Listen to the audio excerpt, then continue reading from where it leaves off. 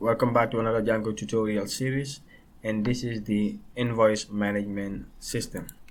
So I'm gonna log in and show you what we have to build in this series. So this is your landing page after logging in. Okay, so it will show you all the invoices you have in the system. I can search the invoices by typing the invoice number. I can put invoice number 10. Okay, so that's the invoice 5. Okay, you have it right here. I can also search it by amount. Okay, so let's say I want to search the invoice with this amount, 25,000. I can put the amount here. Okay, I have 3 invoices with that amount. You can also search it by customer name. Let's say I want to search for an invoice with a Bagi as the customer name. Alright, we have it right here. Okay, so aside from searching the invoices, you can add invoices by clicking new invoice. Okay, but before showing you that, let me go back to list invoice. So with the list of invoices window, I can generate these invoices to PDF. Let's say I want to generate invoice number 9. I'm gonna type invoice 9 and click generate. Okay, I'm gonna select this checkbox first and then click generate. So if I check in right here, you can see this invoice is generated, and I can double click it, and that's the invoice. Okay, so we're gonna do the formatting. We're gonna put the logo of the company, and you have the tool, like where you are sending the invoice to or who owns the invoice, then the telephone number of who you are giving the invoice to, the invoice number, invoice date, amount, and the details on the invoice. Alright, you have sign, then whatever you want or whoever you want to sign with the total right here. Alright, so let's see how to add the invoices in the system. So you can add the invoices by clicking new invoice.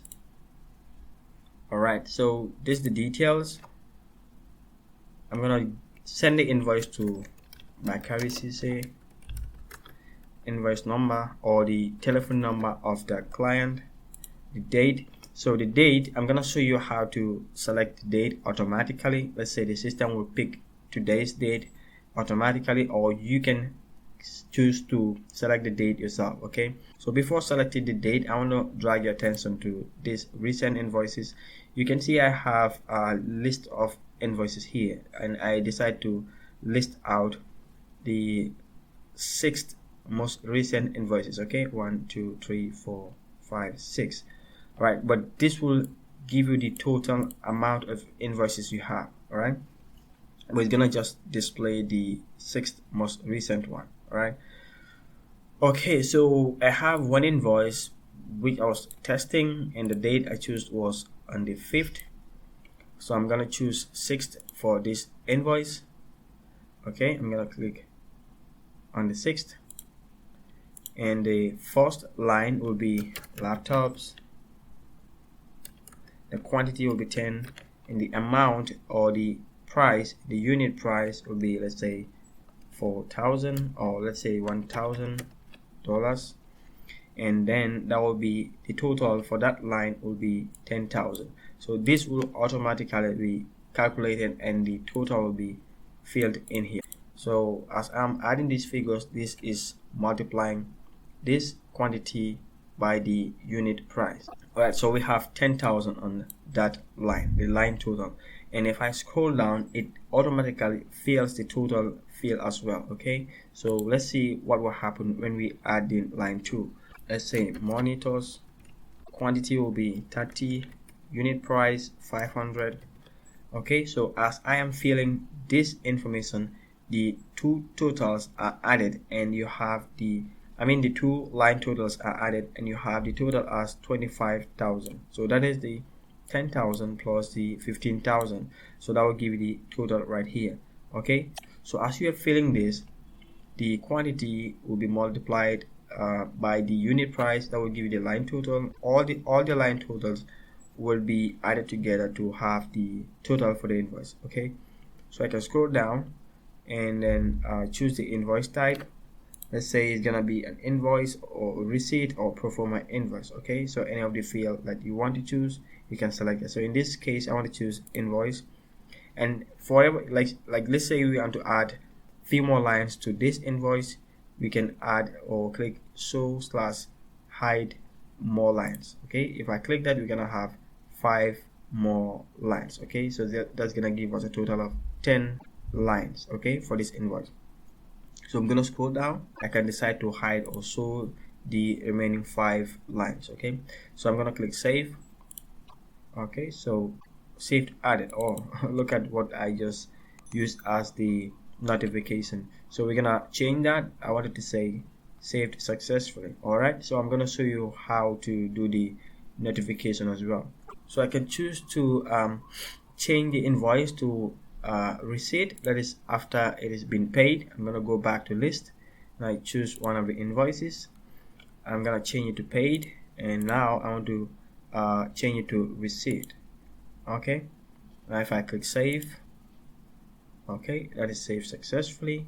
Now I want to print invoice number 16 or the receipt number 16. Right, I'm gonna click generate, and I click search or generate, and that is successfully generated. I'm gonna check it right here. I guess that is this one here. Let's check the name of the invoice, Lamesane. All right, it's right here, and you can see this time it is a receipt, okay, instead of an invoice. When I check the other one, and this was an invoice. Okay, so based on what you have in the database is what is going to be printed on the PDF. Okay, so let's check whether we have any other thing to discuss. So that's how to edit it. I'm gonna go back here. Okay, so we also have these paginations going on. If you have more than 15, it will now create a page 2. You can now click page 2 to take you to page 2. I'm gonna click back page 1. Okay, so we're gonna do that pagination as well. So I guess this is what we want to cover in this series. It's gonna be a quick one. So once you're done with everything, you can now click log out, and that will send you out of the application. So this is what we have for this series. I'm hoping that you enjoy the series, and as usual, all the codes will be on the blog site, appcoms.com. Hi family, welcome back to another video, and in this one we're gonna continue developing, or we're gonna start developing the invoice management system. Right, so this is the website where you need to go to find all the codes for this video series. Okay, you're gonna go to appcoms.com, and if you scroll down, you have different type of projects, and this is the project that we're gonna start developing. That is the invoice management system. Okay, I'm gonna open that.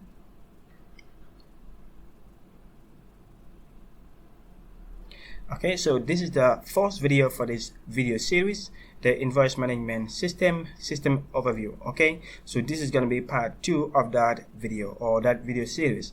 Now I'm going to open part 2, and that is about setting up the system environment. Okay, so setting up environment for the invoice management system. Right, we have a few steps to do. Okay, most of these steps is already done on my machine. That is installing the Python 3. Okay, so if you want to do that, let's say if your machine is not having Python 3, you gotta do sudo apt install Python 3. Then the next step will be to install pip for Python 3. Okay, and you're gonna do that by doing, or by typing this command, sudo apt install Python 3-pip. So that's gonna install pip version 3, or pip for Python 3. All right, so once you're done with that, you're going to use that pip3 to install the virtual environment, which is already done on my machine. So I'm going to move to step number 4. All right, so step number 4 is creating the environment. Okay, so in my previous videos I talked about what the environment is for. So this is used to separate your applications environments. Okay, let's say you have different application requirements.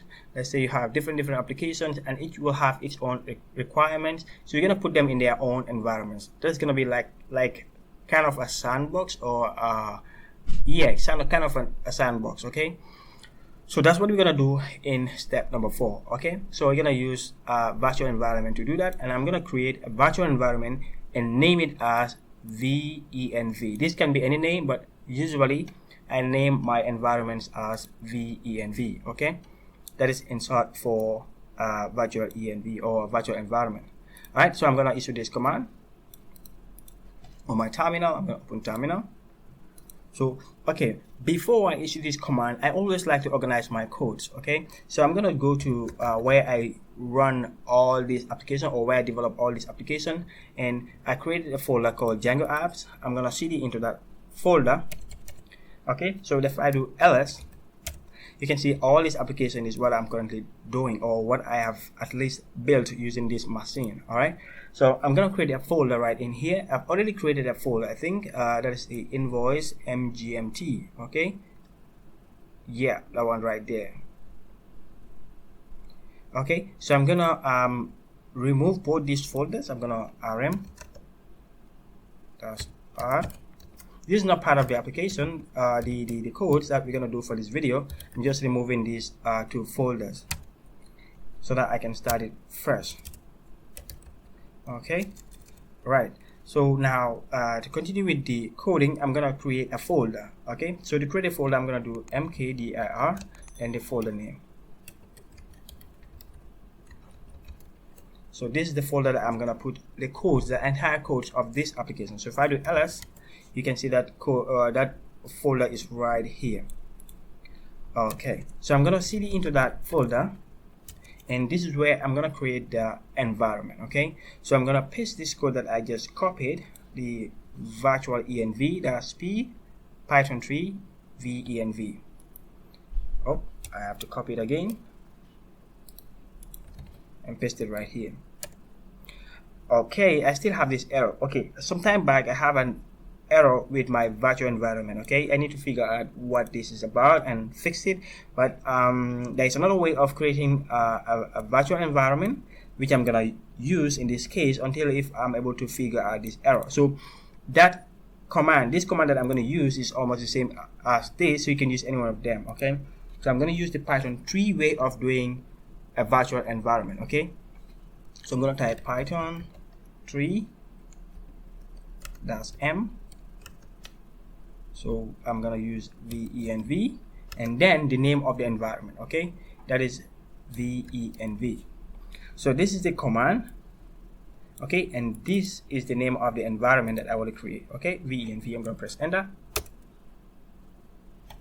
Right, so if I do ls, you can see that folder right there. Okay, so I'm going to go into that folder by typing cd, then the name of the folder, and I'm going to activate it. Okay, so right, like I said, this command is just the same as this. Okay, this is going to use the a program or a program call or a package called virtual env to create your virtual environment, or you can use the Python 3 way of doing it. Okay, now I'm going to move to the next step, which is cd, and then we're going to do source bin activate to activate the environment. All right, so we've already done the cd venv, so I'm going to do source bin activate.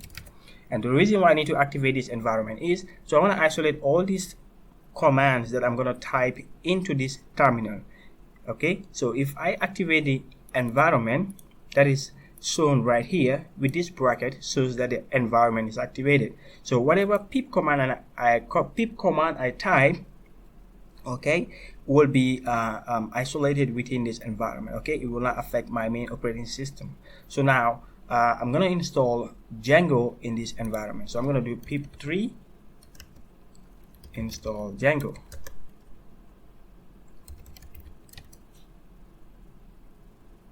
Alright, so this is going to find the Django, the latest Django version, and install it in this environment. Okay, so right here you can see it is installing Django 3.16. Alright, so I'm going to do pip freeze or pip3 freeze. Okay, so we have Django 3.16 installed right here. Right, so this is how to do your Django installation. Okay, so we've created the environment. Oh, right here we've installed the Python 3. That is if your machine doesn't have Python 3 yet. then we installed pip for Python 3, okay, and then we use that pip for Python 3 to create a virtual environment, okay, so sorry, to install virtual env. Okay, there is another way of doing this, that is the Python way of doing it, okay, that's what I used, okay, that is right here, using Python to create the virtual env. Okay, so if you're gonna use that method, you don't necessarily have to install virtual env right here, okay, so you can just go and do sudo apt install Python 3 venv, okay, and that will be able to give you that option to type the command that I used to install or to create the venv. All right, so if that is a little bit confusing, just stick to this and then you should be fine. All right, unless if you have an error like I have, and you can use that Python 3 method to create the venv. Right, so we also activated the environment, okay, and then install Django in that environment, and we confirm that Django is indeed installed so that we can proceed to the next level. So I hope you enjoyed this video. If you do, don't forget to click on that thumbs up and leave your comments if you have any question or anything to ask about this video in the comments box below, and see you in the next video. Alright, so this is part 3 of the invoice management system application development. Okay, so like I do for all the apps, you have all the codes right here on the block side. If you go to the invoice management project, okay, so we have a system overview, we have the setting of the environment, and this is part 3 where we're gonna discuss on the Django projects and Django apps. Okay, so we're gonna open that, and then all the codes will be right there waiting for you. Okay, I have this thing that I need to fix on my website.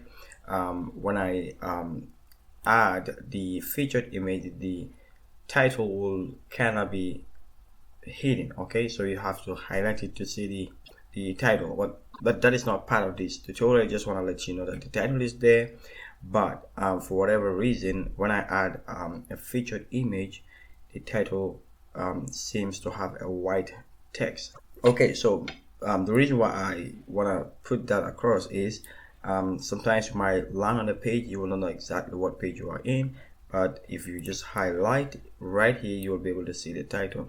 Alright, so back onto the tutorial.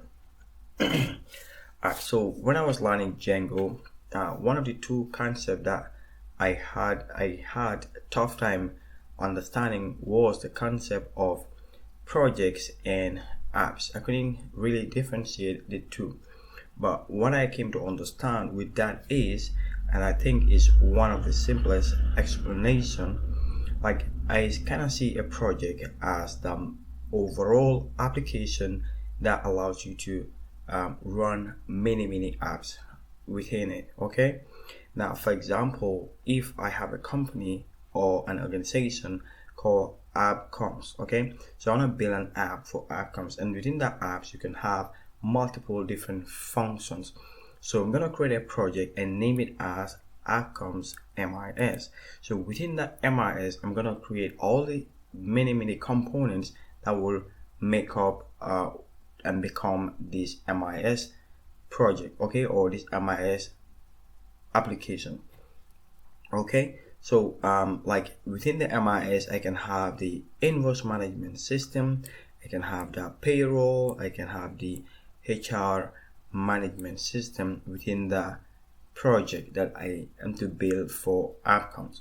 Okay, so I hope that explanation will help you understand the concept between the projects, a little bit of concept between the projects and the application. Okay, so the apps will be these apps or these many components that makes us do something really well. Okay, yeah, so that is the simplest explanation I can give about these projects and apps. All right, so now to create a Django project, that is the step number 1. Okay, Django admin.py start project, then the name of the project will be right here. Okay, so in this tutorial I'm going to use Django project as the name of the project, and I'm going to use Django app as the name of our app, not Django app, sorry. I'm going to use Invoice MGMT as the name of the app. So to create a project, okay, we're going to open our terminal.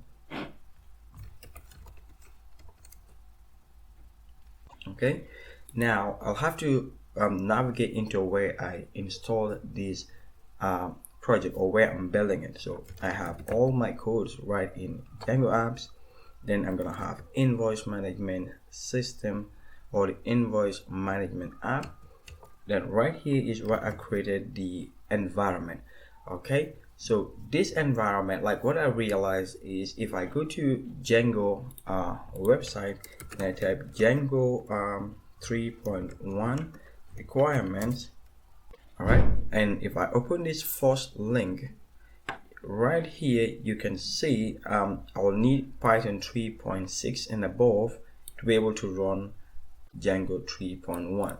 okay, so in the previous video, in episode 2 of this tutorial, I installed virtual environment. But when I was doing that, I created a virtual environment which we named venv. But when I was creating that, I have Python 3.5 installed. Okay, so when I wanted to create the Django project, I had an error. Okay, so now I'm gonna remove this and then recreate it using the new Python that I installed. Like if I do Python -v, you can now see I have 3.87 installed. Okay, so I'm gonna install the environment, or I'm gonna recreate the environment. Okay, so to do that, I'm gonna remove this environment that I have right here, and then recreate it. Okay, so if you refer back to my previous video, that's the video I released before this one, okay, the episode number 2, I showed you how to create this environment. Okay, I'm gonna do virtual env, all right, and then the name of the environment, venv. Okay, so this was the error that showed on the previous video, which is still right here. Okay, so I'm going to use the Python way of doing it, which is Python 3-m, then venv, and then the name of the environment. Okay, I'm going to use venv as the name of the environment. All right. Okay, I have a typo right here.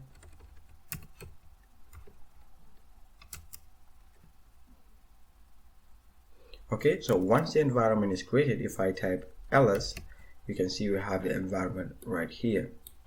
Okay, now I'm gonna go into the environment and then do source being activate to activate the environment. Okay, now I can do the installation of Django, but I already did all of this in the previous video. All right, so I'm gonna do pip3 install Django. Right, so I'm redoing this again because I have to do them since I have upgraded the Python to Python 3.8, but I've gone through all these steps, which is exactly the same steps in the previous video, so you can refer back to that previous video to see all these codes that I am typing right in my command or in my terminal. Okay, so I'm gonna expand that a bit. So once I have the Django installed, if I do pip3 freeze, we should see Django 3.16 installed. Okay, now I can now create a project. So this is where this video should start. Okay, but because I had installed the environment with a lower version of Django, I have to show you that in case somebody also did the same thing, you know how I fix it. So now we are starting this video, okay, or we're starting this tutorial, right?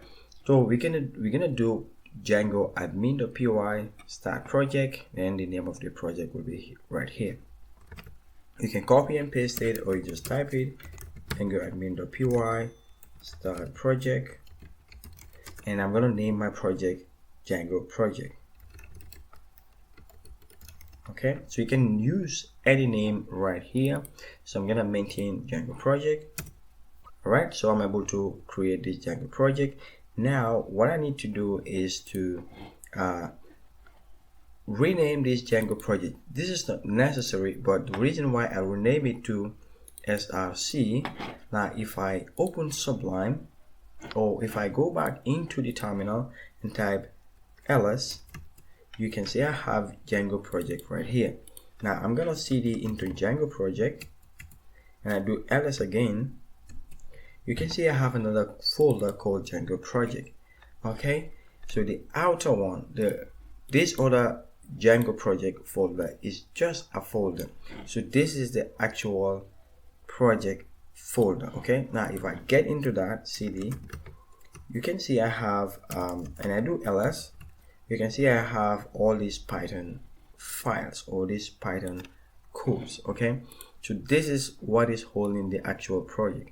So the outer one is just a normal folder. Okay, so I'm gonna cd back and do another cd.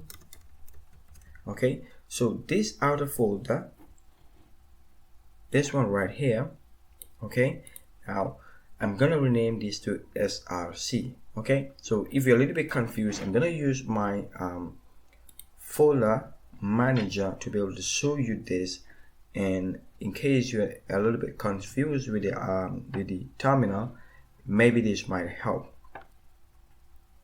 Okay, so I'm gonna go into my Django apps, and then I'm gonna open the application, which is right inventory management system.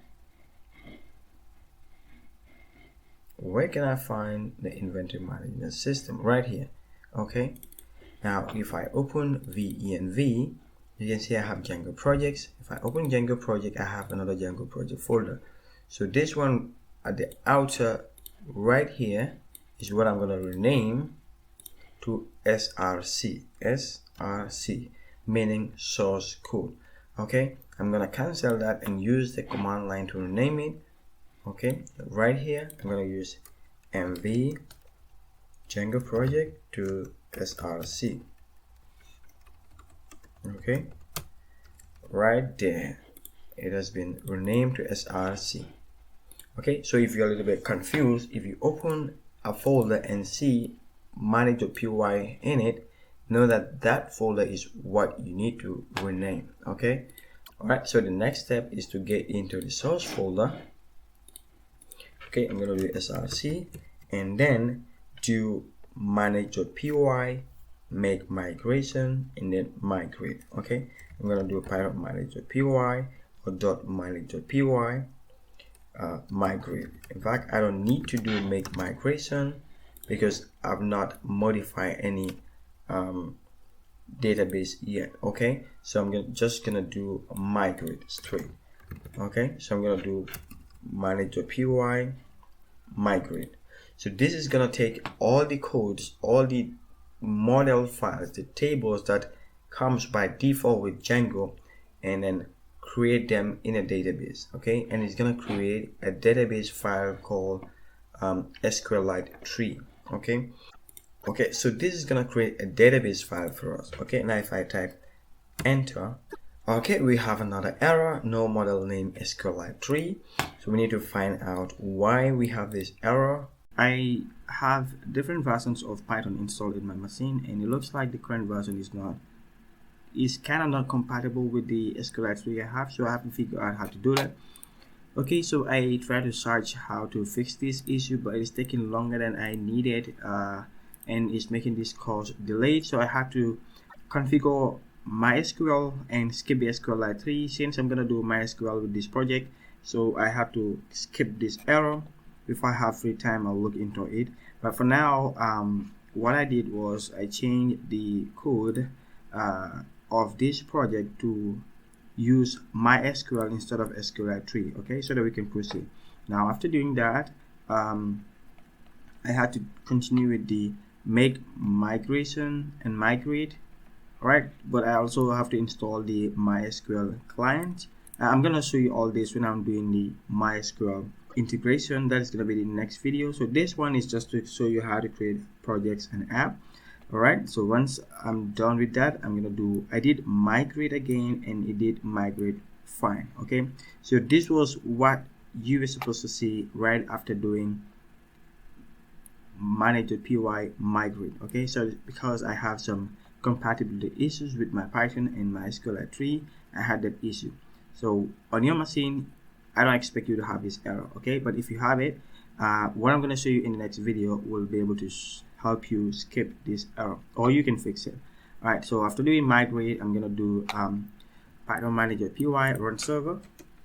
Okay, right, so I'm going to go to the browser and type localhost :8000. So this is showing us that our Django 3.1 is up and running. All right, so we can go to the admin by typing /admin. Okay, so we needed to have a username and a password to be able to log in right here. This is what we're gonna do in the next step right here. Okay, I'm gonna copy and paste it in right there. I'm gonna stop the terminal or the server, paste it right here, create a super user. I'm gonna use the same username, Abaji. I'm gonna type my address or my email.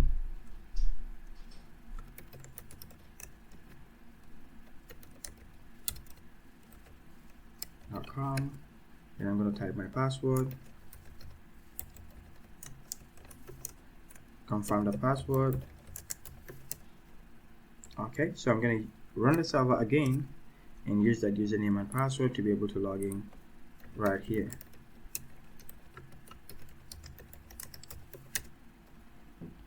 Okay, so that is working, and the next step is so we want to make sure we have this app in the settings file. Okay, so I'm gonna open Sublime.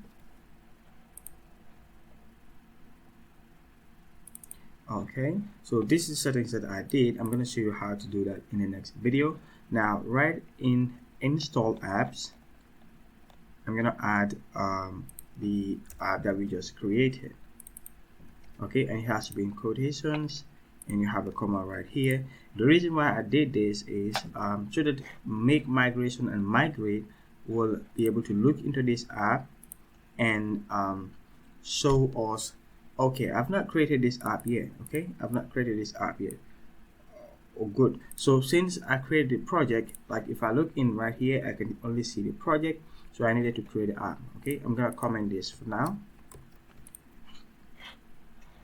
Okay, stop the server, then do Python manage.py start app, then the app name. Okay, so my app name will be that Invoice MGMT. That's gonna be this one right here. Okay, Invoice MGMT. I'm gonna make it all small. I'm gonna remove this one first. I'm sorry that this is going all directions, but I'm sure you're gonna be able to understand it.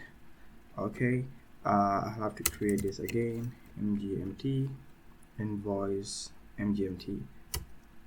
All right, so if I do ls, I should be able to see my project and the app right here. Okay, so I'm gonna uncomment this, save it, and then so that's this step right here. So that's the last step. If a little bit confused, I will urge you to repeat the video a little bit more so that you understand what is going on. Just because of that error, it delayed us a bit and throw our video out of schedule. So so that's how to create the app and project. Okay, so I'm gonna start the server again, or I'm gonna do make migration migrate again. Manage.py make migrations, then migrate. Okay, so because we don't create any model right in this app yet, so we don't need to do that command, right? So but the whole point of this video is to show you how to create projects and apps. All right, so in the next video I'm going to show you how to connect this app to MySQL database, and we can work off from there. Okay, I hope you enjoyed this video, and see you in the next one. Welcome to part 4 of developing this invoice management system, and in this one we're gonna do the setup for a database server. Okay, so we're gonna configure our application to use a MySQL database server. Okay, as usual, we have all the codes on the side. Okay, now the first step is to install MySQL server. That is, if you don't have it installed yet, we're gonna install MySQL server, we're gonna install Workbench and some prerequisites. Alright, so I already have MySQL server, Workbench, and the prerequisites installed, but if this is the first time you're doing it, you're gonna do sudo apt install the SQL server, the lib MySQL client, you're gonna install the Python dev and Workbench. So this command will be able to install all of these at once. Okay, when I mean at once, it will install MySQL server, then install this, that, and then finally MySQL Workbench. When installing the MySQL server, it's gonna ask for a root password, so you're gonna supply this during the installation. Okay, and make sure you remember that, because if you're logging into the Workbench or the database server, it will require this for some actions. Like if you want to do some creating of database and stuff like that, you're just gonna ask for this password. Okay, so make sure you remember the password that you used during the installation. Alright, so after installing the prerequisite, you gotta install the MySQL client, and this is gonna be done in the virtual environment. Okay, so that means you have to activate your environment, then you do pip install MySQL client. Alright, so I've already done this as well, but the steps are just straightforward. Alright, so once you're done with all of those steps above, you're gonna move to step 3, and step 3 is to create the database, and we're gonna also create the username that we're gonna use to manage the database, right, or the tables. Okay, so I'm gonna configure my application to use a database name Invoice MGMT, and I'm gonna create a username called Invoice MGMT, and also the password will be Invoice MGMT. So I'm gonna use this to make it easier for me to remember all of these parameters. Alright, so to do this, I'm gonna open MySQL Workbench and walk you through how to go about this. Alright, so I'm gonna open Workbench.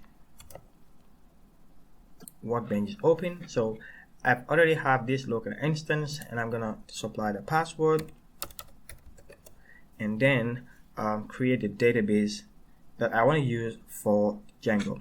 Now if you look into this section, I have multiple databases right here. So right here I have Invoice, okay, and I have another one. Okay, so that's the one I'm using. I'm gonna show you how to create the database. Okay, but this is what I'm currently using on the application. Alright, so to create a database, I'm gonna click on this button right here, and I'm gonna give it a database name. Okay, so this is the parameters right here. The database name will be Invoice MGMT. I'm gonna copy and paste it right here. Alright, so that's gonna be the database name. I'm gonna click apply. Okay, I'm gonna click apply again. Alright, so that database is created. Now if I refresh here, you're gonna see Invoice MGMT. That is right here. If I expand it, there is no table associated to it, right? So the table is empty. Now I'm gonna create a username that we'll be using to set permissions to be able to manage this database right here. Okay, you can use root to configure this application, but it is not the best practice. Usually I create a username for each of these tables or each of these databases. Okay, so to create a username, I'm going to use the same username right here, Invoice MGMT. Okay, I'm going to copy that and then move to the invoice, or move to the Workbench. Right here, users and privileges, I'm going to click it, and then I'm going to click add user or add account, and the username will be Invoice MGMT. So I'm going to use the same password, okay, the same Invoice MGMT as the password. I know the password is weak, but just to make it easy on ourselves, I'm going to use the same username and password. okay, or the same word for username and password. I'm gonna click schema privileges. I don't want this to have the permission to manage all the databases, so I'm gonna go to schema privileges and add entry. Okay, I'm gonna say selected schemas, so I'm gonna open this and choose invoice MGMT. Okay, I'm gonna click OK, and now for this specific database, the invoice MGMT, I'm gonna grant all of these rights for that particular username. Okay, so I'm gonna select all. Okay, and then I'm gonna click apply. Great. So this is what I'm supposed to do in Workbench. Okay, this is what I'm supposed to do in Workbench. All right, so now I can switch over to the application and configure it to use this database. And this is the settings that you needed to add, or these are the parameters that you need to put in our settings.py file. Okay, and this settings.py file is found in the project. All right, so I'm gonna copy this. I'm gonna copy and open Sublime or any text editor you use. All right, so this is the project that we are working on. All right, so the last video we've seen how to create these projects and the application. So right in the project, you're gonna expand this, and then in settings 5, this was the default config. Okay, it was like this.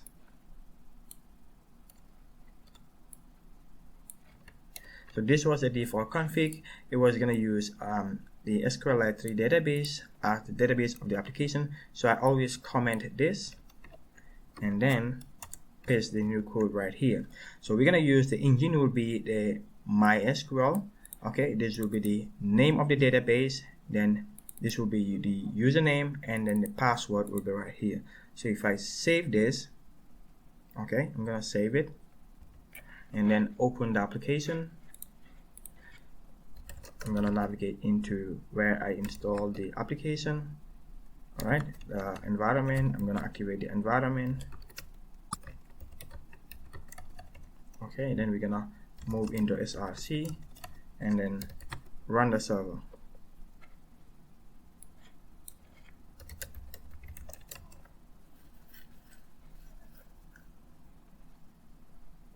Okay, we have 18 unapplied migrations. Your project may not work properly until you apply the migrations for apps. Admin, these are the apps that we needed to apply the migrations for. Okay, you have admin, you have art, you have content types, session. All right, so now to apply these migrations is what we have right here. Okay, we're gonna do Python manage.py migrate. Okay, and then we're gonna then run our server again to confirm that everything is okay. So I'm gonna stop the server and do Python manage.py migrate. Okay, so now this Django is creating the tables that we need for all this application right here. Okay, and remember in the last video we had this application created Invoice MGMT, but like I said, if I open Invoice MGMT, we have the model right here, but the model is empty. That means we don't have any tables for this application. We've not created any table yet, so it's not going to do any migration for this app. Okay, but by default Django comes with all these applications, the admin of the content tab and session, so they all have their databases created by default. So it's going to use these codes to create the tables in your new created database. All right, so you can see it is creating or running a migration for authentication app, the admin app, the content types app, and the session app right here. Right, so for authentication you have multiple migrations running for that particular app, which is the content or the auth app. Okay, so now once this is done, I can move to Workbench to confirm that these tables are created. Like now we have the table, and if I refresh it, you're gonna see that we have a plus button right here that shows that we've had tables created in here. You can see this plus. If I click it, okay, you have the auth group, you have auth group permission, auth permissions, users, you have the Django content type, you have Django admin, you have this session right here in migration. So these are the tables that were created using that migrate command. Okay, now if I right click this and say if I come down a bit and select alter schema, you're gonna see the table that was created right here. Okay, if that can be loaded. Okay, I'm gonna try another one. Let's say art group. I'm gonna say art group, alter table. Alright, so you can see the art group have a table called art group, and it has two columns in it. The first column is the ID column, and then you have the name column, and these are the parameters for that particular columns. Okay, all right, so I hope you understand what is going on here, how to configure Django to use MySQL database. So if you enjoyed this video, don't forget to click on that like button, and if you have any questions, you can leave them in the comments below.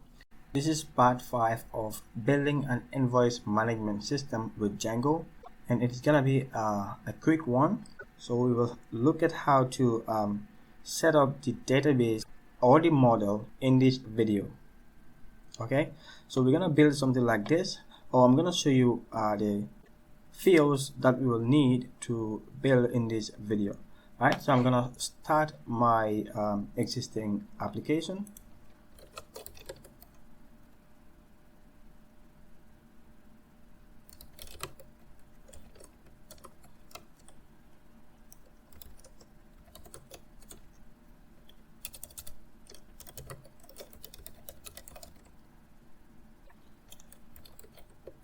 I have to activate the environment. Okay, and then run the server. Alright, so I'm gonna do the local host. You're gonna see what we have for this video. Alright, so if I go to, I have to refresh, control refresh that so that the CSS files will load. Like if I go to add new invoice, you can see we have customer name, we have phone number, invoice date, line 1, quantity, unit price, line total. You have line 2 with the quantity, unit price, and line total. Okay, so all the way up to line 5. Okay, so if I click this, we have up to line 10. But in this video, I'm gonna just create up to line 5. Alright, so this is the table that I want to create in this video. We're also going to have the total and the paid checkbox, and also the invoice type. Okay, so all this code is right here on the block side, and it is part 5 of this series. So I'm going to copy all this data right here, or this class.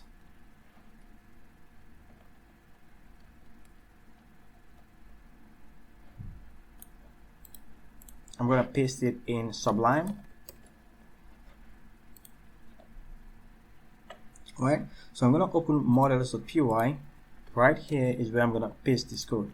I'm going to save it, so you can see we have a model or a class called Invoice, and these are the fields that we are going to create in this video. Okay, like I said, we're going to have the invoice number, the invoice date, the name. Those are what you have right here. The customer name, the, what did I say, invoice name? Yeah, invoice number, invoice date, and the name. So this will be the name field. You have the phone number, the invoice date. Alright, so we will also have the comment. I haven't shown the comment on this other application, but I'm gonna leave it there for this new app that we're gonna build. So you're going to have line 1 quantity, line 1 unit price, line 1 total. And you're going to have line 2 the quantity, unit, and total price. Okay, so it's going to repeat all the way up to line 5. Okay, we're going to have the phone number, the total, balance, and so on. Okay, so this is going to be our drop down, the invoice type. That is what we have right here, the invoice type, and the checkbox is paid. Okay, a paid checkbox is right here. Where is it? It's gonna be yep, right here it's going to be a Boolean field. Okay, so this will be text field, this will be an integer field, you have a date field and another character field right here. Okay, so I'm gonna use a max of 120. This will have a max of 3000 characters and so on. So you're gonna set blank true and null true for both of them. Okay, we will want to allow the users to be able to leave this blank. Okay, so but we will use the forms to make our validations. I'm gonna save this and then do make migrations.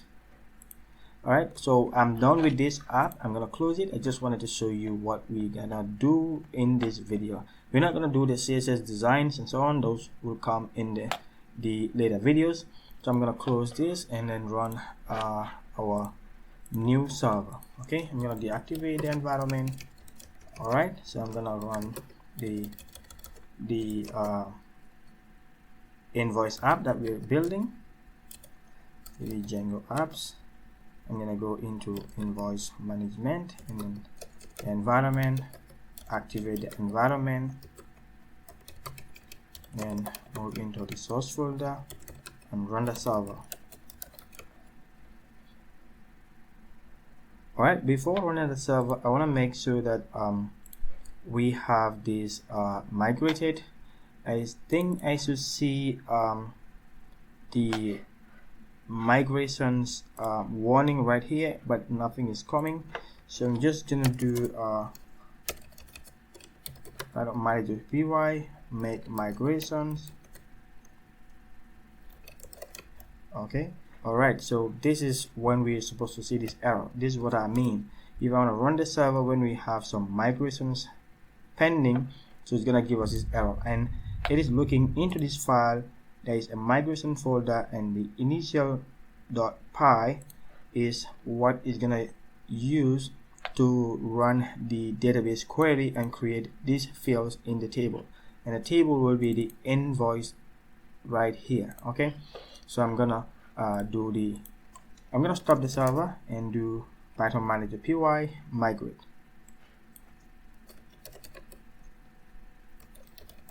Alright, so this migrate command will create this table, and that's what is running right here. Okay, so I'm gonna run the server, so to test and see if these tables are already created. One thing I can do is to go into the database and see that it is indeed created. So I'm gonna go to Workbench. I'm gonna open Workbench right there, and then confirm that this table is indeed created in the invoice table, okay, or in the invoice database. So the invoice management database right here, I'm going to expand it and go to tables. You're going to have invoice management and then the invoice table. Right click, alter table, yeah, right here. So you can see we have the ID. This is by default. It will create the ID by default. It's gonna give us the comment, invoice number, invoice date, name, and all the other fields will be right there with the data type and so on. Okay, so I'm gonna close this without altering it. Okay, so that is just to confirm that the database or the table is created in the database. So I'm gonna go in the admin and then try to input data. But before doing that, we'll have to make sure we register this invoice, the table, okay, the model right here. We're gonna register it in admin. So I'm gonna open admin.py, which is right here, okay, and then register this table in it. So from the models, we're gonna import the invoice table, and we're gonna paste it right here. So what this one is, I'm gonna go into the models file or the models module. From the models, import invoice. So it's gonna look into models.py and import this right here, okay, and then we can use it further down here. That is to register it with the admin site. So admin.site.register the invoice model right here. I'm gonna save it, but before saving it and running it, I'm gonna go to the admin portal. I'm gonna log in.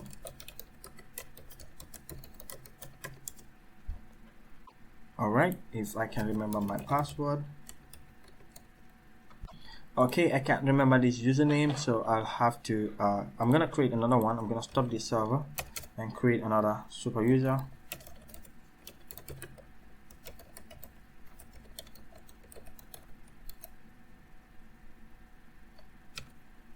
I'm gonna use test as a super user account.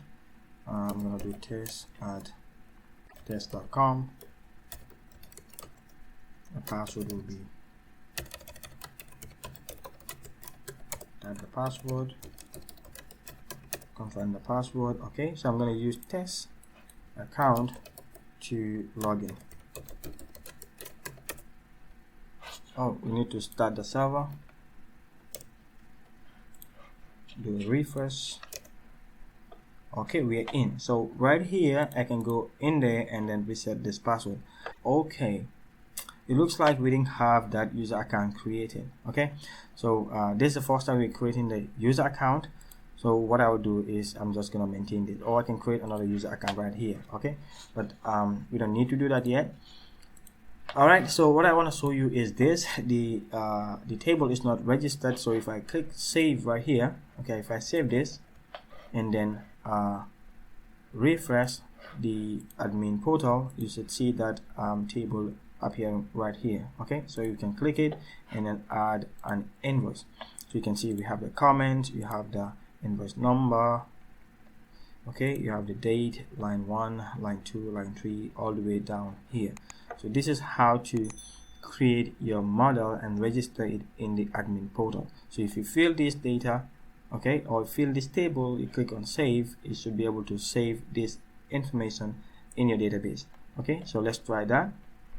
This is gonna be test comment. You're gonna have invoice as 001. That's gonna be the invoice number. We're gonna choose today's date as the invoice date.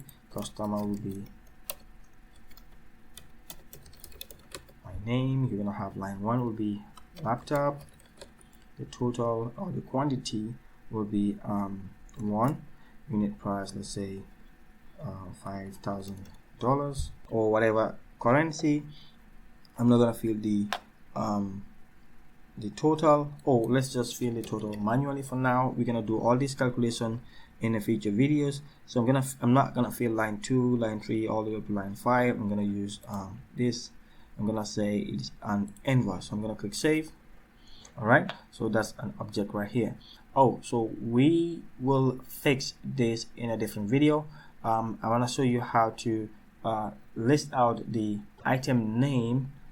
Okay, I'm gonna show you how to list out the item name in another video. Okay, but this is to confirm that the item is indeed saved. And if we can go back to the database and do a query, I'm gonna do right click, select row. You can see we have the item right here saved in the database. So this is how easy it is to have your database connected to Django and have it registered in admin and start inputting data. I hope you find this video interesting and useful. All right, so if you do, don't forget to click on the like button. If you have any questions, you can leave them in the comments below. Otherwise, see you in the next video. This is part 6 of building the invoice management system, and in this one we're going to look at how to customize our admin page to suit our need. Okay, so we have about 4 to 5 simple steps. Right, so the first step is to create a form.py file. Okay, by default Django doesn't come with this module, so we're going to create this in the invoice management app. So I'm going to open Sublime, which is already open right here.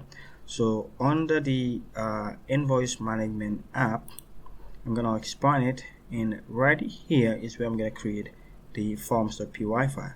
So I'm going to right click invoice mgmt and click new file. Okay, so the content of this will be right here. We're going to import forms from Django default app. So I'm going to copy this and then paste it right here. Okay, so we're going to be creating the model forms. All right, let me save this first. I'm going to save it as forms invoice.py. Alright, so make sure it is saved within the invoice management app. Okay, it should be in the same folder with the views and the models. So we have it right here. So I'm gonna also import from the models. Like, let me copy it and explain what this does.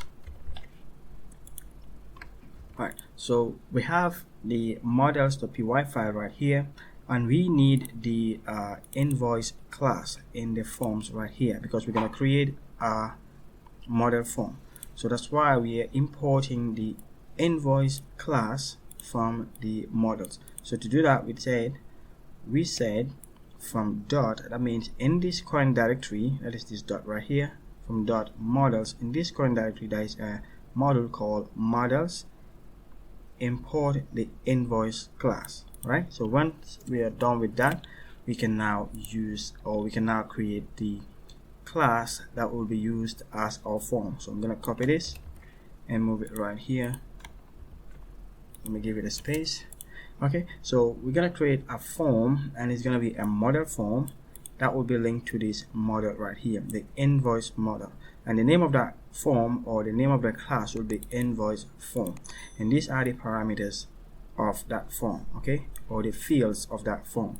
So if you look closely, you can see name, the phone number, the invoice date, line 1 quantity, unit price, total, all the way up to line 5. Okay, we also have the total paid and the invoice tag. So these are the fields that we have right in here. Okay, so we're going to create a form that will allow us to use these fields and input directly into the database. Okay, I'm gonna save it and then move to the next step, that is customizing the admin itself. So the first step right here is to create the form. All right, so since when we're customizing the form or the admin, we will need the form, so that's why we created the form right here.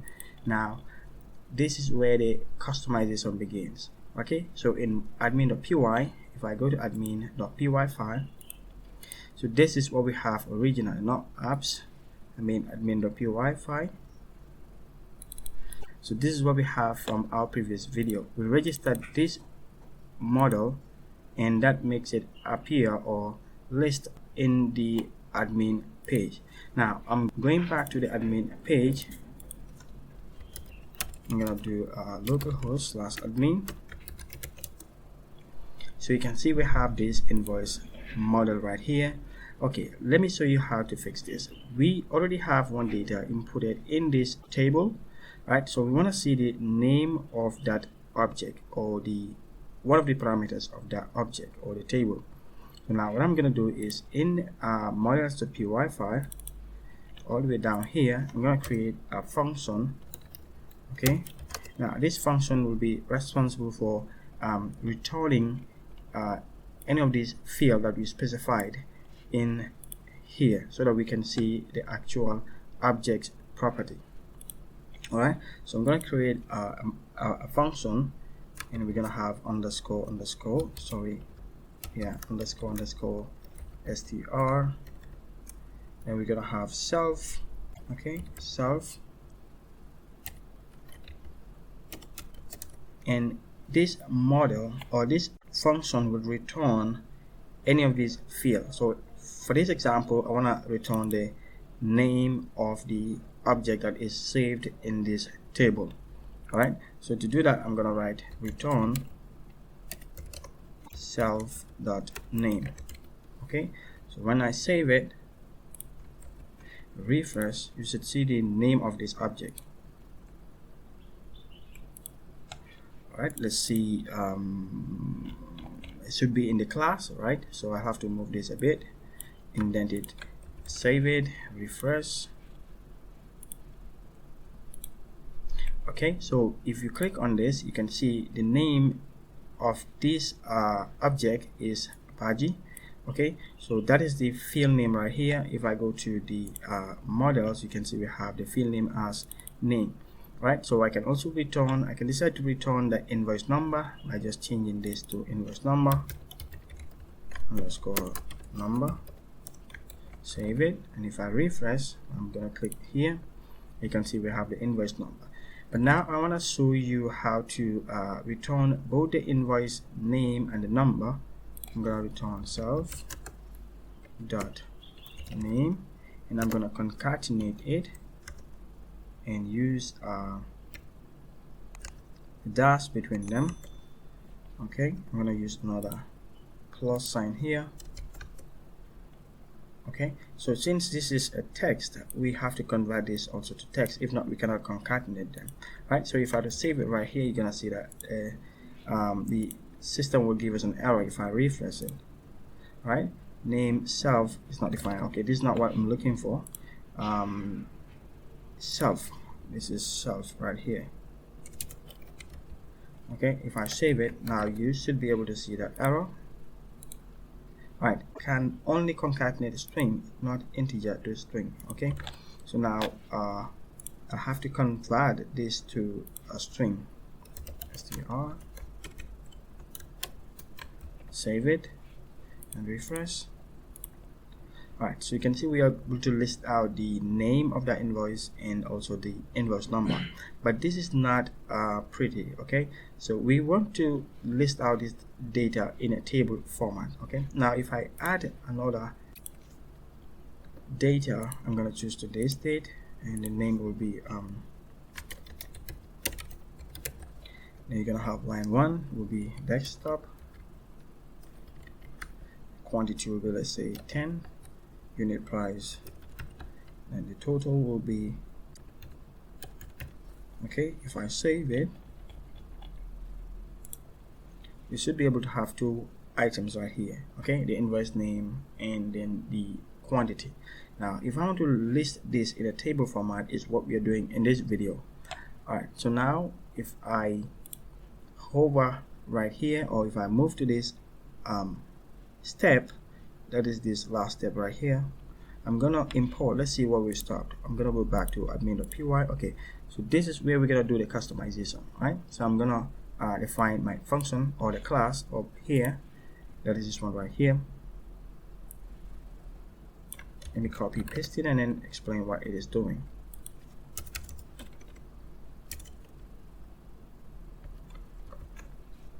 Alright, so we're gonna create a class and name it invoice admin.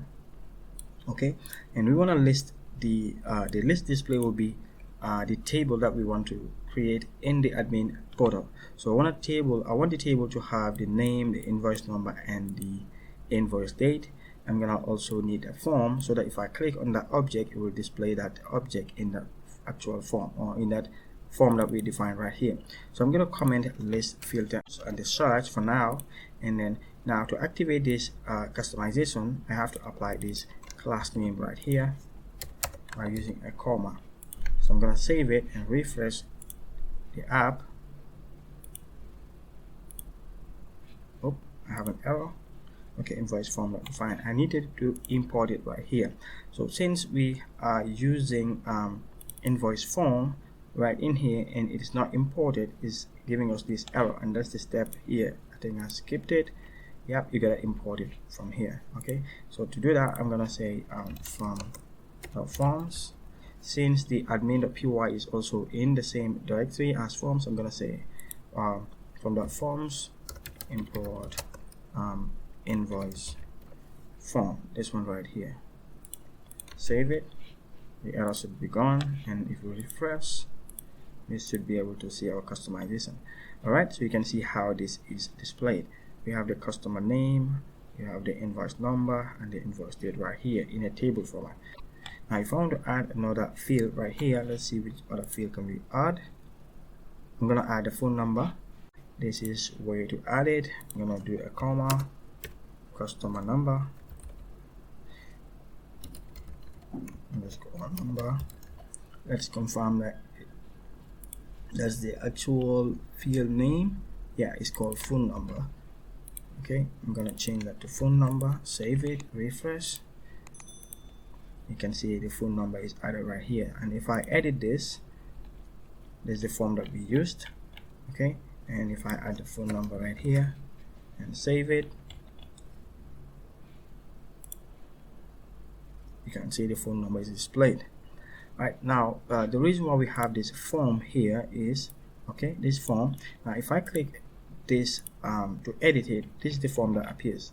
Now if I want to customize this form, I don't want it to display all these fields, I can go to the form, okay, the form right here. If I want to remove this line, let's say I want to just show the line 1 properties all the way, I want to remove all of this, okay, save it and then refresh. That will be the only fields that you have. You can see we have only the name, number, date, line 1, quantity, unit price, line total. Okay, so this is how you can use these forms to define what you want to see when editing or inputting data right here. If I say add, you can see it's limited to that as well. Alright, so before we go, since I commented these fields, I want to show you these two parameters right here. So you have the list filter and the search field. Okay, now the list filter, what it does is I'm gonna uncomment it, save it. I'm gonna go back right here. Now it's gonna create this filter for you. Okay, now if you have a customer, let's say a budget had multiple orders, I'm gonna do budget again. Okay, I'm gonna do the number, the invoice date, line 1, maybe on iPhone. I'm just gonna save it. Now if I want to filter, I want to see only the customer called Abaji. I'm gonna click on that and you're gonna see only that field. Okay, if I click Lamin, you should be able to see only that. Now if I click clear filter, it should be giving me everything from the database. Okay, so that's what the filter does. And about the search, if you look properly, you cannot see any search field right here. This is just the action field. Okay, now if I want to create a search field, and that's what this is about, I'm gonna do search fields. We're gonna do search based on the name or invoice number. If I save it and then refresh, we will have a search button and a search field up here, and whatever I type here, Django will look in and then search for anything in the name or the invoice number. Okay, so if I type the invoice number, whatever, like if I type number 1, it's gonna check whether there is an invoice with the name of 1 or an invoice with an invoice number of 1. All right, so this is what this will be doing. If I type Abaji here, it will show me that. Okay, if I type 1, it should also show me this. Okay, it will match the name and it will match the name or the invoice number. Now if you wanted to match multiple parameters or criteria, you list out all of them right here. Okay, so I hope you enjoyed this video and I hope it is informative. If you do enjoy it, don't forget to click on that like button, leave your comments in the comments box below if you have any questions. Otherwise, see you in the next video. Welcome to part 7 of building the invoice management system. Yeah, we are on part 7, and in this one we're going to look at how to set up the path, the URLs, the templates and the views so that we can see something on the browser. I would like to inform you that we have a Patreon page. Alright, so to support us, you can go to AppComs, or you can go to patreon.com/appcoms, and to say thank you to our support or thank you to your support, we will upload the entire source code of all the applications that we've been teaching on this YouTube channel. So currently, if I go to the app by typing localhost 8000, we have this default Django page. We want to change this to our custom page. Okay, so this is what we're gonna do in this video. Alright, so the steps as usual is on the blog side, and this is part 7. Now if I scroll down, you have 6 simple steps, in fact 5 steps. This is just to confirm that the page is actually loading. Alright, so the first step is to create a template folder in the app. Alright, so we have our app name as Invoice MGMT. I'm gonna go into the text editor, and right here where we have the app, if I minimize all this, you have the app here. So I'm going to right click and create new folder, name it template.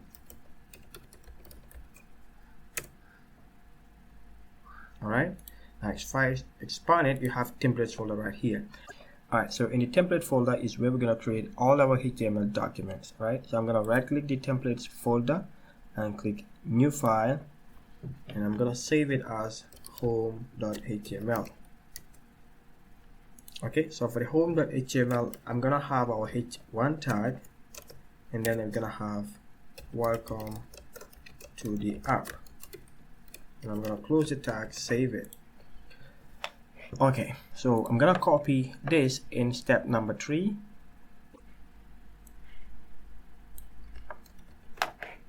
Okay, I'm gonna paste that in the views.py. I'm gonna paste it here, then explain what is going on. So in the views.py is where we're gonna create the controllers. Okay, so now this is what put all these pieces together. So now this is a function-based view. Okay, we're gonna define the function and give it a name. All right, so within that function we're gonna have our title, the context. So within the context, the title will be the title of the page. I'm gonna replace this I'm gonna explain this further in a different video, but for now, or in fact I can do that in this video. So what I will do is the template will be what's gonna be shown on our home page instead of this text. But for now I'm gonna leave this text, then we're gonna move it to, or we're gonna change it to this text right here, so they see how these pieces fit together. So in the context is where you define the variables that you can use within your home or templates. Okay, but you're gonna understand that better when I start using it right here. Okay, so the function is gonna return a request, the HTML document, and whatever you have in your context right here. Okay, for the context we have only title. Okay, now this home.html is what we created right here in the home, in the templates folder. Okay, now I'm gonna switch to the next step, that is creating your URLs. Okay, the URL part. Now what this URL is like this. Now if I go to the home page, it should translate to a specific URL. Okay, so now that URL will also link to a view, and that view will call a HTML document. Now if I do /admin, so the same thing is doing or happening in the background. So the same thing is done in the background.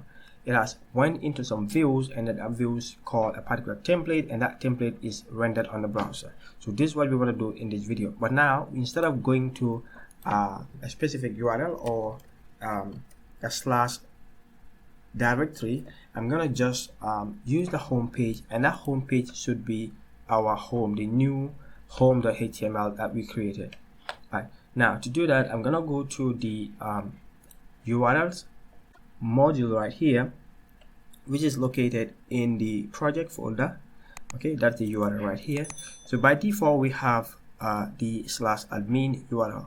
So if you don't have anything here that replaces your home URL, the Django default page will be loaded. Right, now to create your own page or your own home page, you have to define an empty part right here. What I mean by an empty part is this. Okay, if I come down here, we have this pattern, this part right here. I'm gonna copy and paste it in the pattern. Okay, now look at the difference between this. You have part, and in the quotes right here you have admin /. So this is what is rendering the admin page, or that is taking us to the admin app. Okay, and that is the app URLs defined right here. So behind this URL there are a bunch of URLs, but I'm not going to go into that in this video. Alright, but now what I want you to pay attention on is this empty quotation right here. Okay, so whatever I put in here will be my URL. Like if I want to put /home right here, I'm gonna write home here, and then on the browser you're gonna have /home. Okay, so since I don't have anything right here, or if I leave it blank, so that means this is gonna be our home page. Okay, and this is gonna be translated to a particular view, and we're gonna give the view a name, not the view, the part, this URL here, a name. But we're not gonna go into that yet until when we start getting into actual coding. All right, so the view.home is this. So now if I go to the views page or the views module, that is a home function. So this is what we are calling. Right, so when we go to the default page or the home page, we want to run this view. I'm gonna import this view right here. Now if I save it and then look in the code right here, you can see name views is not defined, and it is caused by this code right here. All right, now what that means is this: it is trying to use a variable view which is not defined above right here. We've not imported it, okay, or we didn't assign it anywhere. So I'm gonna import the view and the home page, okay, or the home view, right? So I'm gonna say views.home. But now to better understand it, let me just import this. I'm gonna come right here, do this import from .invoice import views. Okay, now let me type it so that's easier for you to understand. I'm gonna say from the app name, okay, from this app name, we're in the URL part, and that URL, we are in the URL module, and in the URL, since the URL is in the Django Projects app, okay, right? So we're gonna go into this app, the Invoice MGMT app, and then import the views module. So I'm gonna say from this app, from Invoice MGMT app, import views.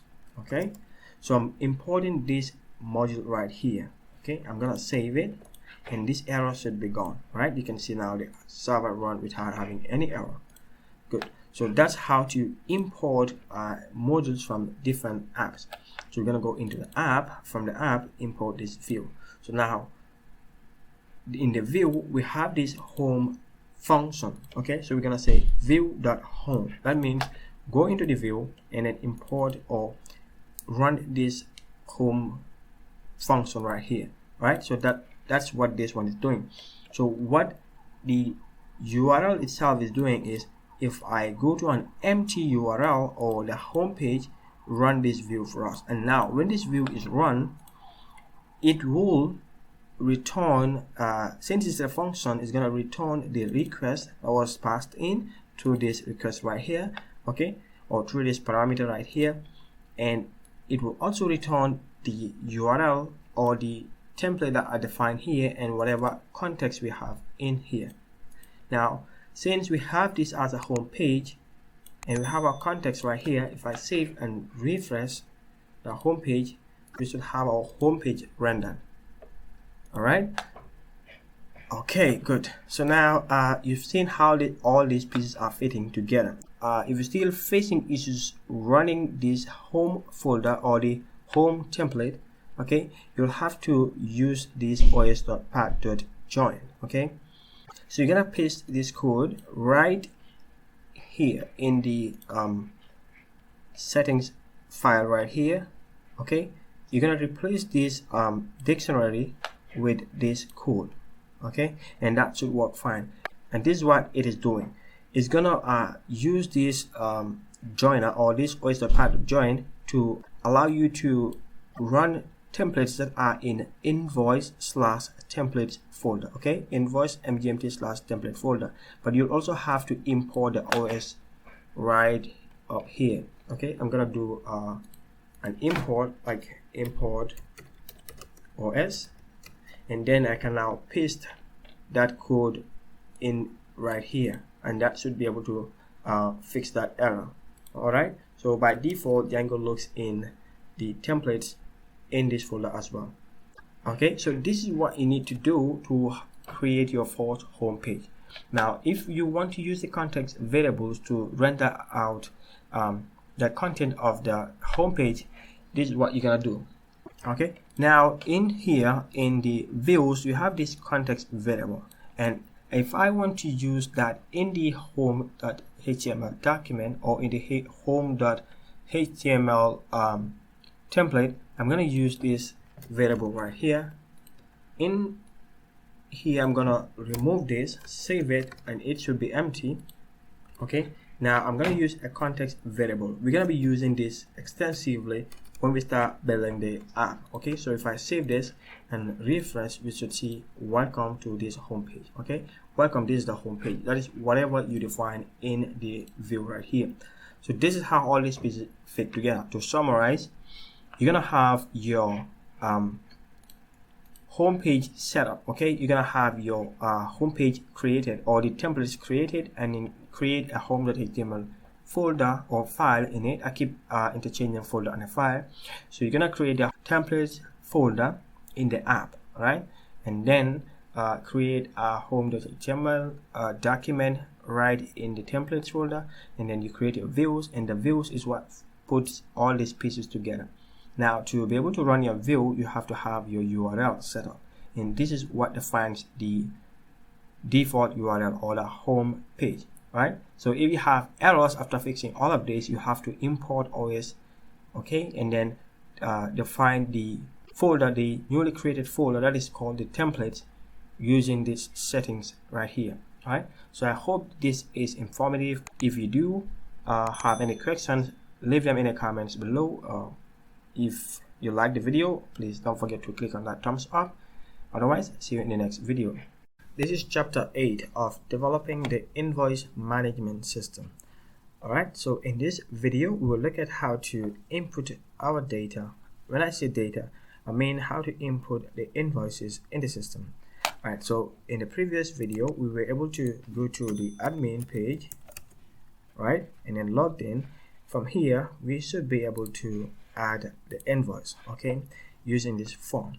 So we've already created this form, and now we want to be able to input this data through the front end of the application without using the Django backend or the Django admin page. Alright, so you have the codes right here as usual. Okay, so the first step is to create a form, which is already created. Okay, this form, I have it right here in forms.py. Okay, I'm gonna maintain the same form to input data in the front end. Okay, so I'm gonna move to step number 2, that is to create the views. All right, but before we are able to create the views, we should import the form in the views. Okay, so I'm gonna head over to views.py right here. Okay, so I'm gonna import the form before I'm able to use it right here. Alright, so let me copy this code and show you why I need to import it. Copy. I'm gonna paste it right here. Alright, so we're gonna create a view like we did in the previous video.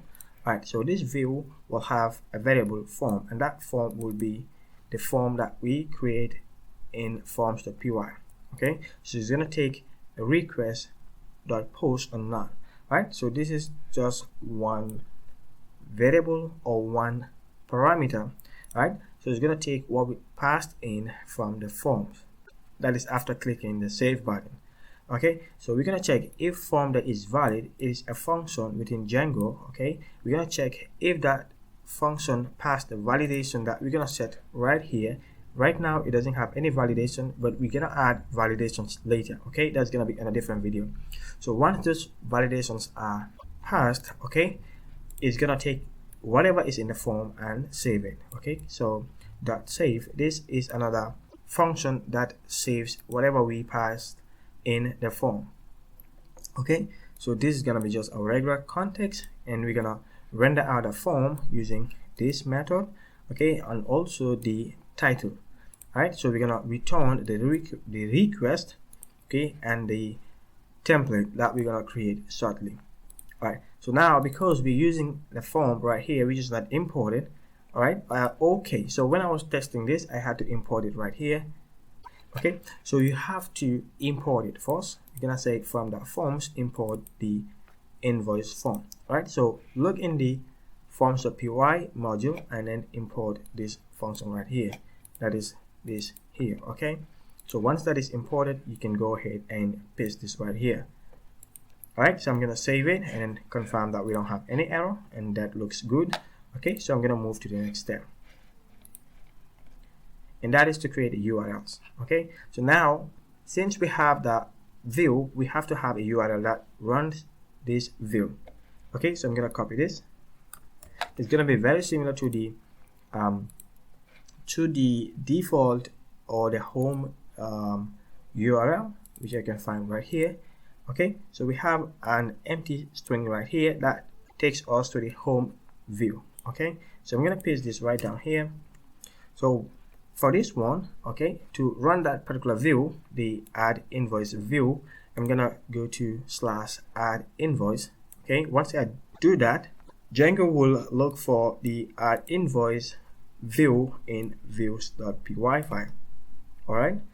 So, and we're gonna give it a name of add invoice. This is not important at the moment, but I'm gonna explain that in another video. All right. So I'm gonna save it and then do a /add invoice right here. Okay. So once our application is running, I can do /add invoice _ invoice. Okay. So okay, I have a type right here in VOICE. Alright, so we have template doesn't exist at add invoice. So you're looking for an entry.html template.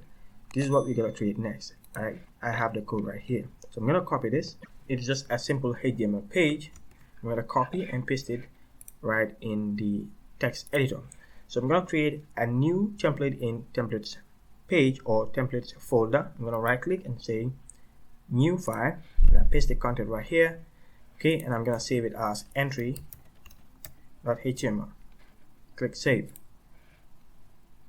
Okay, so this is very similar to our home template that we created, just with extra few content. Alright, so we have our header, okay, which will display the title.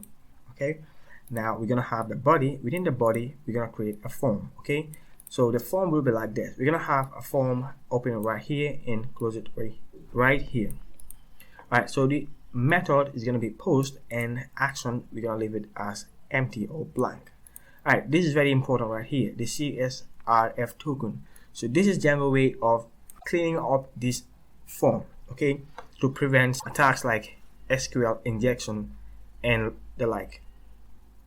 Okay, so you're going to have it right here. Okay, now we're going to have this context variable, okay, like what we have above here in our home.html template. Alright, so I explained that in the last video. So this is how we call these variables in Views.py. The variables that are in the context variable right here. Okay, now I have form, so to call that out in the template, I'm gonna use this double curly brackets and then write the variable name here and then close it with double curly brackets. Okay, so the method, the input type will be submit, and the value is what appears on the browser. Alright, so I'm gonna click save and then refresh the page and the error should be gone. Okay, so this is the value right here, that is this. So if I say submit, click save, refresh, we should have submit right here. Alright, so this is how to render the form on your browser. If I add in the data, or if I type in the data, I'm going to do test2 as the customer name. I'm going to type a number and then the date. I'm going to leave it blank. If not, Django will throw an error. I need to know the actual format, but that's not important at the moment. Okay, we're going to add line 1. That will be like laptops. Quantity, I'll give it 10. Price 10. Total, I'm going to give it 100. And I'm going to give this 200 and click submit. If you click on the submit, it should be able to save it in the database. Alright, so I'm going to go to the admin page. Since we didn't have the list template yet, we can't show the data on the front end because we've not done that part yet. Okay, I'm going to do that in the next video, but to test that this data is actually saved, or I can do this, I can open another browser or another tab and then go to admin and see if the data is actually saved, and that is sitting right here. And if I click it, I can see the details of what I inputted right in here. If I keep on clicking submit, we should be able to have multiple instances of that same data. We're gonna see how to prevent this as well. Okay, so I'm gonna go back and then recap what we just did. Okay, so we've created the form which was already created in the last video before this one, that is chapter 7, and then we imported that form in views.py. Okay, from there we created this view that allows us to input data in the database, okay, using the front end, and then we created the URLs, and then finally the template. Okay, all right, so I'm gonna rename this to entry. So I just wanted to use entry so that I can use this same template for multiple entries. So I hope you enjoyed this video. If you do, don't forget to click on that like button, click on the subscribe button if you're new to this channel and you've not subscribed yet. If you have any questions, you can leave them in the comments. Otherwise, see you in the next video. In the last video, we looked at how to input the invoices in the database, and in this one, we're going to list them out on our browser on the front end of our application. And also in the previous video, we've seen how Django does this from the back end. When I say back end, I mean from the Django default admin portal. Okay, but in this video, we're going to do our own HTML, our own views and URLs to be able to list out the data that we saved in the database on our custom template. All right, so this is gonna be a very simple video with only 4 simple steps. All right, yep, 4 simple steps. In fact, it is 3 instead of 4. All right, now what are we gonna do is we're gonna create the 4th step will be to create the template page. Okay, so I'm gonna copy the code right here. As we do it, okay, I'm gonna open Sublime, and right in Sublime I'm gonna create a new template file. Okay, I'm gonna do Control N. I'm gonna paste the content right here. All right, so this is the content of this page. It's gonna be a HTML document, and in the header we're gonna have the list of invoices as the title of this page. All right, now when I mean title, this is what will appear right here, or what is gonna show right here. That's gonna be the title of this page. All right, so when we go down, we're gonna have title. This title is what we're gonna have inside a page. Like if I come down here, this is what I mean by title at this section. Okay, now the data will be run by this. This is gonna go into the database and then list out the content right here. Oh, the views will do that for us, but this is gonna pick it from the views and list them out here. Okay, so this is what we wanna list out. We're gonna do a for loop. Okay, we're gonna do a for loop, and the for loop will have this right here. I'm gonna indent this a little bit so that we can see it clearly. We're gonna have a variable inside the view. That's what I'm gonna do next. Oh, in fact, to make it easier to understand, I'm gonna leave this as is, and I'm gonna paste the next step. Then I'm gonna explain what we're doing right here. Let's copy this, paste it in views.py. So I'm gonna open views.py. Okay, I'm gonna paste it right here. We've already imported this, so now you have to import everything in the models.py file. Okay, or you can individually import the models that you have in models.py. Like if I open models.py, you have the only model that we have, that is the invoice model. Okay, so this is what we are importing, and the reason why we want to import it is we're going to use it right here.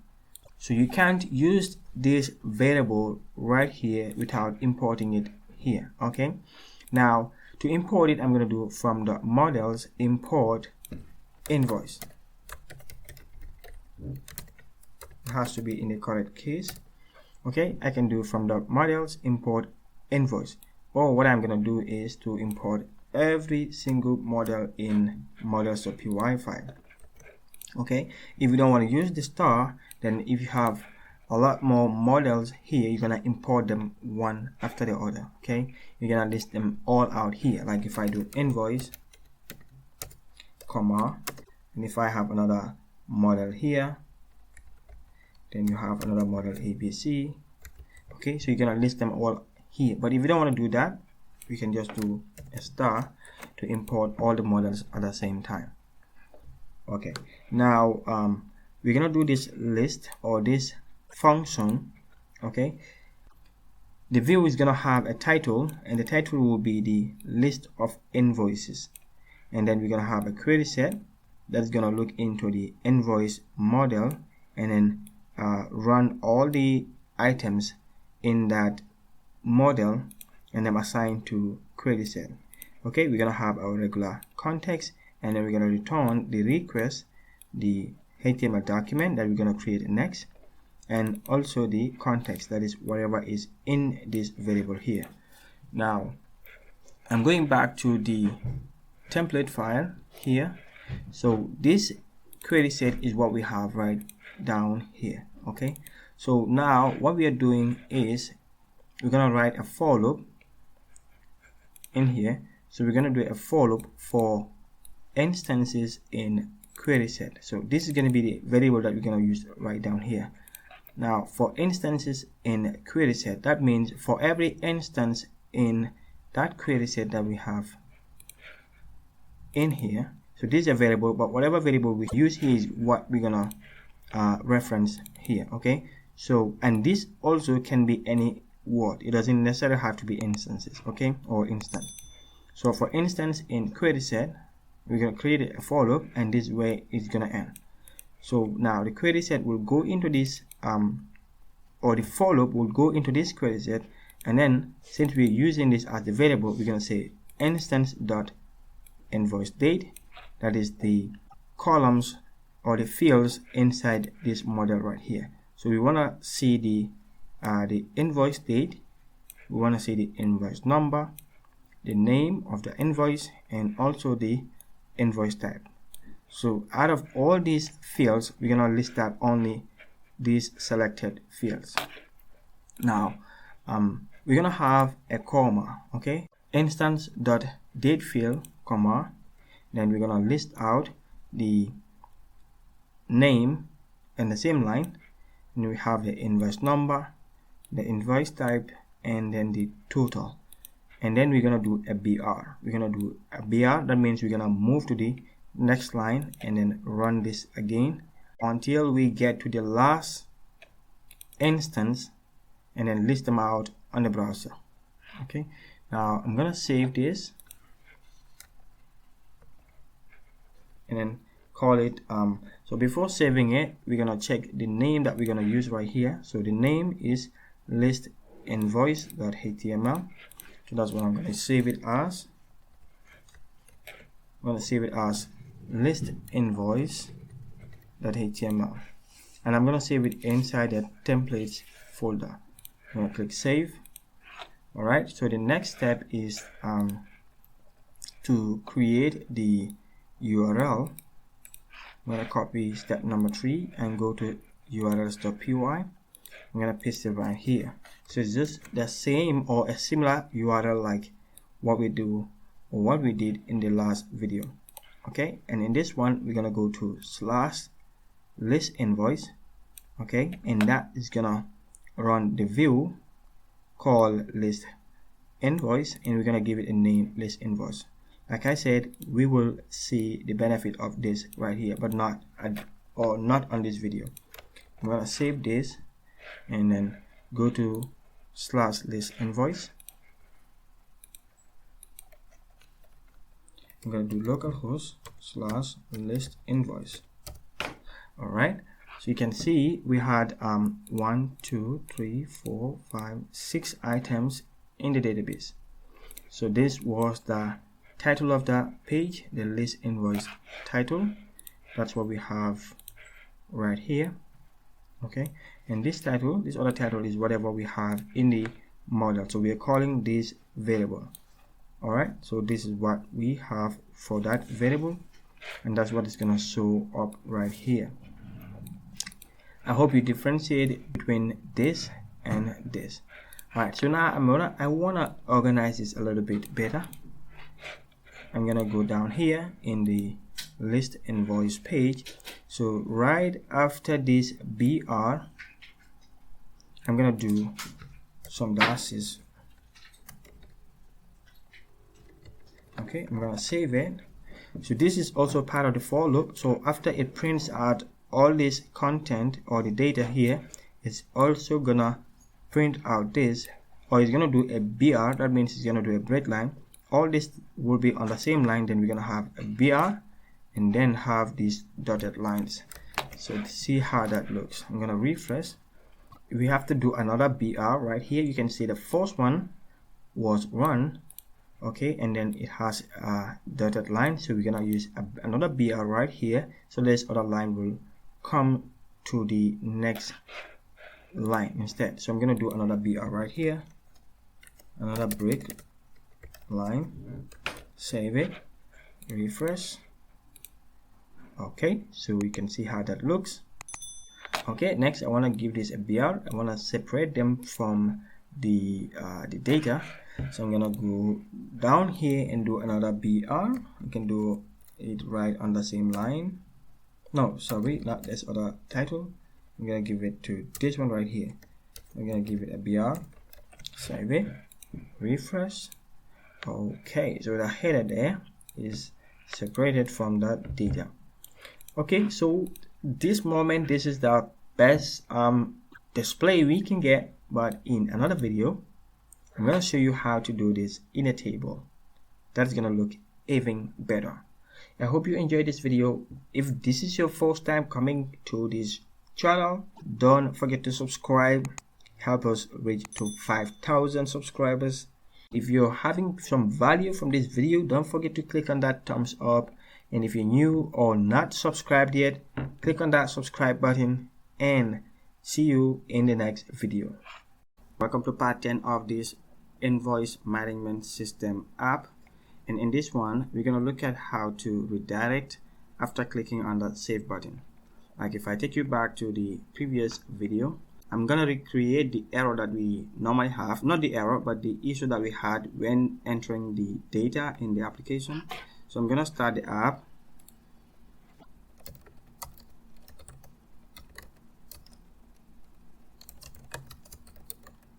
So it's being activated.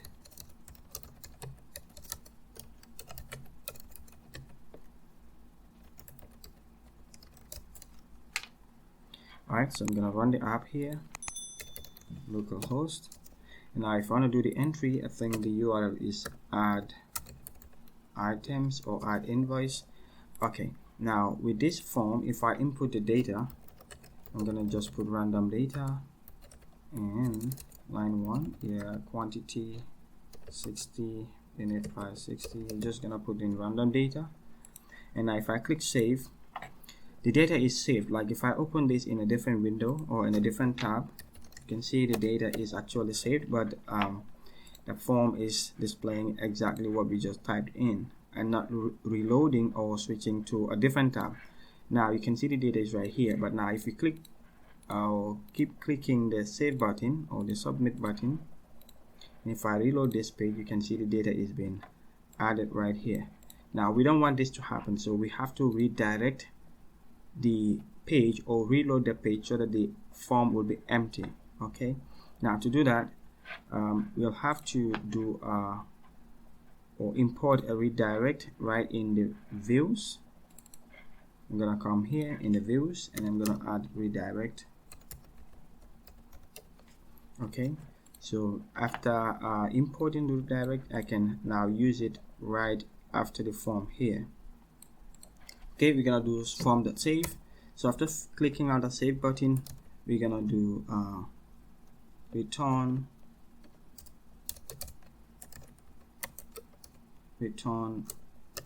render or redirect, and then we're gonna define where we want to redirect to. Okay, for example, if I just want to stay on the forms, I can just redirect to add invoice.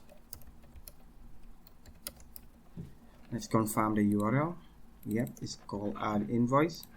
So we're gonna redirect to add invoice. I'm gonna click save again and see what will happen. Now if I click save, it's redirecting us back to this page and then clearing the form. Okay, so I'm gonna do a redirect to list invoice in this case. Okay, I'm gonna input data again.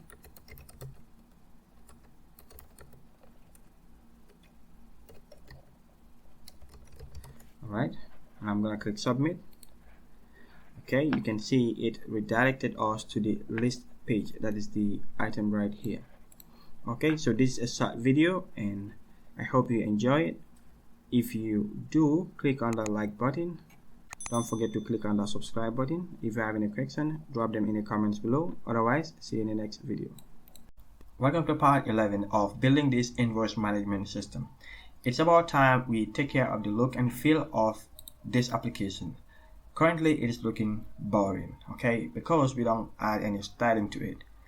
So to do that, we'll have to add static files. In Django, the CSS, the images, and these video files that you have on your side are called static files. Before we are able to style the application, we should add the static files to our Django application. By the end of this tutorial, we should be able to have our application changing its background from this white background to this. Okay, we're gonna give it a blue background. And as usual, we have all the codes on our blog site at appcoms.com. Okay, now we also have a Patreon page where we bundle all this source code of every single app that we are teaching on YouTube and put it on Patreon. So now if you become a Patreon member, you're gonna have the entire codes on Patreon. Okay, so whether you become a member or not, you'll have all the codes on appcoms.com. So for every video, we have them numbered. So all the videos are numbered. Like we are in video number 11 of the inventory management system. So I normally have question, where do I find this code? Where do I get it? On your blog site. So from every single video, I numbered them, and they are also part of a particular series. Like this one is part of the invoice management system. So on the homepage of appcoms.com, if you go in there, you'll see the series, and if you click it, you'll see all the videos numbering between number 1, sometimes all the way up to number 30, and so on. So now let's take care of this static file, changing the background color from white to blue. We have all the codes right here. So I'll take you step by step how to accomplish this. Okay, now the first step is to create a static folder within your Django app. And in this app, this application that we're building, we call the app Invoice MGMT. So if I switch over to Sublime, we have our app right here, the Invoice MGMT. So I'm gonna right click it and then select new folder. Now we're gonna give it a name, static. Alright, now that we have the static folder created, inside the static folder is where we're gonna create the JavaScript files, the CSS files, and the images and so on. So I'm gonna create 3 different folders. The first folder will be called CSS. Okay, I'm gonna create another one called JS. And then we can create another one called IMG.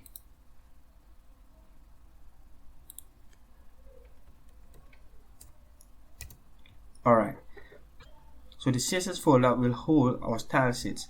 The images, or the IMG folder, is where we're gonna put all the images of our application, right? Like our logos and the like. Okay, so the CSS or the JS folder is where we're gonna create all our JavaScript files. So these are all considered static files in Django framework.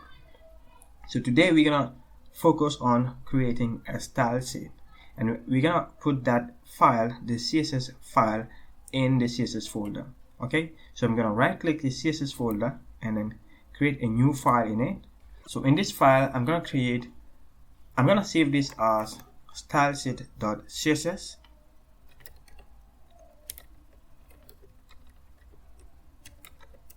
and press enter. So like the name suggests, this is where we're gonna write all our CSS codes. Okay, so in this example, we're gonna set the background color of our application to a different color other than this white background that we have. Okay, so I have the code on the side, but I'm gonna give it a body. Okay, so we're gonna give it a body color. I'm gonna say background color, and I'm gonna give it maybe blue. Save it. Alright, so after having this code or the CSS right here, the CSS code, we're not yet ready. We have to set up Django to look into this folder to find the style sheets and then load them on the browser. Alright, so that's what we're going to do next in step number 5. Okay, so I'm going to skip step number 4 for a while, and then step number 4 and 5 is almost the same. So what I'm going to do is I'm going to copy this. Okay, so what I'm going to do here is to load the static files, or to link the static files to our HTML documents. Alright, so we have our HTML documents here. So we are concerned with the home page at the moment. I'm going to open the home page, and right above the h1 tag I'm going to create a header, and within the header is where we're going to do the linking. Okay, so in regular HTML pages you just type link href and then the link to the CSS files, but in Django you have to use these expressions, and within the expressions you have static, and then the link of that static file will be in the code here. But this is not enough. Our application doesn't know static, so we have to tell it what static is about. Okay, so this is where we have load static right up here, and that is what this code is about. Okay, alright, and that should be right above all the codes on that HTML document. Okay, you're gonna have load static and save it. Okay, so we have one more step to complete this static file setups. I'm gonna move over to the side and then use this code right here, and this is what tells Django where to look in for this static or this CSS file. Okay, so we have the CSS file right in the app. Okay, in the app we have a folder called static, and then we have CSS files. So we have to tell Django where this static file is. So to do that, we go to settings and then scroll all the way down and add the settings right here. So we say static files $$ equals to base $/static. So the base $$ is the application right here. So we can tell that from this code here. Okay, so this variable is the same as our base $. So this variable tells Django where the application resides in. Okay, so we're gonna use the variable slash the static file folder. Okay, that's what we have right here. So I'm gonna save it and then head over to our application and do a control refresh. Right there we have our background change to blue. Okay, so this is what you do to set up your Django static files. So now that we have the static files set up, we can start customizing or styling our application. I hope you find this informative. If you like this video, click on that thumbs up. If you have not subscribed yet, please consider clicking that subscribe button and turn on your notification so that you will not miss our future videos. If you have any comments, leave them in the comment section below. Otherwise, see you in the next video. Welcome to part 11 of building the invoice management system. So in this video, we are doing the bootstrap stuff. So just to make it quick and to be able to integrate the bootstrap in our application, I'm using the CDN method. Alright, so it's gonna be a quick video. Alright, now we have to get the bootstrap links, the CDN on this site. Okay, I have the link right here. We're gonna click it. Okay, I'm gonna open it in a different window. So now what we're gonna do is the first step, I'm gonna pick, or I'm gonna copy this bootstrap.main.css, bootstrap.main.js. We don't really need the JS at this moment. Okay, but I'm just gonna pick the main.css file only. Okay, or what I can do is let's just pick both files so that when we're doing the JavaScript stuff, the pop-ups and also the date pickers, we don't have to come back here and copy the JS files. Alright, so I'm gonna copy the main.css and the JS file. Okay, so let's run the application.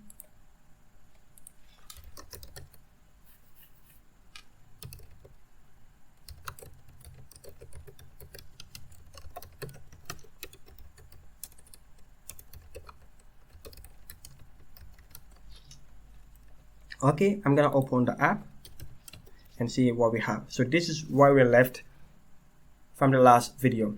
Alright, so now what I'm gonna do is to open Sublime and paste the code right in there. Good. So I have the code right here. So I'm gonna open the home page. That's where I'm gonna paste the CDN right above the header. I'm gonna right within the header. I'm gonna paste the line here. Okay. So we're gonna create a style sheet link or a link element. Okay, and paste the code right here. I'm gonna save it. Okay. Now to test that the Bootstrap is working fine, what I'm gonna do is to create a button. Alright, so let's refresh our page. Alright, so it's like the Bootstrap is taking effect because I can see that the font has changed. Okay, now what we're gonna do is this. We're gonna create a button right here. I'm gonna create a btn or a button element, and I'm gonna give it a value of click me, save it, and then refresh. So this is gonna be just a regular button. Now to start it using Bootstrap, to test that our Bootstrap is working, I'm gonna give it a btn or a Bootstrap class, a predefined class within this bootstrap.main.css. Okay, so I'm gonna say btn, or I'm gonna give it a class btn, save it, and do a refresh. Just with that simple code, the button is redefined. Okay, now to see the button clearly, I'm gonna turn off this background. I'm gonna go to the statics, and right in here I'm gonna comment that, refresh this page again. You can see we have the button still not clear, but what we're gonna do next is to give it a color. So I'm gonna say btn-primary, save it. So that's gonna give it a blue color. Alright, so you can see the Bootstrap is actually working. Okay, now it is a fun looking button that is styled using Bootstrap. So this is one way of testing if Bootstrap is working on your page or not.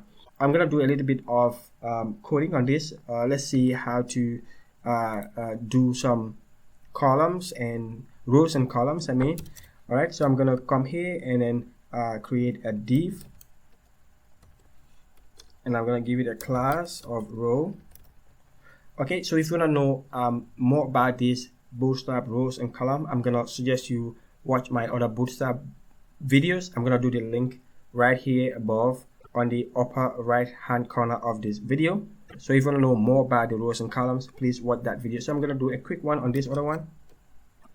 Alright, so within the row, I'm gonna create two columns. So the first column I'm gonna give it 6, and the second column also will take another 6.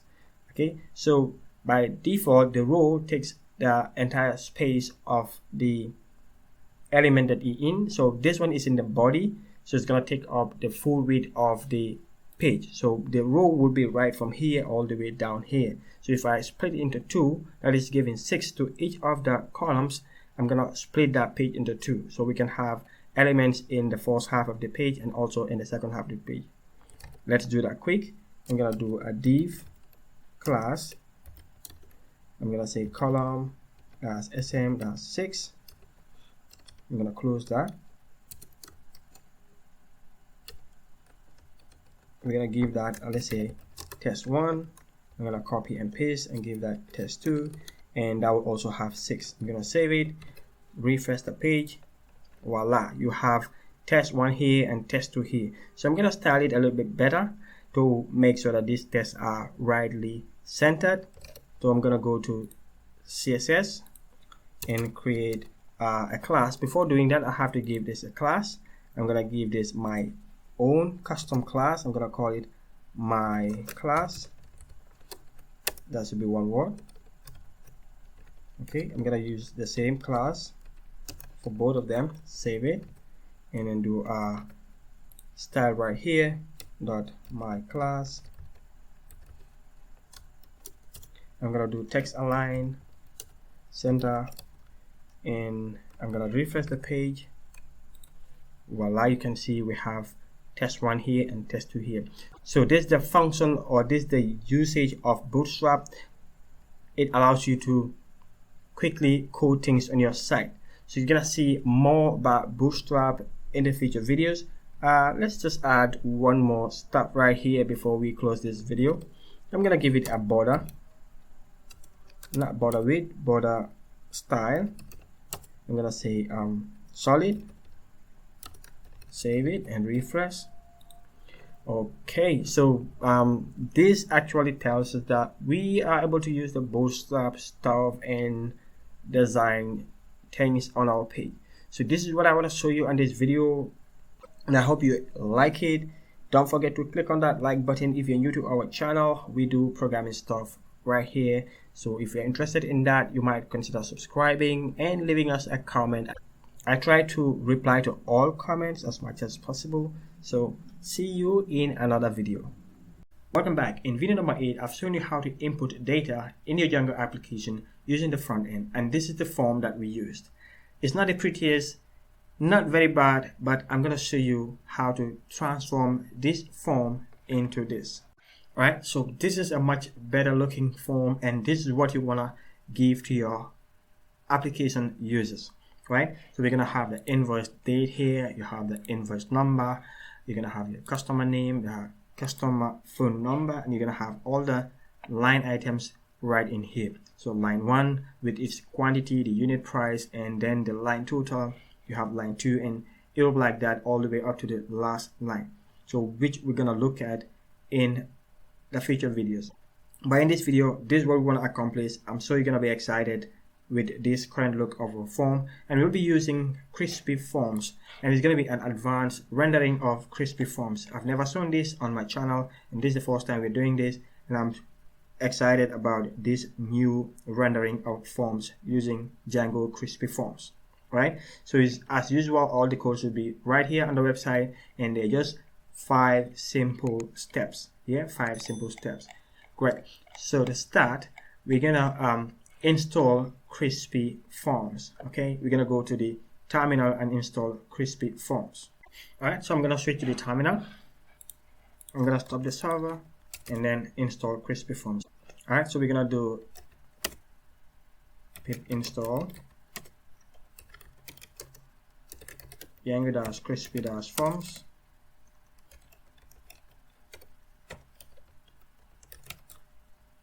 I've already installed that. It says requirements already satisfied. Okay, so that's going to be the first step. That is step number 1. And next is to add crispy forms to your installed apps. So I'm going to open settings.py file, which can be found right in the project folder. Okay, so I'm going to scroll down to install apps, and I'm going to put a comma here, and we're going to add crispy forms to it. Save it, and then move to another step. Under the same settings.py file, we're going to have crispy template packs. We're going to be using Bootstrap 4. So this is what we're going to be using to style our crispy forms. Okay, so crispy works hand in hand with Bootstrap, and right down here I'm going to add the crispy template pack. So we're going to be adding crispy template packs, and we'll be using Bootstrap 4. We're going to save it and then move to step number 3. Alright, so we're going to be loading the static files and the crispy form tags on the template. This is not really required. All we needed is the crispy form tags. But what I want to do is we wanted to do a little bit of styling on the entry page, so that's why I'm loading the static files as well. Okay, so I'm going to use these 2 codes, the load static and then the load crispy form tags. Alright, I'm going to copy this and paste it in the entry form. Okay, right above all the codes, I'm going to paste it here. So this is what we need to customize our application or the forms using crispy form tags.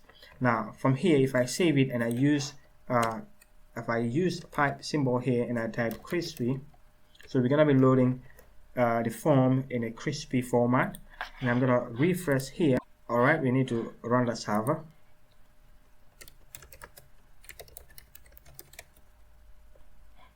We're going to do refresh again. Okay, so you can see the form looks a little bit better. Like if I turn off crispy, if I remove the crispy forms right here, save it and refresh the page. So this is what we have previously. Okay, now if I add crispy to the forms, if I refresh, we have it in a top-down form.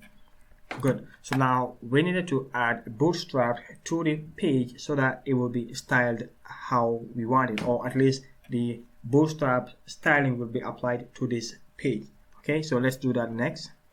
I have the code right here as well. So we're gonna link the bootstrap CDN. That's what we did in the previous video, and we also looked at how to add the static files in the templates. Okay, so I've already shown that in our previous videos in this current series. So I'm going to copy both codes and paste it right here in the header tag. Okay, I'm going to save it.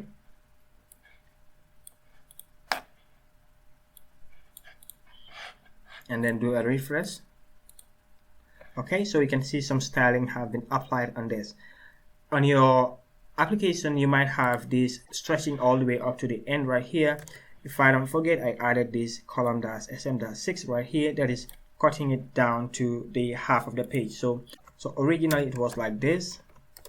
If I refresh, on your application it might be looking like how I have it right here. Okay, now I added this div class and I use the columns and limit it to just 6. Okay, so that means I want to use half of the page for this form. Okay, so the div class started here and ended right here. So the submit button is also part of that column. So if I refresh the page, you have it as half of our page. Okay, now this is not how we want the form to be rendered. Okay, great. But before we get to that, what I would do is yeah, let's just continue because I wanted to just create some padding right here, but I will do that last. Okay, now let's continue on this video. I'm gonna get back to the codes. So the next step is to style our form. Okay, now I'm gonna copy the entire code and then explain how it works.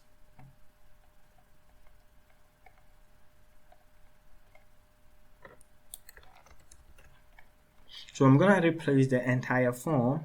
So this is the form right here, from here all the way down here. So I'm gonna replace the entire form. Now on our application, let me just do this. I'm gonna change the view layout. I'm gonna use a single layout so that's easier to read. Great. So this is what I'm gonna replace all the way from form to form. I'm gonna replace that. Great. So now I'm gonna save it and then refresh the page. Good. Now let me explain how I did this. Okay, this is a row. From here all the way down here is a row. So now in the first row you have the invoice date, invoice number, customer name, phone number in one row. Okay, so in that row we have two columns. So the first column has invoice date, and then you have the customer name in the first column, right? In the second column you have invoice number and phone number. So this is what I did exactly right here. Okay, so I used bootstrap rows and column to accomplish this, like I showed you in the previous video. That is just the video I released before this one. Okay, that is video number 11, sorry, video number 12. Now I created a row. The row starts from here and then ended here. So within that row I created two columns. Okay, so the first column is here and it is using 6. That means half of that space. It is within a column that takes 6. That means half of the page. So if you look at the entire page, we have a big row that takes the entire width of the page, and we cut it into 2. That means we're gonna use just half of that page. That is the first row or the first column. Okay, now if I switch back to the code, that is this one right here. We created a column that is wrapping the entire form. Okay, from there all the way down here. Okay, so that is taking half of the page. So within that half, within the half that we have right here is where I'm gonna create another column. Okay, but before creating this column, we're gonna define it in a row. So the row defines what we can put in that row. Okay, now the row starts here, so it starts here and ended right here. So I'm gonna give it a space so they see exactly what is going on here. Right, so this is the first row. Okay, and we have another row, but before I get to that, I'm going to explain this part. So in this row we had two columns. Okay, I'm going to separate these ones as well. The first row has two columns. The first column is right here, and it takes half of that row. Okay, and then we have the second column that takes another half of this row. So in the first column we have the invoice date, okay, as crispy field. I hope you get that. Okay, we have the invoice date, form.invoice date, pipe symbol as underscore crispy underscore fields. Okay, so this is how to define that this field should be used as crispy, or crispy should be applied to this field.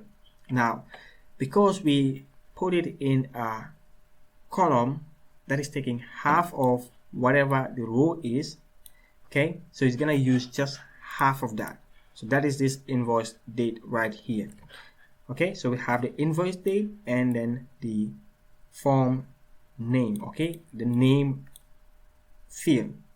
Great. So these two will be in column 1, and then you have these two in column 2. Okay, I'm gonna cut out all of this so they see exactly what is going on. Save it, refresh. So you can see we have two columns. Okay, the first column is right here, the second column is right here. So I'm going to move to the next step. I'm going to undo. So now we replicated the same. Okay, we created another row that is here. Okay, so within that row we had 4 columns. The first column is right here. I'm going to give it a space so that you can differentiate them. Another column is right here. Okay, so we have column in one row. We have a column 1, column 2, column 3, column 4. Okay, so the first column took half of that row. Remember, the row is taking half of the page, okay, because of this 6 right here.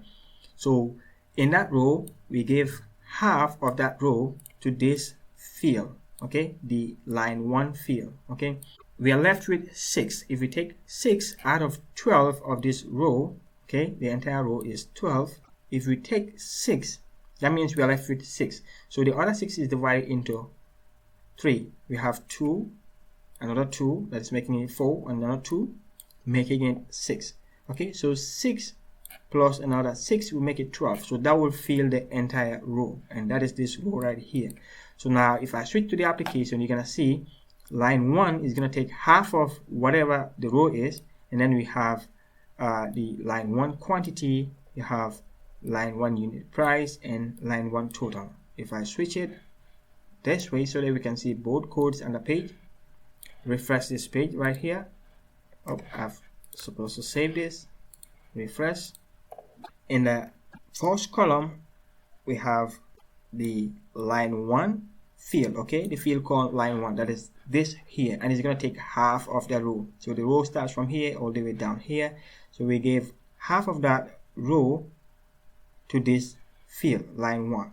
Okay, we created another column, okay, gave it 2, okay, and then we have line 1 quantity, that is this here, line 1 unit price, you have it right here, line 1 total price, that is what we have right here. And then we move to another row. So this is the first row, okay, we have the second row, and then the third row is here. In that third row we have first row, second row, and then third row right here all the way down here. Okay, so that is the third row. In that third row we repeated what we have in the second row, okay, but for line 2, okay, and then you have line 2 quantity, you have line 2 here, line 2 quantity, line 2 unit price, and then line 2 total. So that's what we have here, exactly what we have in the second row. Okay, first row, remember, first row, second row, that row. All right, now we have another row again, and in that row that starts from here all the way down here, okay, we have a column that takes the entire space, okay, and then we use another one that is this one right here, okay, that is this two, invoice type and total. Okay, so because we gave 12 to this, it took the entire row. So this one's supposed to be in the same row with this, but because this one took 12, it doesn't have, the total doesn't have any more space, so it has to automatically come down right here. Okay, so this seems as two separate rows, but actually it is in one row. But because it is taking the entire space, okay, the invoice type is taking the entire space, that is this 12 right here, it doesn't give any room for the total, so the total have to come down here. Okay, and now we have our button here. I hope you get that. Okay, so if you refresh the page, you have exactly like this. Okay, so what is important here is to know how to do the rows and columns. Now, to define that this form or this field should be using crispy, you're gonna do form.line1 or the form.the field name pipe as underscore crispy underscore field. I hope you get that. Okay, so this is what I want to show you in this video, and I hope you find this informative.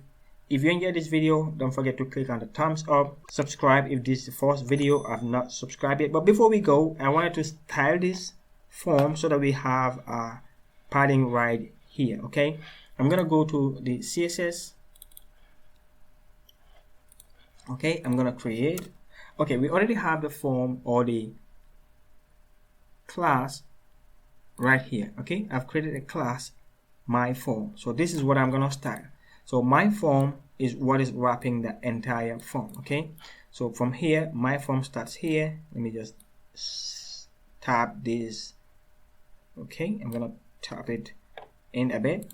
I'm gonna tap the whole div. Okay, we already have a tab here, so I'm gonna tap this side as well. Great, so this is the div that I wanna give some style to. Okay, now if I come here, I'm gonna say that my form, okay, we're gonna give it a margin. Okay, I'm gonna give it 30 px and refresh. Great, so this is what I want to show you. We're gonna just create a space around the form, okay, so that it doesn't get too close to the edge of the screen. So I hope you find this video informative. If you do, don't forget to click on that like button, and if you are new to this channel or you've not subscribed yet, you enjoy videos about programming, I'll invite you to click on that subscribe button so that you will not miss our future videos. See you in the next video. This is part 14 of building our invoice management system, and in this video I'm going to show you how we can consolidate our navbar links in one page and make them appear on all HTML documents on our website or on our application.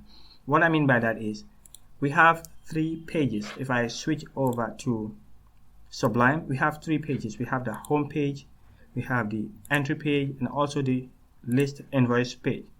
Alright, currently if I want to navigate between these pages, I use the URL right here. Like if I want to go to add entry, I'll type add entry or just entry. Let me just confirm from the URL. I'm going to go to urls.py. Okay, so we have the home page right here, add invoice and list invoice. So if I want to add invoice, I'll have to type it right here, add invoice. That takes me to the add invoice page. Okay, now if I want to go to the list of invoices, I'm going to say list invoice. Great, and the home page is where we started. Now I want to create links so that I can click those links and that will take me to the respective pages. Good. Now if I go to the home page, I can create it right here. Let's say I'm going to create 3 links. I'm going to create it in a nav element. Okay, now within the nav element, I'm gonna create an li. Okay, so within the li, I'm gonna do an href. Okay, ahref. Good. So this will be the URL. So I'm gonna maintain home, right? And this will be the home URL, and this will be home. I'm gonna save it, refresh the page. You have home here. So if I click it, it should take me to the home page. All right. I have to close that right here. Okay, I'm gonna refresh and make sure that all these blue links are gone. Good. So that is the home page. I'm gonna repeat that 3 times. So the first one will be home, the second will be add invoice. Okay, and that will be add invoice. So this is the URLs that we have right here, the add invoice and list invoice. Okay, I'm gonna add the list invoice right here.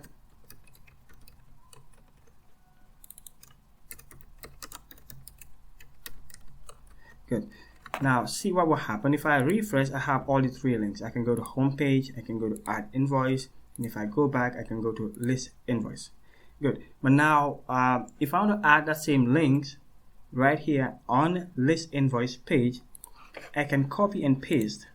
Okay, so I'm going to show you the traditional way and then Django way of doing it. Now I'll copy it and paste it right here. Paste it right here. And also on the list invoice page. Save it. Save the entry page as well. If I refresh this, oops, sorry, I'm gonna refresh this. You can go to add invoice. You have all the links there. So if I go to list invoice, I have them there as well. And I can go to home page. Now, here is the problem. For whatever reason, let's say I want to change this to home page. Okay, so if I go to the home page or any of these pages, let's say I'm going to change this to home page, or let's use the most obvious reason why you'll change your links. Let's say now in the URL I change the address of this to invoice entry.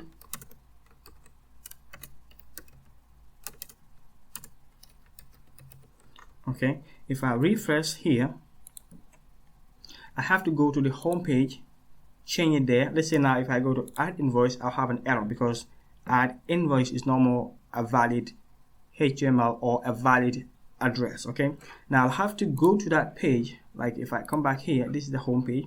I'll have to change it on the home page, change it on all other pages. Like if I go to home page, I can change this to invoice entry. Invoice entry. Save it. Now this will work for home page. If I go to invoice entry, it works for home page. Oops, sorry, I have a typo there. Save and refresh.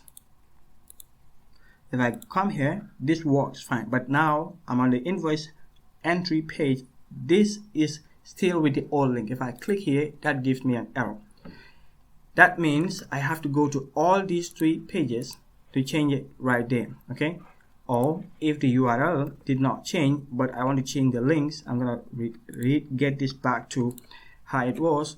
If I want to change just the name or I'll have to do the same for all other pages multiple times. So imagine you have hundreds of pages on your application. It's like you have to do that hundreds of times.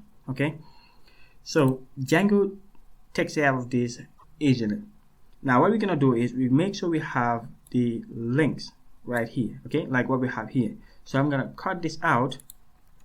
Okay, I'm gonna cut out this from all pages. Okay, I'm gonna cut it out from here as well. Now that page I have, I'm gonna save it as its own page. I'm gonna create a new page, paste the code right here, save it as navbar.html, and I save it. Now since we have this page, we're gonna call this page on all other pages. As simple as this. Okay, I'm gonna go to the home page. Okay, like now if I refresh, the navbar will be gone. Okay, now I'm gonna get back there and then use the include keyword. or the include tag. That will be include navbar.html. Save it. Now, just by doing that, this is gonna call the navbar.html page, and that is sitting right here. Okay, that is sitting right here. Now I'm gonna refresh this. No template names provided. Okay, navbar.html. Let's see if we spell the navbar correctly. Navbar.html, include navbar.html. Oh, I should have the codes right here. Save it and then refresh. Okay, so we have all the links coming up on the home page. So it will work for home. Now we need to add the same or do the same for the rest of the pages. Now I'm gonna get back to Sublime. So since I have this code copied, okay, I'm gonna copy this and paste it on entry page. Paste it right here, save it. So just by doing that, if I go to add invoice, you have the links right there. So we're left with list invoice. Okay, so I have to paste it above here. I'm gonna go to list invoice, paste it right here, save it, refresh. We have the links right there. I'm gonna give it a BR so that we have a space right there. That's not necessary. Save it, refresh. Alright, so now if I go to home page, I have the links right there. Add invoice, the links are there, and list invoice. So this is how to do, or this is how to include the navbar on all of the pages. Now if I go back to the navbar and change something right there, let's say in navbar.html, I change this to home page, save it. If I refresh, I'll have home page here. I'm gonna have home page right here, and I'm gonna have the home page right here as well. So as simple as that, you can change the link once and it will be changed throughout your application. So this is the power of navbar, or include navbar. So I hope you enjoyed this video. If you do, don't forget to click on the thumbs up. If you have any question, leave them in the comments below. Otherwise, see you in the next video. Hi, welcome back. Abaju here, and we are still on building the invoice management system, and this is part 15 or video number 15. All right, in this video we're gonna change the look of our website from this is what we last did or last worked on the list of invoice page. Okay, now we're gonna change it to this. So this is looking a lot more better than the previous look. So by the end of this video, this is what we want to achieve. Okay, we're gonna apply the alternating colors. We're gonna arrange the table in this form. The previous one that you saw was in a table like we did in the previous video. That one was just listing out the data and then dumping it on that template without much formatting. Okay, but in this one we're gonna do a table and then arrange the data in that table. Okay, now to achieve this, we will have to create a table class. Okay, we're gonna organize our data in tables. So the first step is to create a table. Okay, and it's gonna use the same fundamentals, like we're gonna do a for loop and list out the content of that for loop on our table instead of on a flat HTML document. So the first step is to copy this. I'm going to copy it in the list of invoice or the invoice list page. So this is what I'm going to replace. The for loop right here is what I'm going to replace with that table. So I'm going to give it a wider view so that you can see what's going on. I'm going to paste it right here. Okay, I'm going to save it and then refresh the page. Alright, so the data is now in a table. Okay, you can see the first column is the count, then you have the date, you have the customer name, invoice number, and then the amount. So if I switch over to the code, you have the table. We're going to define table that's going to start here and ends here. So within that table, we're going to have a table head that starts there and ends here. So within that table header is where we're going to have the header of all our columns. So the first column is count, and you have date, you have customer name, invoice number, and amount. Okay, or this is gonna change to total, I guess. Good. So you're gonna create a for loop that's gonna go into the database and pick the objects. So whatever objects it picks is gonna create a TR, a table row. Okay, let's start from here all the way down here. So it's gonna create a table row and list the first column of the table row will have the for loop.count. So if the for loop runs 10 times, you will see it will start counting 1, 2, 3, 4, depending on the number of rows that it has. Let's say if it has 10, you'll see from 1 all the way up to 10. Okay, so it's going to create another column that's going to be for a instance.invoice date, and then do the same thing for the name, invoice number, and then the total. So each one of these columns will be lined up in these table headers. So that's what we are doing here. Right, you're going to save it and then refresh your page and confirm that you have the table showing up and the data is all lined up in the individual or in their respective column headers. Good. So as it is now, the data is not really beautiful, it's not formatted yet, so that's what we're going to do next. Alright, now that is step number 2. Now before we're able to format it, we'll have to have our static files loaded on the page. We've done this on the home page but not on the invoice list page. Alright, so we're gonna do load static, and also in the previous video, in the last video we did before this, we include the navbar, so I'm gonna make sure the navbar is still there. Okay, so we're gonna create a header, and in that header we're gonna have 2 style sheets. One of them will be the CDN for the bootstrap, and then the other one will be our static file that we created, the style sheet CSS that we created. So I'm gonna copy this code and paste it in right here. Okay, this has to be what I'll do this. I'm gonna paste it right above here. Okay, now this navbar, I'm gonna bring it right in the document header here and then save. So when I save, we should be able to have the bootstrap default table stylings applied, and then we can now do our own styles in the style sheet CSS. So I'm going to go to the application and click refresh. Okay, so this is the default bootstraps table styles. All right, now you should have this just by implementing bootstrap on your website with a table. Now if I comment the bootstrap CDN and do refresh, so we are back to our previous table structure or design. So just by implementing bootstrap, I'm going to undo and then save. Just by implementing bootstrap and then defining that this is a table, or give it a class table, bootstrap will apply its styling to the tables and it's going to give us this look. Now we want to apply the alternating colors and some few ticks to our page or to our table and end this video. So I'm gonna switch to the last step, that is doing our own styles, and that is step number 3. I'm gonna copy everything and then explain what is going on there. Now I'm gonna switch to the style sheet CSS and paste the code right here. We're gonna set the size of the text in the table to 13 px. Okay, so this is the center align. We're gonna align the text center.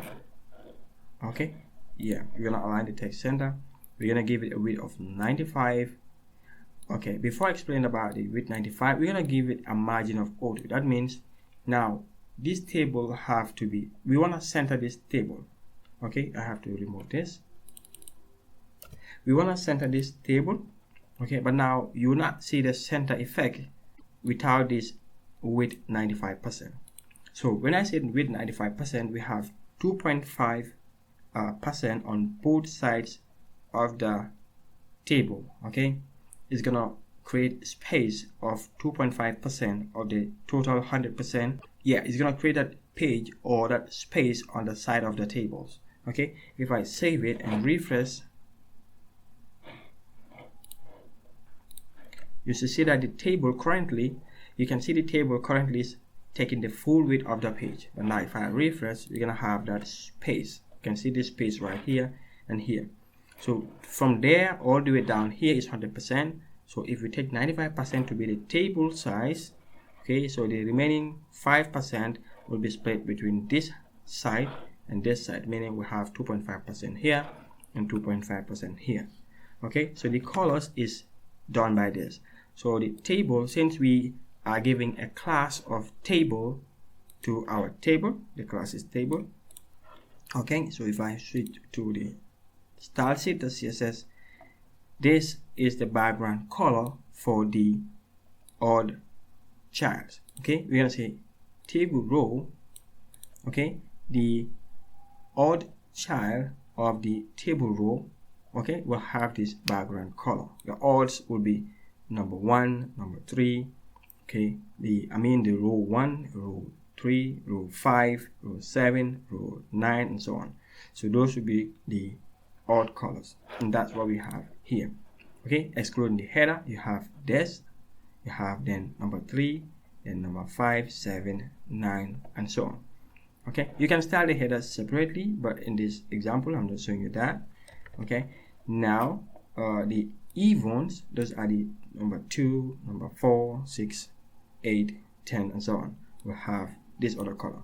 Okay, so that's gonna give you this alternating colors. I hope you enjoyed this video. This is what I want to show you on this video.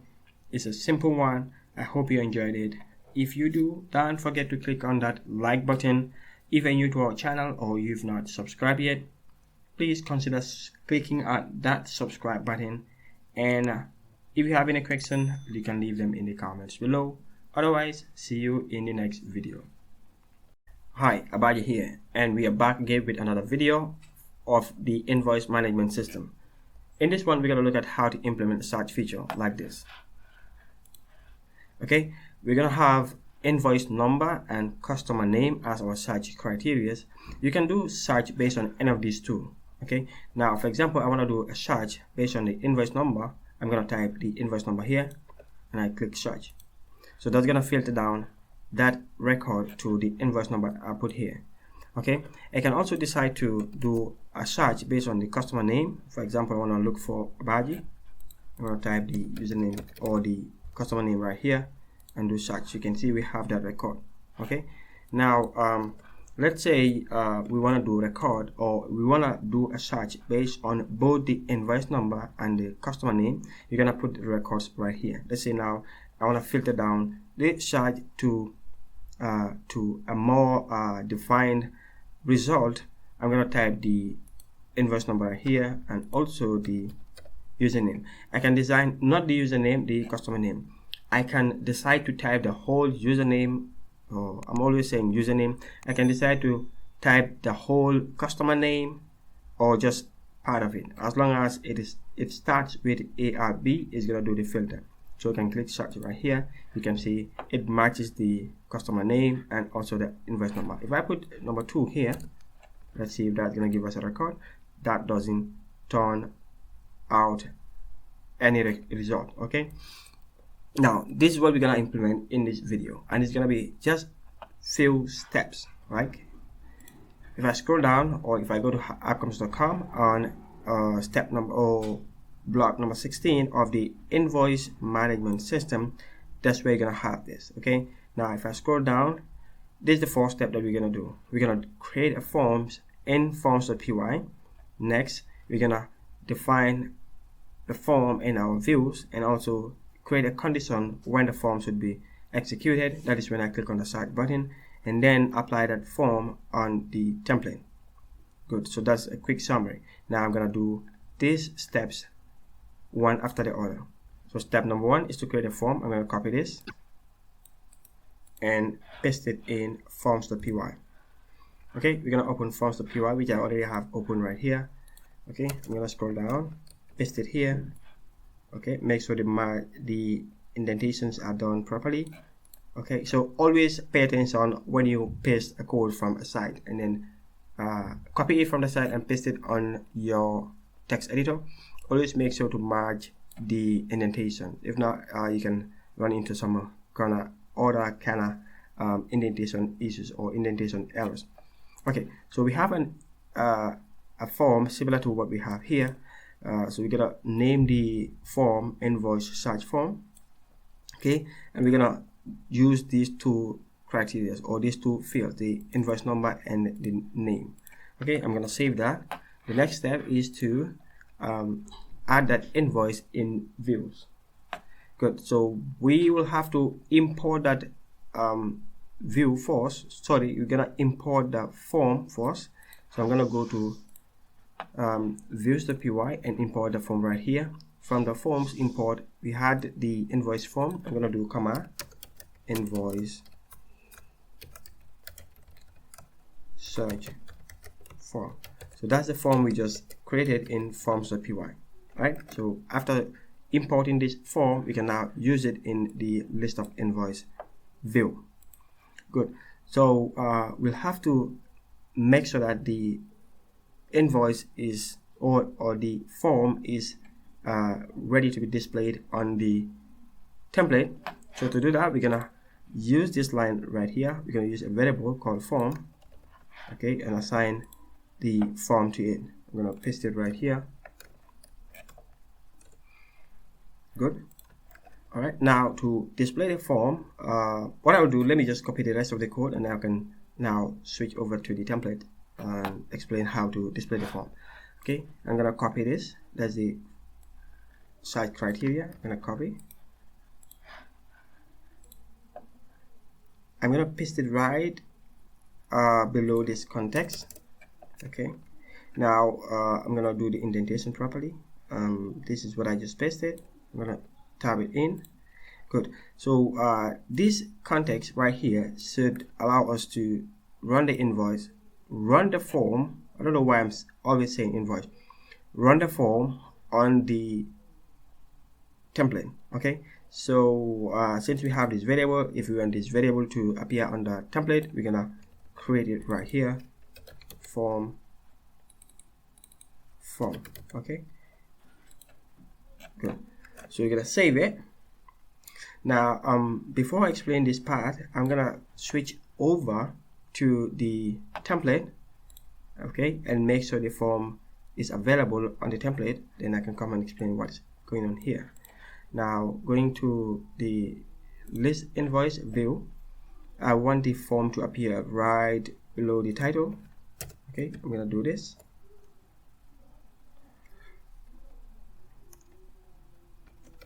Form, okay, save it and then refresh the page.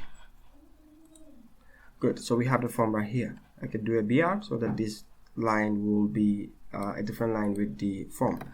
I'm gonna do a BR right here. Good. Now we'll need to add a search button. So this is the code that I have on the site. Okay, so you can see how to render the form. That is just almost the same as the entry form that we did in the entry HTML template. Now I'm going to copy the rest of the code that is right here. Okay, copy it. I'm going to paste it in. I'm going to override the form I have here. Okay, and do the indentation properly.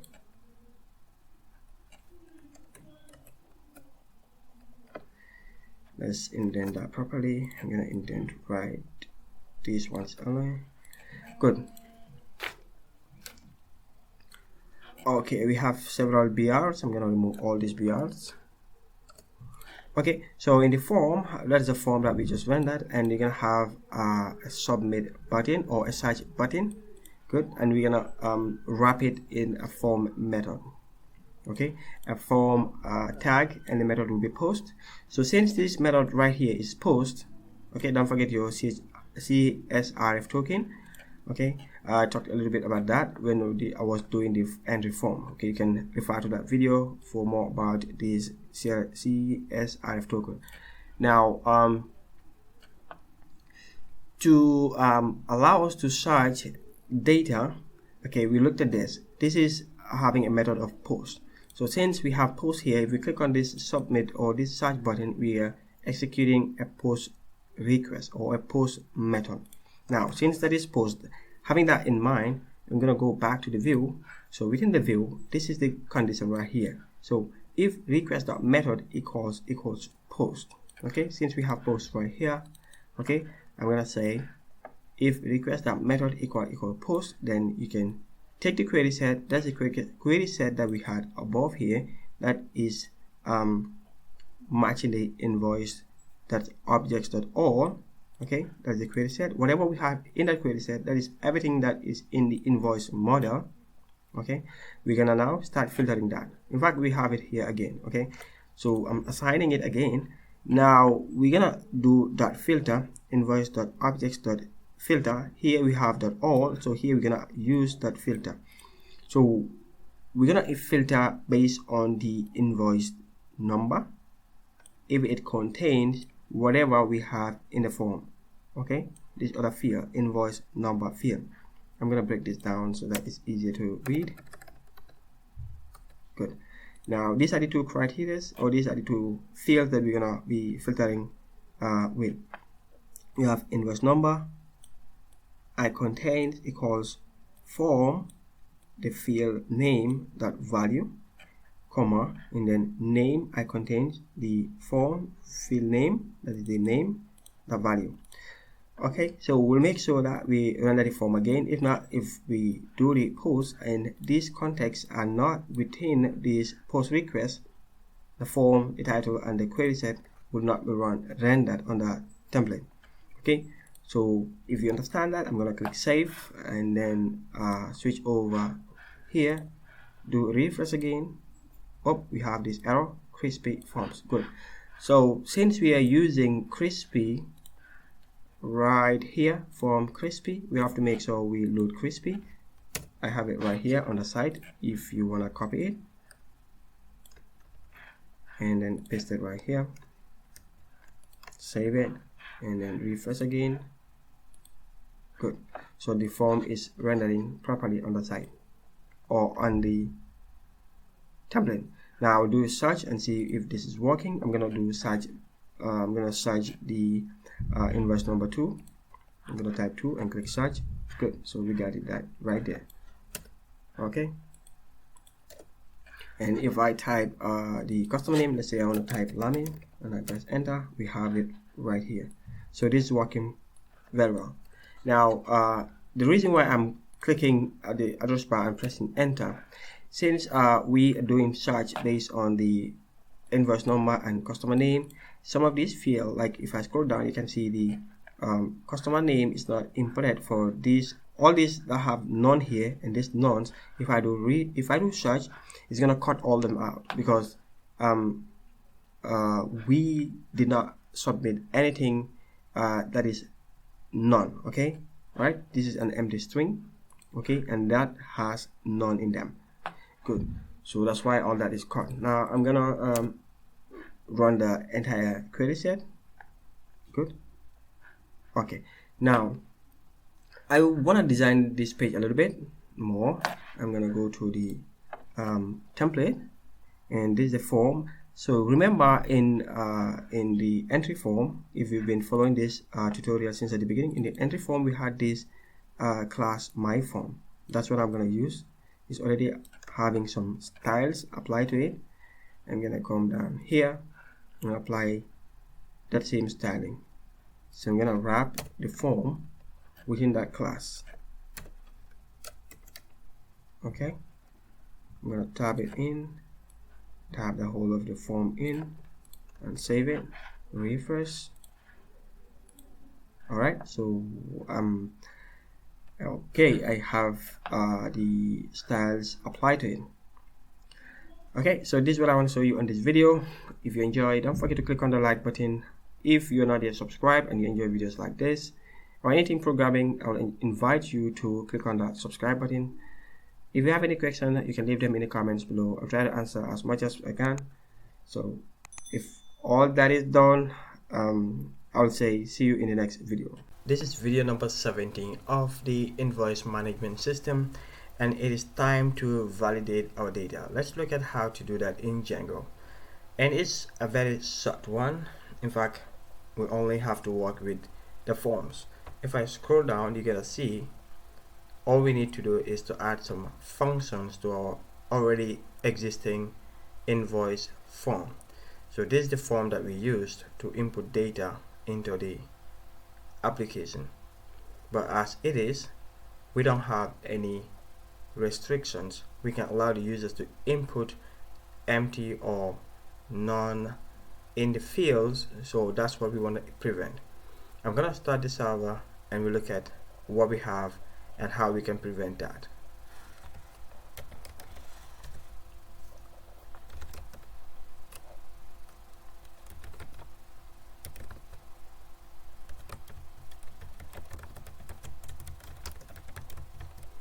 Okay, I'm gonna do manage the py, run server.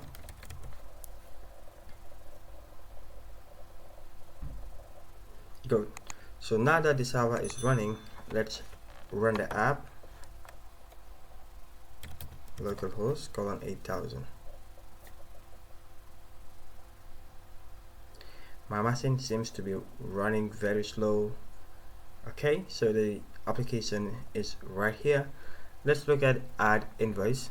This is where we have the form. So this is the form that we have. Let's see, I think my CSS files are not working. Okay, anyway, so let's proceed. Now I have a form like this. If I scroll down and click save, you can see it is actually saved. If I scroll down, you can see all these nons are all saved into the database without any of the fields being filled. So I don't want this to happen. I'm gonna go back to add invoice. Okay, so I want at least the invoice number to be populated, to have data. I want the customer name also to be filled. At least line 1, 2 should be filled. So just to look at how that is done, I have the codes on the website. I'm gonna copy and paste it. As simple as that.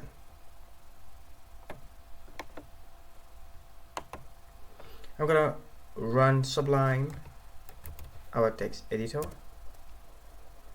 Good. Alright, I have to close this one. Okay, good. This is the app that we've been working on or working with. I'm gonna go to forms. So right here I have the invoice search form. I also have the invoice form. So if you look at the view, if I come down to the view, so when adding the invoice, the form that we use is invoice form. So this is what we want to validate. Great. Now I'm gonna go to the forms. I know that this is the forms that I should validate, and these are the fields that I want to validate. I want to validate the invoice number, I want to validate the name, and also the line 1. I want to validate line 1 as well. So I'm gonna paste the code right here. Okay, so if I'm gonna paste it and remove this. This is just as what we have above here, so I'm gonna delete that. It was just there as an example. Now be sure that these functions are within this class and they are indented properly. Good, so we have that set. As it is, we have invoice number, we have the name, but I want to add one more field to be validated. Okay, I'm gonna do that, then I explain how the validation works. The field that I want to add is line 1, so I'm gonna copy one of these, right, and paste it right here.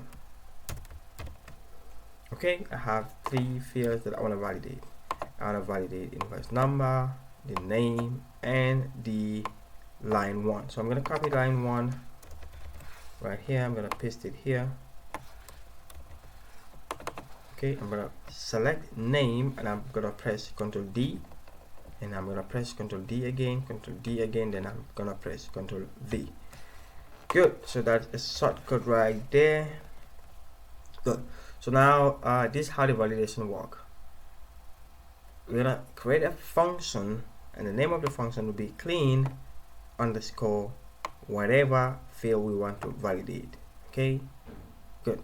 So we're gonna have a variable that's gonna be invoice number is equals to self.cleanData.get. This is a Django built-in function, okay, that takes in the field name. All right, so that is gonna be assigned to the variable.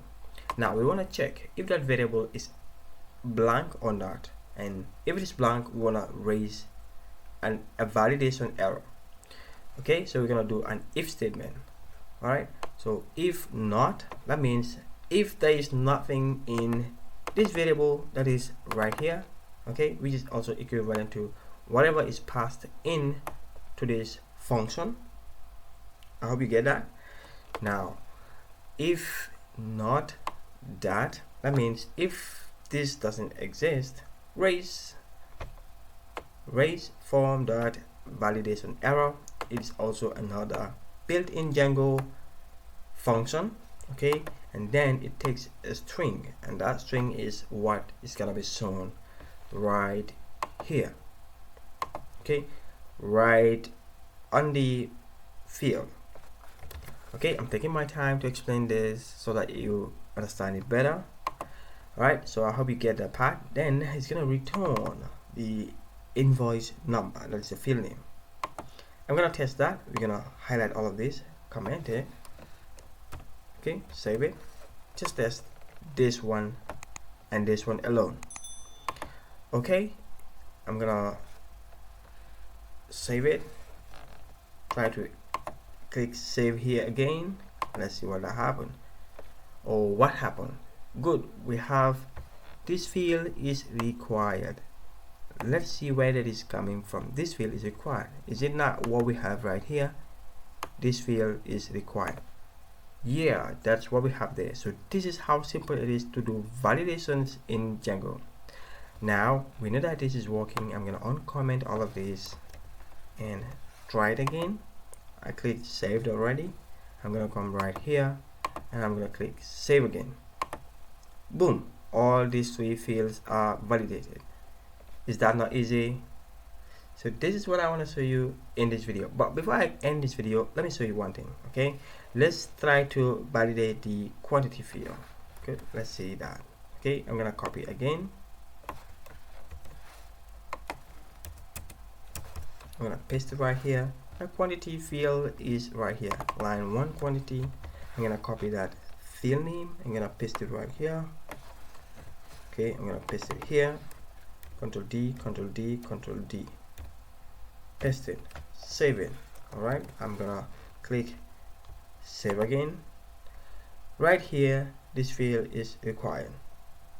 Okay, sometimes this is what I do. Instead of rewriting the variable or the text right here, I can call it up somewhere around here. Okay, I'm gonna give the variable right here. I'll say required is equals to this text.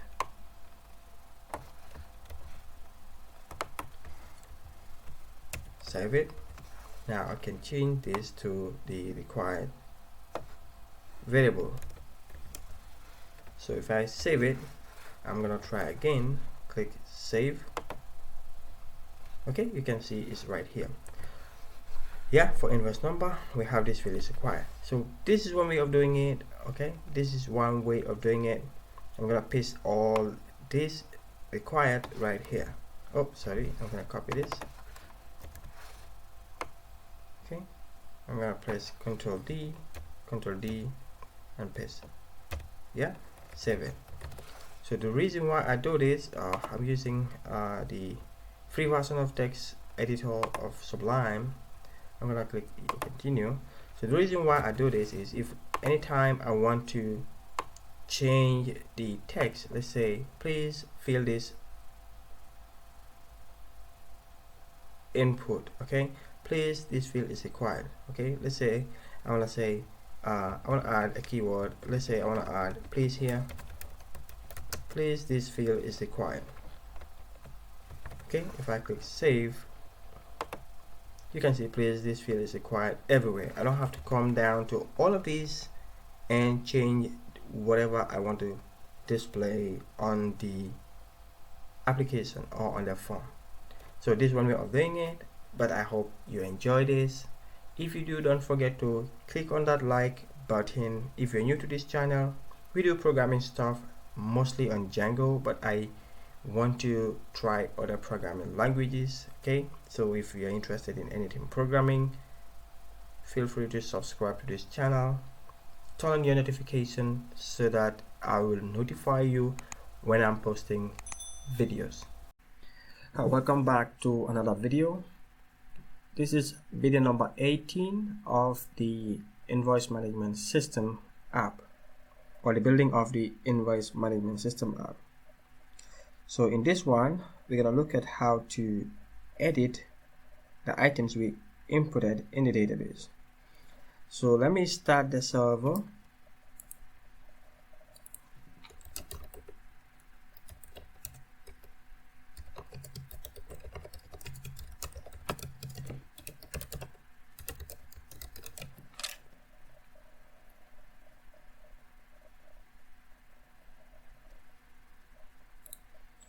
Okay, if I go to localhost and if I click list invoices, we want to be able to have this section clickable. Okay, like if I click the invoice name, it will give us a form to edit this particular invoice. Alright, so you have all the steps right here. As usual, we're going to create a form. I'm going to copy this and then open Sublime.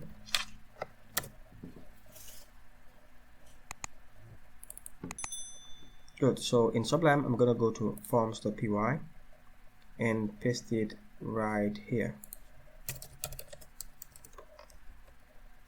So we have it as invoice update form. Okay, I'm going to bring the fields again.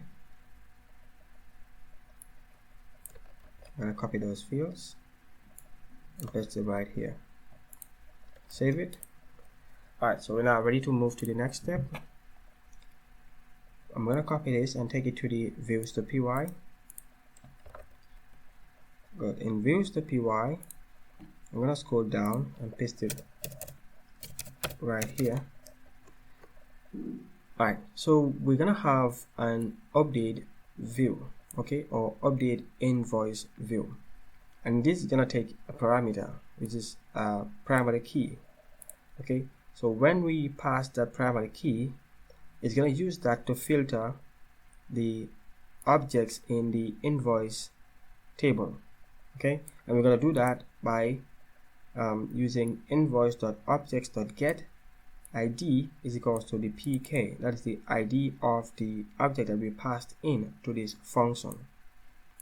Alright, so we're going to set whatever we get from this object into this variable query set. Alright, so now that we have an object into this query set, we're gonna render our form and then display the items or display the content of that query set using the instance equals to query set, the variable there. So that's gonna give us the option to render the objects or the item into the form. Now give us the option to edit it. So we're going to have an if statement, and that is to save whatever adjustment we've made to the data. So if we click on the save button, that's going to create a post request or a post method. Good. So it's going to do a form validation again if all the validations are met. If all these criteria, right now we don't have any validations set, we're going to use the same validations that we have here. I'm going to paste them right here. Okay, so I'm going to use the same validations right here. I might have just used this form to do the update. I just want to show you everything, like all that you need to do the editing of the data. So I'm going to save it. While these validations are all met, or if it passed all the validations, it's going to now do form.save. That is saving the updates. and then redirect us to the list invoice view. That is as what we have in the add invoice.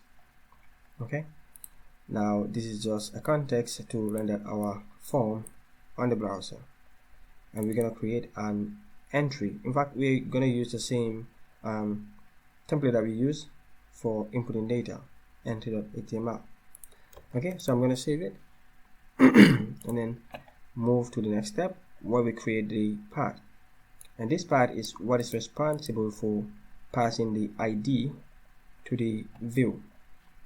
So I'm going to paste this in views.py, or sorry, the urls.py. I'm going to paste it right here. So this the path or the URL, whatever URL that we want to go to. Sorry, the URL will be update invoice / the ID of whatever item we want to update.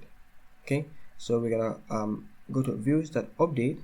Okay, we're gonna look at the views.py file and then run the update view. That is the view that we just created, this one right here. Okay, and we're gonna give it a name as update invoice. I'm gonna save it and test it. I hope the server did not break. Good, so the server is still running. So I'm gonna do the invoice update / an ID. Okay, let's test that. I'm gonna paste this and use an ID of 1. Okay, name invoice form not defined. So we'll have to import that in the in the views.py. Right here we are using this form here, but we've not imported it. We've not imported it here. Okay, I'm gonna import it right here. Invoice update form, and then refresh this page. Alright, so you can see the form was rendered and the items or the data is now inserted in the form. So we can change some of these parameters or values or figures. Okay, and save it again. Good, so you can see that invoice has been updated. Now what is left is to make it clickable.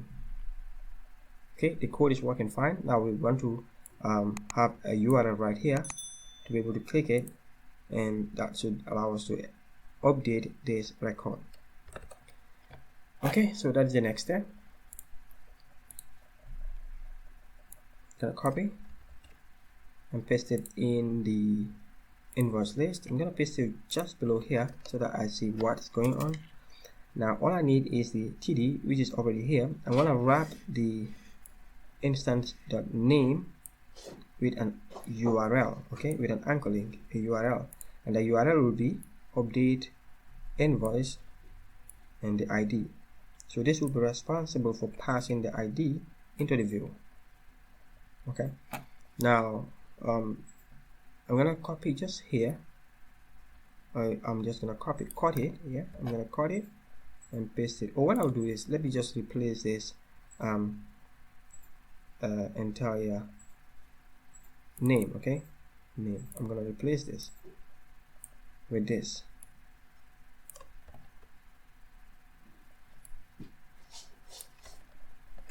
Okay, save it and refresh our app. There you have it. You can see all these are now clickable, and if I hover right here, okay, you can see on the bottom left corner of the screen, you can see the IDs are changing. Okay, now we have update invoice 1, invoice 2, invoice 3. So anyone that I just click, it will be able to give me the option to edit it. Right, so I can edit anything I want to edit and click save. Right, so this is what I want to show you in this video. I hope you enjoy it. If you do, don't forget to click on the like button, click on the subscribe button if you're new to this channel, and if you're subscribed yet, see you in the next video. Hello, welcome back to another episode of the Invoice Management System app. This is video 9, and in this video we're going to be looking at how to delete a data, and the system should prompt us to confirm if we want to actually delete a record or not. If you like our work, you might want to support us on Patreon, link in the description. So I'm going to show you an example of that. This is the app that we were building. So now let's say if you want to delete this first record, where you have a customer name of Lamin, invoice number 2. If I select delete right here, it's going to ask us, are you sure you want to delete? If I click cancel, it will take us back to the list of invoices. Now if I click delete again and select yes this time, you can see the data is actually deleted, right? So this is what we're gonna do in this video. You have the codes right here with all the steps. So you're gonna have step 1, step 2, 3 and 4. It's that simple. So the first step is to create the view in the views.py. Okay, so I'm gonna copy the code for the view and then paste it in our views.py file. I'm gonna scroll down all the way down here and paste the code right here. I'm gonna save it. Now to explain the code, we're gonna have a function that is gonna delete the item. Now that function will have a parameter. It's gonna take the it's gonna accept the primary key of the item we want to delete as a variable. So now if you pass in that ID, it's gonna do a query set. So this is gonna be a variable, and that variable will be equivalent to the query set with a filter of ID. So the ID will be equivalent to whatever ID we passed in here. Okay, the value of the ID we passed in here. So it's gonna do a filter, and it will get the ID of the object we want to delete. That's gonna be supplied by the URL. I'm gonna show you that very soon. Now whatever ID is passed in here is gonna filter this invoice model, and then the object will be assigned to this variable called query set. So it's gonna do an if statement. It requests the method equals post. That is, if we actually click on the yes button, okay, it's now gonna check if we did a post. So if it is equal to post, it's gonna do query set dot delete. So the dot delete is a function that's gonna actually delete whatever is assigned to this variable. Okay, so that's what is deleting the object, and then it's gonna redirect us to the list of invoice URL. Okay, else it's gonna render the invoice, the delete invoice HTML. So I'm gonna move to the next step. Maybe that will make it easier for you to understand. This is where we're gonna create a form, the form that's gonna ask the users if they want to actually delete that object or not. That is gonna be in a template. Right now I have the entry template, the home template, list invoice template, and the nav bar. I'm gonna create another one. I'm gonna use the entry, save it as delete underscore invoice.html. Okay, so I'm gonna replace the form with the one I just copied. Okay, this code right here. I'm gonna delete this form from here all the way down here. I'm gonna paste in the code that I copied, set the indentation properly. Okay, so now the form is what is gonna ask the users, okay, if they want to delete. Now we're gonna have a h1 tag right here. This is our regular CSRF token that is needed for all form processes. Now the h1 tag is where we're gonna put are you so you want to delete. Okay, so it's gonna be in an h1 tag. Then we're gonna have an input class. Okay, the button will be a bootstrap class, btn danger, that is the red button right there. And we're gonna have a type of submit and the value of yes. So this is the yes that I showed you when I was doing the demo of the delete. And then we're gonna have another one, but that's gonna be an anchor tag with a URL of list invoice. So that is where if you click cancel, where it is gonna redirect you to. Okay, so that will simulate our cancel button, and this will be our yes button. So if we click yes, this is gonna trigger a post method or a post a post method of the form. So this will trigger this post request right here. Okay, so that's what this is listening to, this view. Now I'm gonna move to the next step, that is the URL part. I'm gonna copy this and then paste it right here in views.py, sorry, the urls.py. So the delete button right here needs an ID. Okay, this is what is actually passing the ID to the delete view. Okay, the delete view right here. So it is gonna be very similar to the update URL, but this time we're gonna be initiating delete instead of doing an update. So if you look at the URL pattern, they are exactly the same, but running different views. Okay, the update is running the update view, while the delete is doing or triggering the delete invoice view. Okay, so I'm gonna save it, and the URL pattern will be like delete underscore invoice slash then the ID. Alright, now to be able to know the ID that's gonna be replaced, or that's gonna be put right in here, that's where we will need the anchor tag, and that's gonna be the next step. So this anchor tag right here at step number 4 will be in the list invoice view. I'm gonna add one more, like if I come back to the app,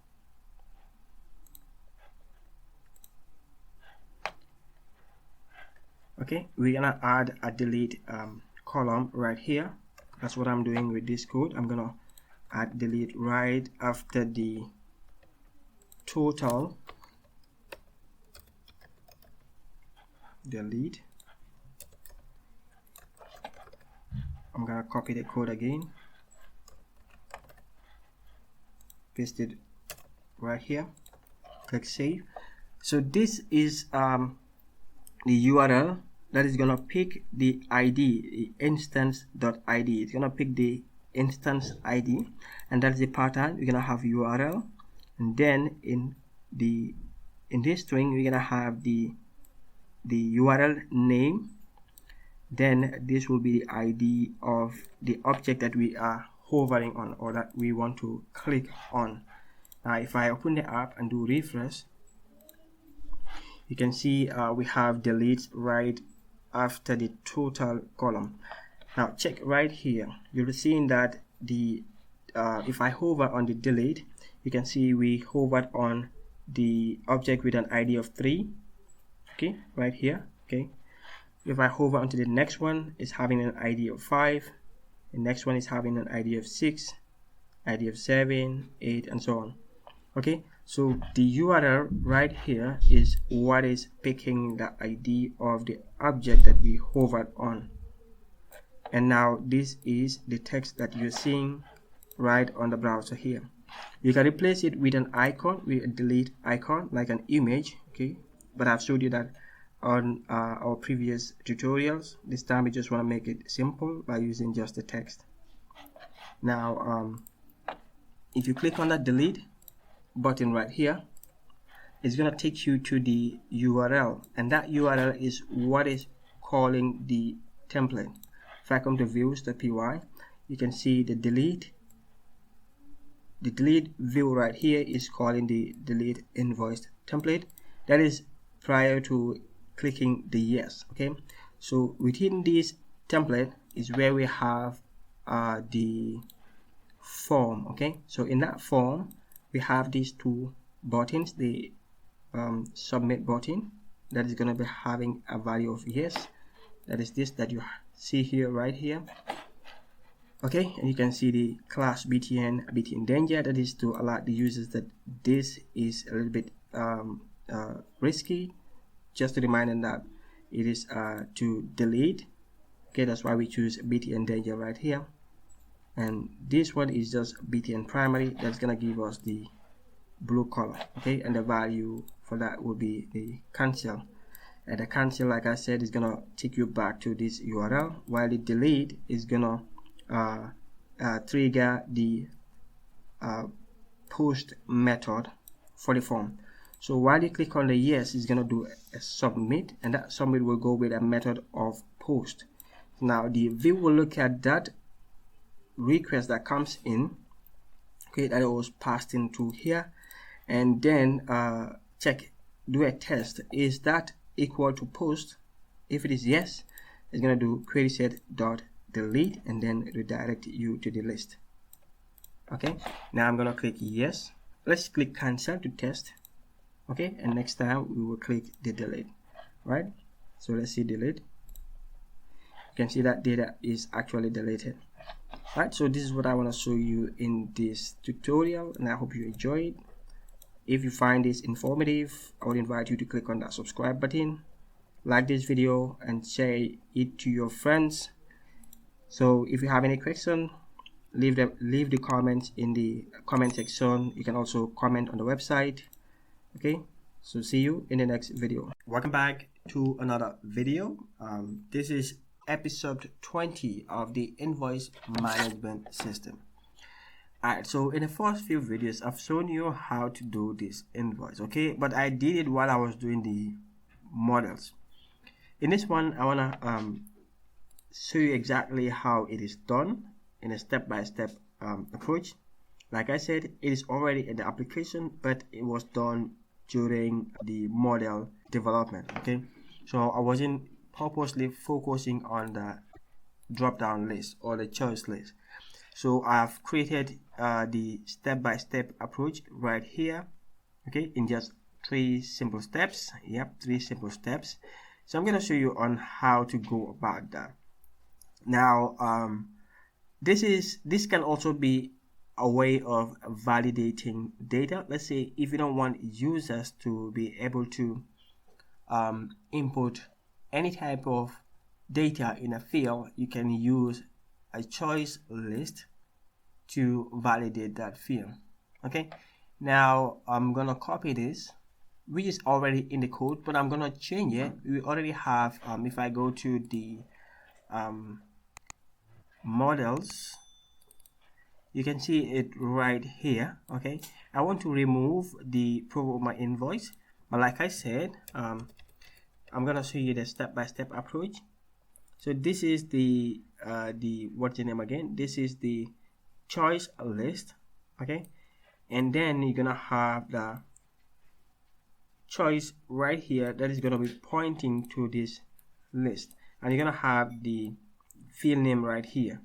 Okay, so that's exactly what I have in this code. Right now, after doing this, let's say if your application wasn't having this choice list, after doing these 2 fields or this field, you're gonna save it and then do make migrations. You're gonna do make migrations and then do migrate. Right, so that's what I'm gonna do right here. Since I've updated the list, I'm gonna do Python manage.py, make migrations, and then I'm gonna do migrate. Okay, so this is all you need to do. Then next will be to have a form or have it listed in the fields of your form. We also have it right here. If I open forms.py, you can see I have invoice type somewhere right here. Yeah, you can see it is right here. So make sure you have that, and you can also have it in your update class or your update form, okay, which I already have here. Good. Now those are the only steps that you need to do to be able to do a drop-down list. Okay, Django call it choice list. Okay, so right after doing that, you can check on your application again. I'm gonna do refresh. Oh, I needed to run the server. Run server. Okay, right after doing that, you can check your server to make sure that you have the drop-down list right there. Okay, I've also you can also do this drop down list using the foreign key field. Okay, but this tutorial or this project doesn't have that module or doesn't have that in this field, so I'm not gonna be showing you that. You can also refer to the stock management system project that we already cover, which have in-depth explanation on how to do the foreign key field. Okay, now that is all I want to show you in this tutorial. Okay, like I said, it was already on the application, but I think I kind of brushed it through, and some were not fully aware on how to go about that. So I figured it would be important to have a full or its own blog and its own video, so that if you want to focus on only the choice list, you will know exactly how to do it. Okay, so I hope you enjoyed this tutorial. Don't forget to subscribe if you're new to this channel, and if you have any questions, drop them in the comments, or you can drop them on the website itself. We also have a Patreon link. If you want to consider supporting us, you can sign up for any of these profiles that we have there. So as in a way of saying thank you, we will provide you the full source code of every single project that we are doing. Okay, so see you in the next video. And in this one, we're gonna be adding the notification section of the app. Alright, so we want the users of the app to be notified of the actions they've taken on the app.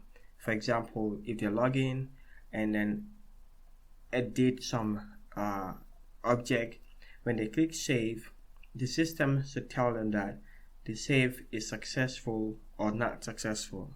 If they delete something, it should tell them that it is successful or not successful. Alright, so that is what we have to do for the invoice management system app. Like previously, or how we do it, every single code is right here on the blog side. All you need to do is to copy and paste. Good. Now the first step is to go to the views.py file and import django.contrib. We're gonna import messages from django.contrib. Okay, so this is a built-in feature in Django. All you need to do is to activate it and then add it to the view that will run the message, and that will be listed out or rendered out on the template. Alright, so let's head over to the text editor, and I'm using Sublime for that. Good. So I'm gonna look for the views.py file that is right here. So right above here is where I'm gonna import it. Okay, so we're gonna do from Django contrib import messages. I'm gonna paste it right here, save it. Okay, now I'm gonna move down to the message itself. So now there are multiple different types of functions that you can use here. Okay, so what I'm gonna use for this example is the success call. Okay, this is what I'm gonna do. Now you can also do errors, you can do info, and so on. Now I'm gonna copy this code. Okay, and then I'm gonna paste it right here. Let's see. Okay, I'm gonna do it in the add invoice form. Let me show you what I want to do with this. I'm gonna activate the application.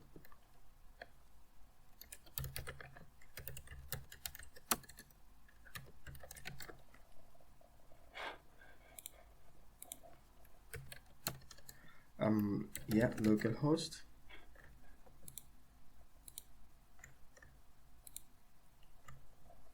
Good. So let's say I am adding an invoice. If I input all these details, let me just skip that. I don't want to have an error. I'm gonna use that as the name. You have the phone number right here. You have laptop, quantity 1, unit price 1. Let's say 50. Total will be 50. I'm gonna choose let's say this is an invoice. I'm gonna put 50 here. Very soon we'll cover these calculations because we are almost at the end of this tutorial. So I'm gonna click save. Good. So you can see the object is saved. If I scroll down, right here, you can see it is saved, but we don't know whether it was saved. The application did not tell us anything whether it was saved or not. So we want to pop up a small notification right above here to let us know that this action has been saved successfully. Okay, so now that is what I want to do. Okay, so there are two things you need to understand here: which view is gonna trigger the message and which template is gonna display the message. Okay, so triggering the message or sending the message, or let's say generating the message, will be from the saved button or from the saved view right here. I click back. So right here, if I click save, this is where the message will be created, and because we are redirecting the users to the list page when we click on the save, so we want the message to be displayed on the list page. I hope we get that clearly. Okay, now I'm gonna scroll down. Let's say, for the add invoice, right after you click on the save, right after the clicking of the save button, this is where I'm gonna paste the message. Okay, so the if statement will look for the validations. If it is validated, it's gonna save the form. That is this form right here. It's gonna save it, and after saving it, okay, it's gonna create this message for us. Okay, like I said, is a built-in Django functions. Now this is the message that will be displayed to the users. Okay, and I am gonna use success. I'm gonna show you why. Okay, you can use any kind of let's say I've been using success, error, and info, but most of the time I only use success and error. Error will be like, if this is not validated, then it will send us an error message. Or let's say if a certain criteria is not met, then it will give us an error message. Okay, I believe I showed you that on one of my previous tutorial, especially the stock management system. You can check on that. If not, I will do another tutorial very soon that will cover all that as well. Now so that is the message. I'm gonna click save. Okay, it's gonna create a message. Okay, then redirect you to the list invoice page. So on the list invoice, since that's where we're gonna be redirected to, that's where I want the message to be displayed. Good, so I'm gonna save that, and the next code right here is actually what is gonna be picking that message and display it on the browser. So you're gonna be pasting this where you are being redirected to. Okay, if you have been redirected to the list page, paste that on the list template. If you're gonna be redirecting the users back to this page, the add invoice page, you're gonna be pasting it right here. Okay, so first let me just put it at the list invoice page, and then I'm gonna put it back here so that you see the difference. In fact, there's no difference, but just for you to understand it better. Now I'm gonna go to the list invoice page right above here. Let's say okay, I want to paste it right above the home, or the list, or the anchor, or the buttons. I couldn't say this, but right above the button is where I'm gonna paste it. Let's say okay, you have the nav bar here. All these I have to put it right below the nav bar. So let's see here. Okay, I'm just gonna put it here. Good. So for this is gonna be an if statement. If messages, that is, it's gonna create this HTML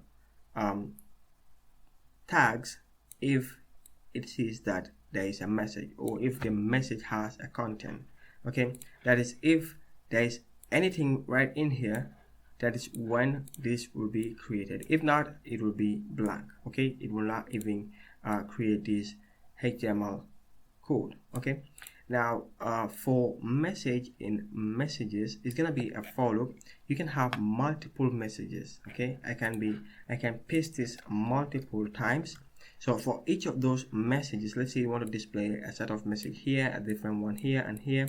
So it's gonna do a for loop. Okay, for message in messages, okay, it's gonna create a list, okay, and say message dot tag.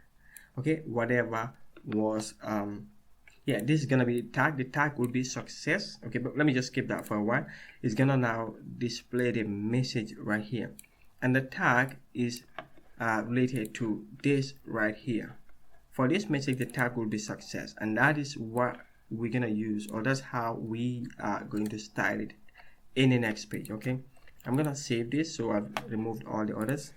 Okay, I'm gonna save it, and then okay, try to save this. You're gonna see what will happen. I'm gonna click save. You can see it right here, successfully saved. Okay, and it was pasted below the title. Now if I check, you can see the title here and the message is right here. Okay, now that's what I'm gonna show you in this. Now this is what we have here, but let me also show you how to make it display in the entry page. That is, if you want to keep the users right here, you will also want to display the message here. So with that, you just have to add it right here in the entry page. I'm gonna put it right here as well. Oh, sorry, not this one. I'm gonna copy that and paste it here. Okay, we're gonna save it. Now with that, I'll have to remove the redirect so that you see how it works. Okay, I'm gonna do redirect. I'm gonna remove it. Let's see, I'm gonna add number 23 here. I'm gonna click save. You can see it right here as well. Now we want to style this. Okay, we want to make it look a bit better. You don't want just to have a text like this. In fact, it's a little bit difficult to see it. That's why I have the next line here.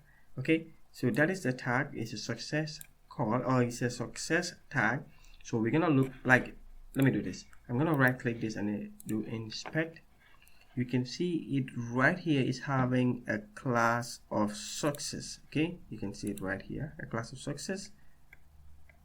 Okay, good. So that is how I know what class to style in CSS. So if I use error, I'll have a tag of error, and if I have info, I'll have a class of info right there. Okay, so I'm gonna open the CSS file that is available right where here, right here. Okay, I'm gonna paste that code here. Sorry, I have to copy this again. Okay, and paste it here, save it. You can choose your styles and design and everything, the colors and so on.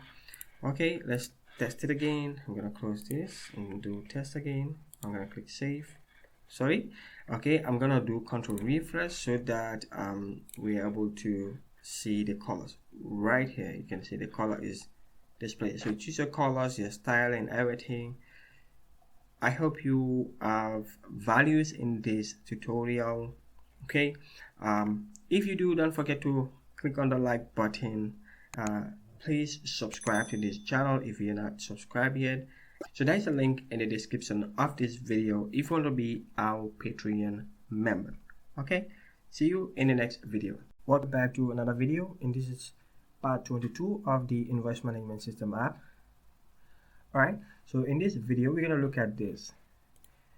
In the demo app, like I showed you, you have these recent invoices. Okay, it's going to list out 6 recent invoices that you have in the system, and right here is going to show you all the invoice, like the total invoice number. Okay, so this is what we want to accomplish in this video. If you find any values in the work that we're doing, you might want to consider supporting us on Patreon. I'm going to leave the link in the description below. I have the codes right here, and that's a sample of it right here. Okay, so we will do this in 4 simple steps. The first step is to have a total invoice variable. Okay, so that's gonna do the counting of whatever is in your invoice object. So I'm gonna copy this and paste it in the view. Let's open our view, and we have it right here in the right here. If you look at the demo app, the recent invoices is in the invoice create template. So this is why we import the invoices into the app. So that's where we want to display the recent invoices. All right, now I'm going to go to the view, the invoice add or invoice create view. Okay, that's right here, add invoice view.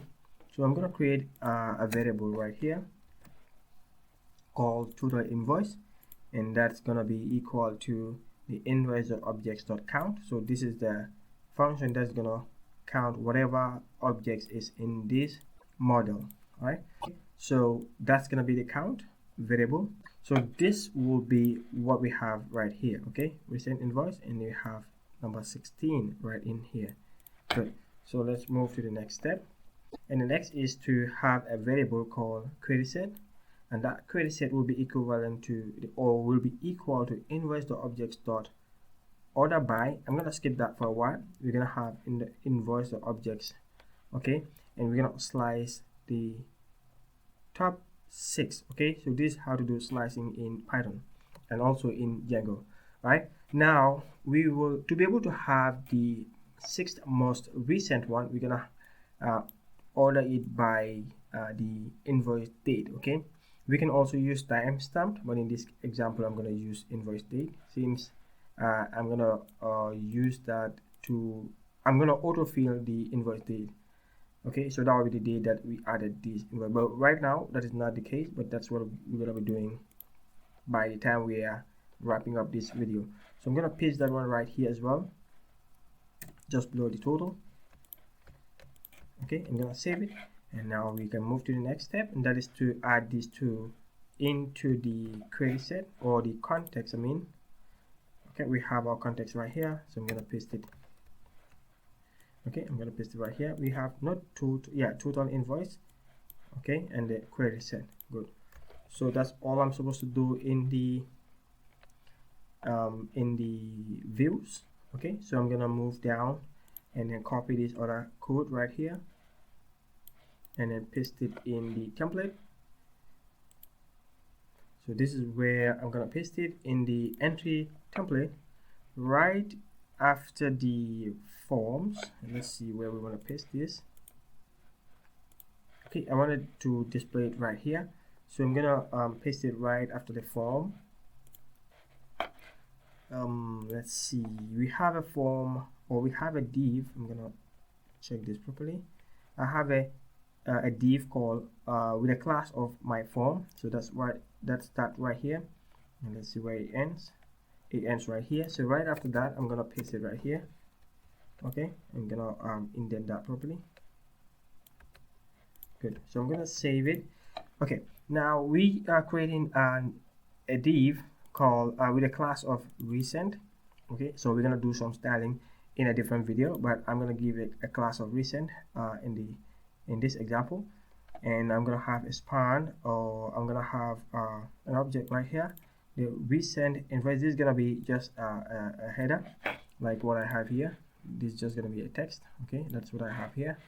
Then you're gonna have on the same line, that's why I'm using span. On the same line, I'm gonna have the variable total invoice, so that's gonna be the number 16 just beside the recent invoice. Okay, then we're gonna do a query set, or we're gonna do a for loop. I mean, for instance, in the query set, that is the for instance in this query set. Okay, then it's gonna list out all the invoices. Okay, because we have 6, we're gonna have 6. Okay, because we are slicing this to just 6, it's gonna list out only the last or the most recent 6 invoices. Okay, so it's gonna do a for loop, okay, for instance in the query set. Then it's gonna give us the name of that instance. So we have instance name. We're also gonna have the instance dot invoice date, and we have the instance dot total. So those are the 3 that we see here. The name, the invoice date, and also the total. Good. Okay, let's save it and see what we get on the browser. Okay, I have to, let's see, what error do we have? Page not found. Oh, sorry, I have to just stop this other server and run the other one.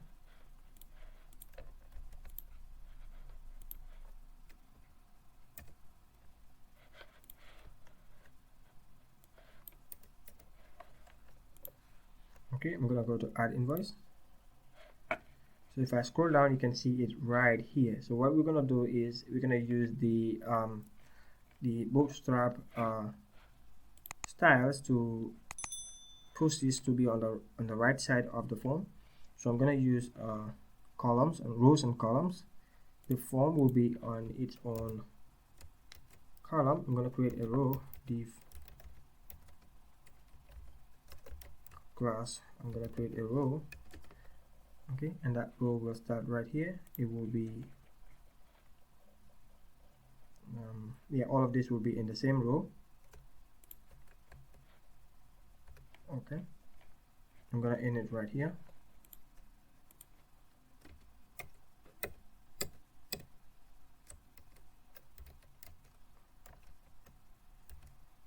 I'm gonna end the I'm gonna end the div right here, the div class, the class row. Yeah, let's see if it is indented properly. Good. So the first section, the form right here, all this form will be in one column. So we're gonna create a column for it.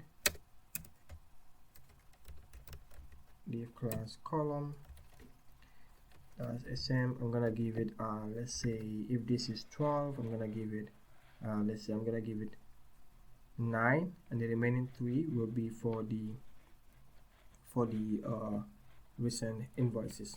Okay, so I'm gonna give this 9, and I'm gonna end it right here.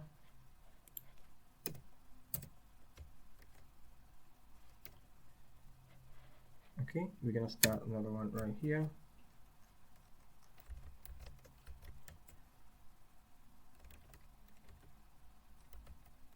I'm gonna give it 3.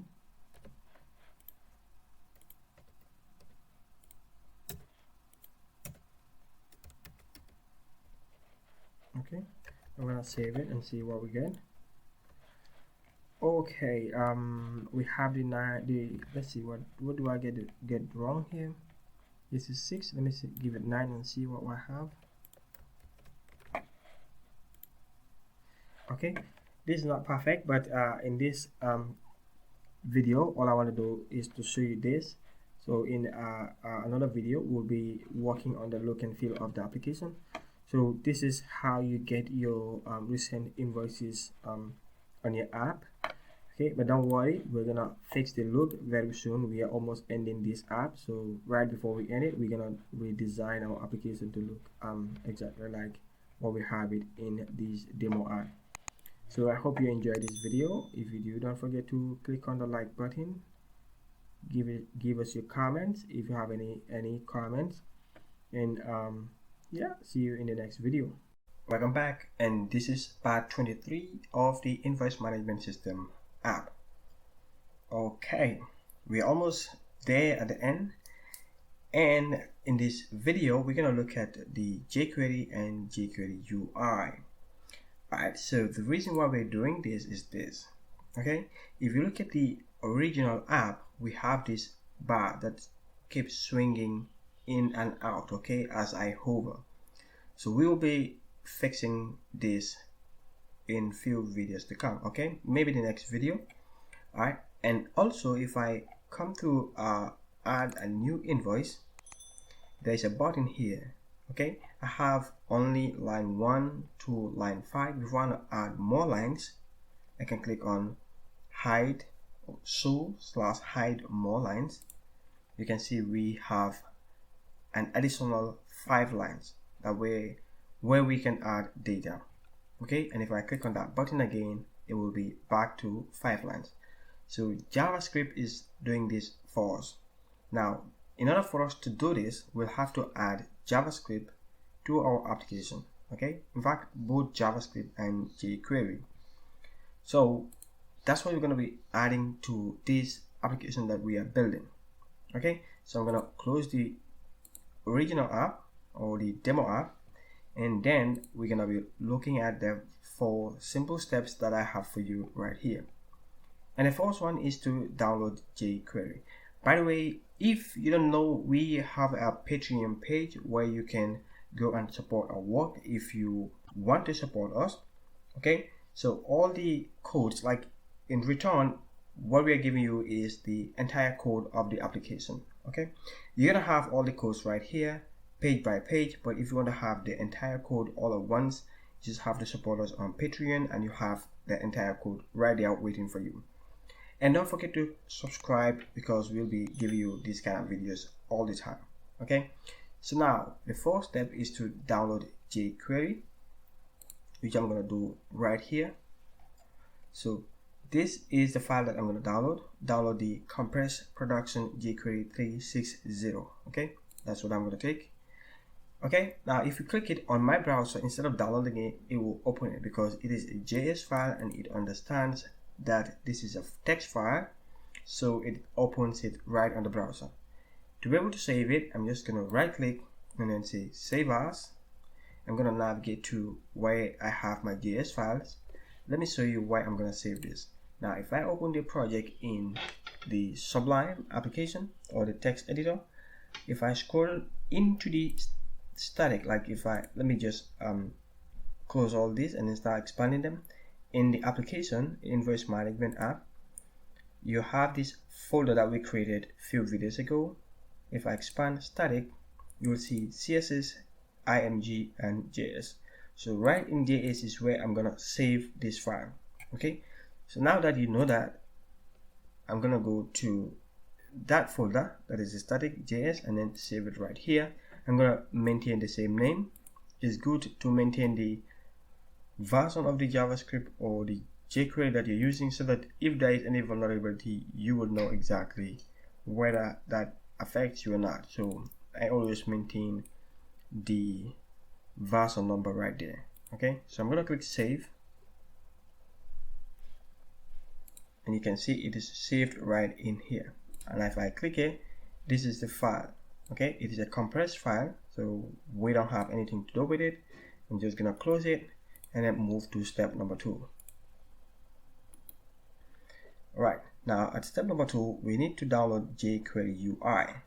Alright, so jQuery UI is the one that does the fun stuff with just few lines of code. You can do almost the same with the JavaScript, but jQuery helps you do it with just few lines of code, and it depends on JavaScript to be able to do all that. So we've had the JavaScript in the application, not yet configured, but right there as a file. Alright, now I'm going to click on this link and download jQuery UI as well. Right here on the right side, I'm going to download the stable version 1.12.1. Okay, that's what I'm going to download. Great.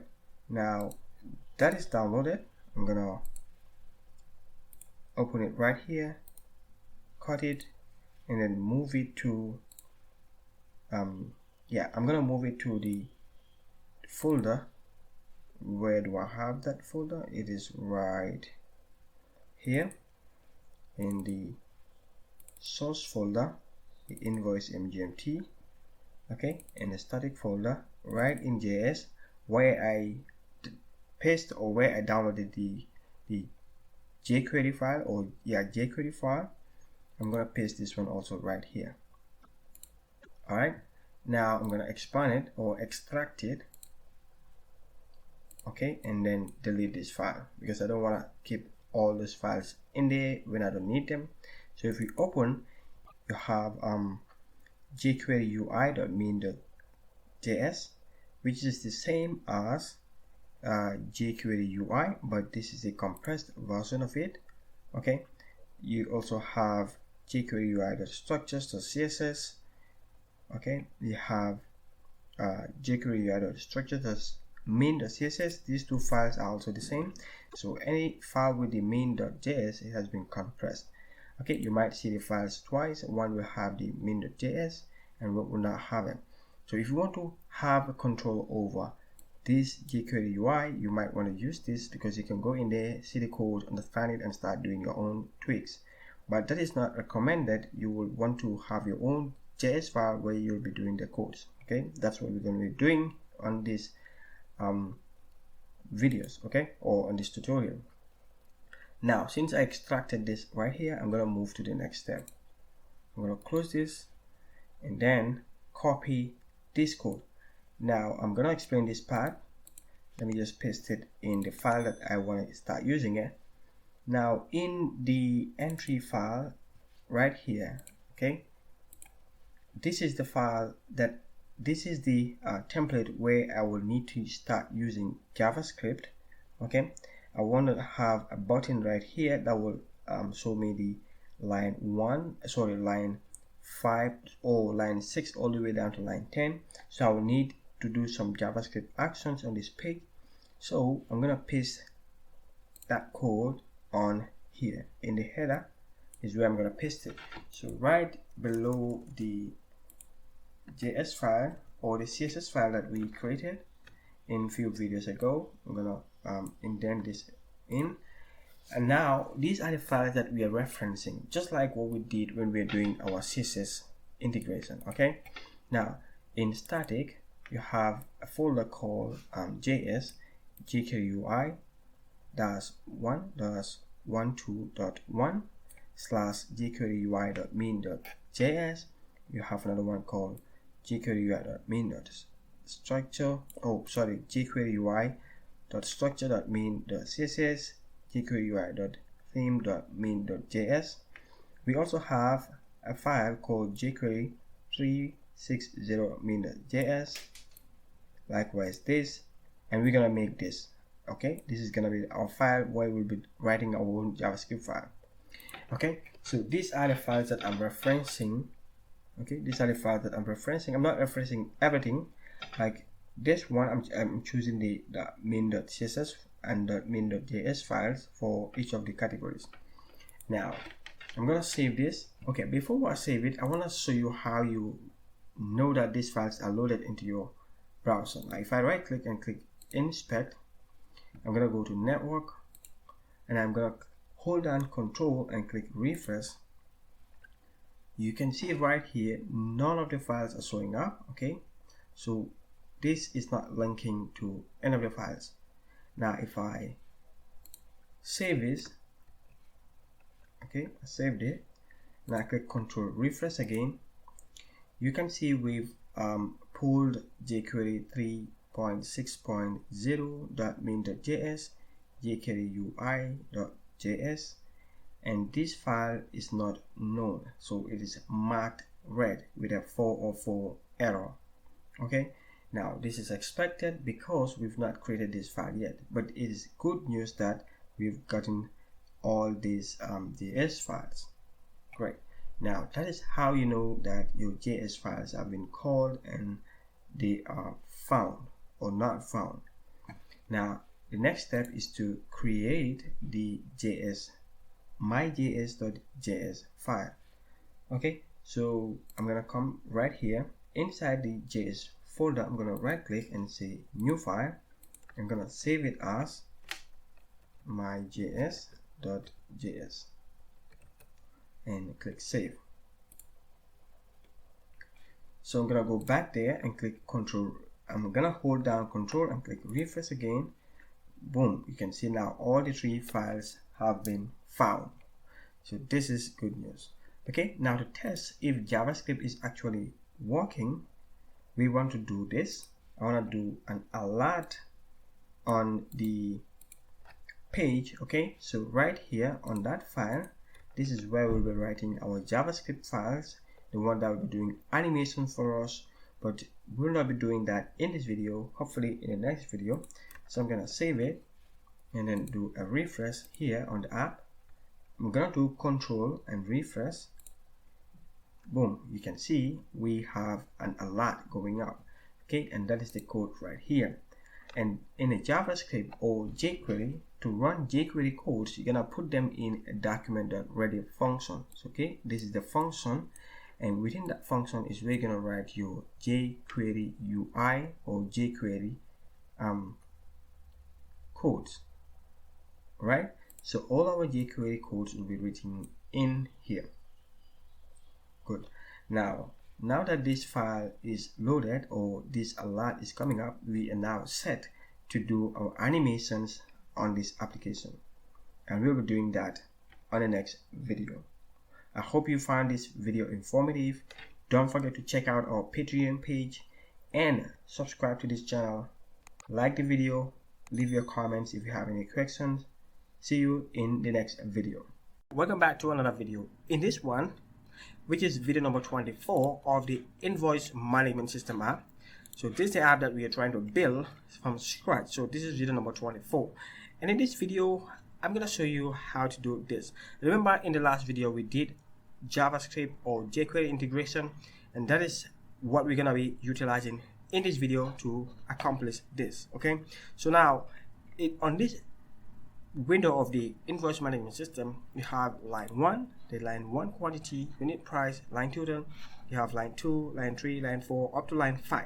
So what if the user want to add more lines to this invoice, let's say up to line 10, or let's say up to line 7, there is this button right here, show/hide more lines. If I click on that, okay, you can see line 6 all the way down to line 7 is revealed. Okay, and if I click on it again, it's gonna hide line 6 all the way down to line 10. So this is to make the user interface very clean, very short. You don't have to scroll all the way down unless if you are, or if it is necessary. Good. So if you enjoy videos like this, you might consider subscribing to our channel and leaving us a comment if you have any question. Now before you go, I'm glad to inform you that we have a Patreon page. If you are interested in giving us some support, you might head over to patreon.com/Pagi. So there you can support us to be able to do a lot of these kind of videos. So all that said, I have the course right here, and I'm going to take you through all this step, and believe me, it's going to be a very simple video. All right, so on our application we have line 1 and line 2. Okay, so those are the two that I showed you how to add on the entry or add invoice page. Good. So we're gonna be adding more lines up to line 10, but our model is already prepared for all the way up to line 5. Okay, but in the forms we also have line 1, line 2. Yeah, in the forms we only have line 1 and line 2. So I'm gonna add the 3 extra lines. I'm just gonna copy this down here, paste it. I'm gonna change this to line 3. So I'm gonna be going through this fast because I've already shown you how to do this. Great. I'm gonna do this, make this line 4.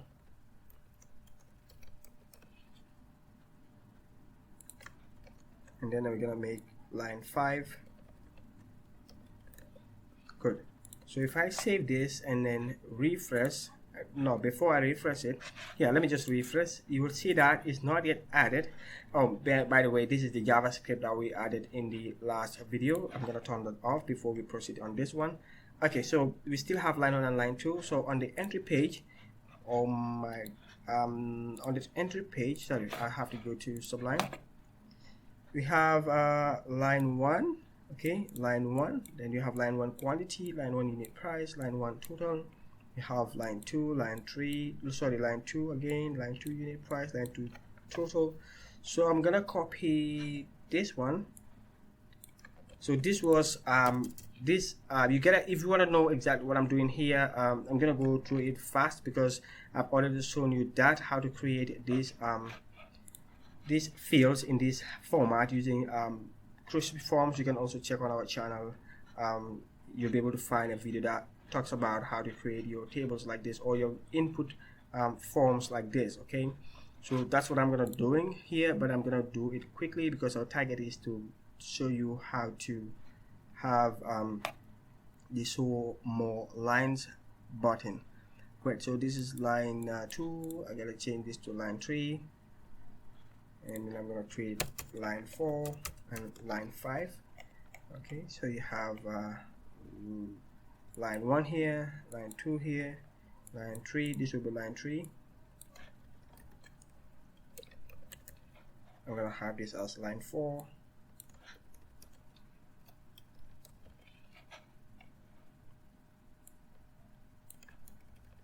And line 5. Good. So when I save it and refresh the app, you should have all the way up to line 5. Great. So you have line 1, line 2, line 3, line 4, and line 5. Now we are getting into the video. So now to create line 5 all the way line to up to line 10, that's this model here. In fact, what you can do if you not get what we're doing on that channel, you see this line 1, then you have line 1 quantity, line 1 unit price, line 1 total price, then you have line 2 quantity, line 2 unit price, line 2 total price. That's exactly what I'm gonna do for line 6, 7, 8, 9, and 10. So that is the code I have right here. Though it's kind of messed up, I'll have to find a better way of showing you these codes on my site. But anyways, it's able to do the job. Let's just stick to that for now. Copy that. I'm gonna paste it right after line 5. Yeah, so I have line 6, 7, 8, 9, and 10. So right after pasting that, you gotta do make migrations and migrate. Okay, so you can see it has created line 8. In fact, it has just mixed it all up, but anyway, so you can do like make migrations and then migrate. So while it is doing the migration, we're gonna switch over to the next step, which is to create to add these new fields into our form. Okay, so I'm gonna copy that and then go to forms to py. So we have line 1, line 2, yeah, line 3, line 4, line 5. Right after line 5, I'm gonna paste it here. So we have line 6, 7, 8, 9, and 10. Okay, so let's check if this is doing the job. Good. So I have to run the server now. Okay, and then save this. Okay, so now by saving that, based on the technique we're gonna use, we are using to display this, if our refresh is not coming up, the line 5, no, sorry, line 6, 7, all the way down to line 10 is not coming up because we have to display them right here in the entry form. Okay, so we gotta do the this is line 5. I'm gonna copy this. Oh, I already have it, so I'm gonna just copy it from the site so that's easier for you to paste or to copy and paste. You have line 5, you have line 6, you have 7, 8, 8, yep, 9, and 10. Okay, so we just copy that. Okay, and then paste it right after line 5. Good. I have to indent that.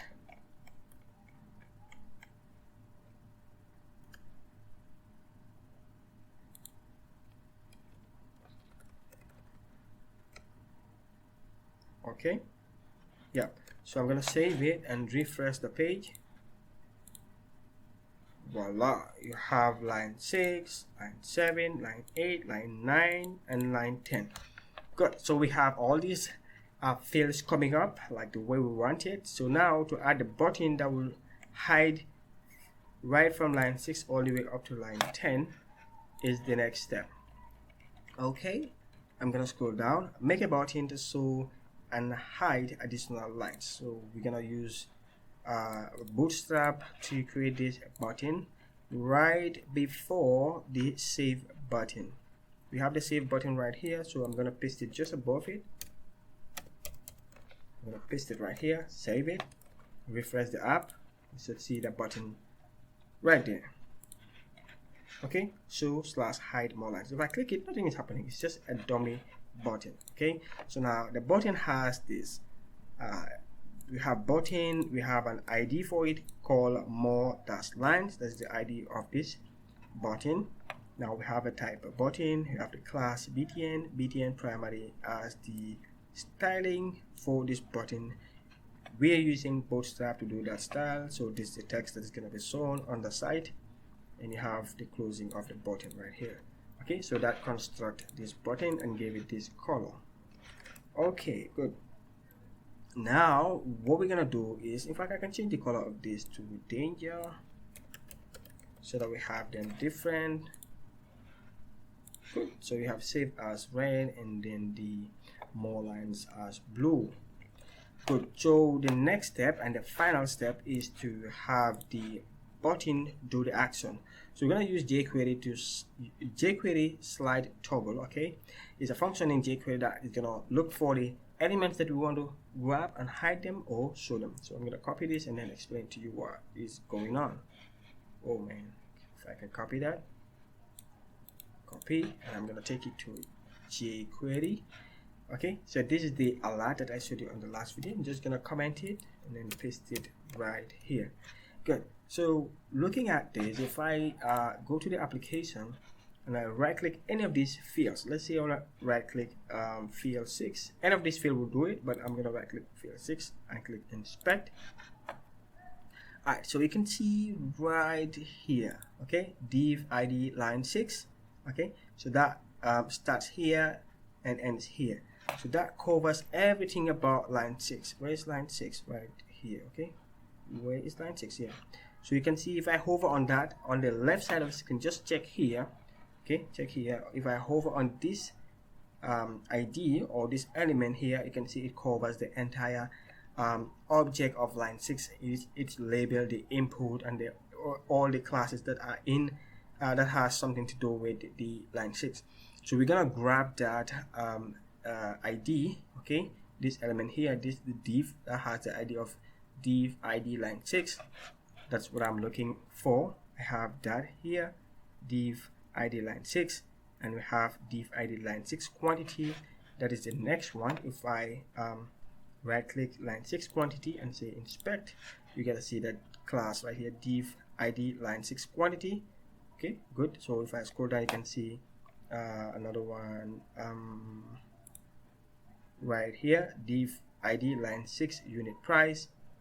We can go further. You can see div ID line 6 total price. So that's how I am able to get all of these classes that I want to hide: line 6 quantity, div ID line 6 unit price, div ID line 6 total price, and then I will move to line 7 and repeat the same. Div ID line 7, then div ID line 7 quantity. I'm gonna scroll. I have div ID line 7 unit price and so on. So I went all the way to div line 10. Okay, you can see line 10 here, and then I added this dot hide. So this is how to do jQuery hide. So it's gonna look for all of these IDs and hide them once the JavaScript file is loaded. So this is not within any executable function, not any action function. It is in the main document.ready function. Okay, if you know jQuery, so anything that is within this main function that starts right there and ends right here is gonna run automatically. So you can see this will be run as the page is loaded. I'm gonna hide this, okay, and save it. If I refresh this page, I'm gonna close this. If I refresh this page, you can see it has automatically hidden all this. Well, I don't know why this file is coming out. We're gonna check it, but now you can see it has hidden all the others. Let's see why line 6 is coming up or line 5 is coming up twice. Probably it's gonna be right here. We have line 10 here, line 9, line 8, line 7, line 6, line 5, and 5 here. So this is why we have that line 5 twice. So I'm gonna delete it. Refresh the page. You should have only one line 5. Good. So we have line 1, 2, 3, 4, and 5. all the others are hidden. They're right there, but hidden by JavaScript or by jQuery. Now, to unhide them, we're gonna go back to the same JavaScript file and then say, okay, if we click this, if you click the element with this ID has more lines, this is the ID name. So once that is clicked, it's gonna execute this function. Okay, on click, look for this and toggle with these milliseconds. Okay, in 200 milliseconds is gonna toggle. So we can say show. Okay, since we used hide right here, I can decide to put show here. Okay, I can do show. Okay, but when I do that, it's gonna be only revealing it. And if I click that button again, the more line button again, by the way, that is the line here. If I right click and do inspect, you can see the idea of that is more lines. If I click it, if I only use show, it's gonna display it, but it's not gonna hide and display it all at the same time. So that is the reason we said toggle. Okay, slide toggle. So toggle will turn it on or hide it and unhide it. You can do both function, and it's gonna take 200 milliseconds to toggle it on or off. So that will create that slide effect that you see. Okay, so if I save it and I click and I'm gonna refresh, control refresh to be sure that the file is loaded. If I click, you can see it is sliding in and out. So that is the toggle and the 200 milliseconds right there. If I click it again, you can see that sliding effect. So if I change that to 0 and all of them, I'm gonna select this and set 0 right here. It's just gonna be very quick. We don't want it to happen like that. You can see it's just on, off, on, off. Okay, so we want it to look a little bit, fancy. We want to act as if we built something really crazy. Great. So if I click on that, you can see how nicely it is sliding in and out, in. I hope you enjoyed that. That's all I have for you in this video. I hope you really learned something. By the way, don't forget, if you are interested in helping us on doing these videos more and more, you can head over to Patreon and support us right there. Great. So that's what I want to show you. I guess that's all. Yeah, in fact, that's your Patreon page. Let me show you what that looks like. Yeah, today I'm gonna show you how our Patreon page looks like. We have 2 Patreons. Thank you for all the support. If you wanna join these 2 people and give us more support, you are highly welcome. And you can see we have all the source codes of the entire application that we are teaching on YouTube, okay, and on our website. So I believe we've covered a lot in this video. So I'm gonna say thanks for viewing and see you in the next video. Hi, welcome back to another episode of the Invoice Management System app. In this video, we're gonna look at something really cool. Let me show you. If I'm adding an invoice to the application, for example, I have line 1 as, let me just start from here. We have the customer name as Abaji, and you have the phone number, you have the invoice date. Good. So let's say we have line 1 as mouse. Okay, the quantity is 10 and the unit price. So pay attention to this. You see we have line total right here and currently is at 0. So when I type 10, or let's say we type 100, so automatically this is filled. It is automatically filled, and it's filled as I am typing. So if I adjust this to 15, look right here as I'm typing, you can see it is automatically adjusting, and that is exactly what is happening right here. Okay, so this number, this other one right here, is the total of all the lines. So when I switch down to the next one, let's say keyboard, okay, we have a quantity as 5. Now right after I type the unit price, you can see this field will be added to this, it will now create a total of 1,800. so whether I am typing on this field or this field, the calculation will be done automatically. Good. So this is what we want to do on this video, or in this video. You have a course right here as usual. Everything is in this blog post, and it's gonna be very simple once we go through it. If you like our work, you might want to support us on Patreon by going to patreon.com/abaji and subscribe to help us do more of these kind of videos. So in return, we can give you all the source code of every single software or every single application that we are building, the entire source code. Yeah, though you can have the source code on our website, but if you want to have a full bundle of the source code, you can have them here. Alright, so I'm gonna open Sublime. We're gonna be pasting everything right here. So most of the job will be on JavaScript. So I'm gonna open JavaScript, and right within this documented ready function is where I'm gonna paste the code. Alright, so I'm gonna take everything and paste it, then explain what is going on. It's a bit of code, but once we go through it, you'll see that it is a very simple technique. Okay, so this is the function that was doing what again? Yeah, that was doing hiding and unhiding of our fields.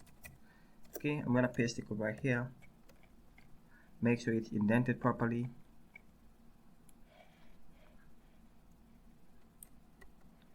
Okay, now from here you can see if I do an inspect element, I'm gonna open our application. Let me stop this one and open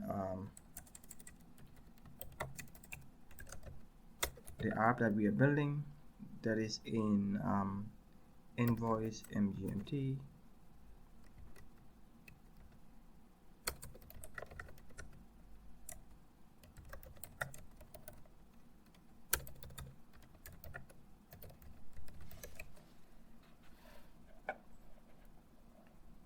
Alright, so I'm gonna refresh the page. I know the application is still looking ugly, but very soon we're gonna start designing the look and feel of this app. Okay, now if I go to list of app, or let's say if I go to add invoice. Alright, so if you look at line 1, you have line 1 right here, you have quantity and unit price. If I inspect the quantity, you have ID line 1 quantity, and you also have the unit price before the total. If I right click the unit price and click inspect, you have ID line 1 unit price. Okay, so likewise line 2, yeah, line 2, and that's the quantity for line 2. If I close this, you have line 2 right here, you have quantity and unit price. So if I inspect the quantity for line 2, you have ID line 2 quantity and ID line 2 unit price. So it's gonna go like that until you get to ID line 1 line 10 unit price and ID line 10 quantity. So those are the fields that I captured in this line. Okay, you can see you have ID line 1 quantity, ID line 1 unit price.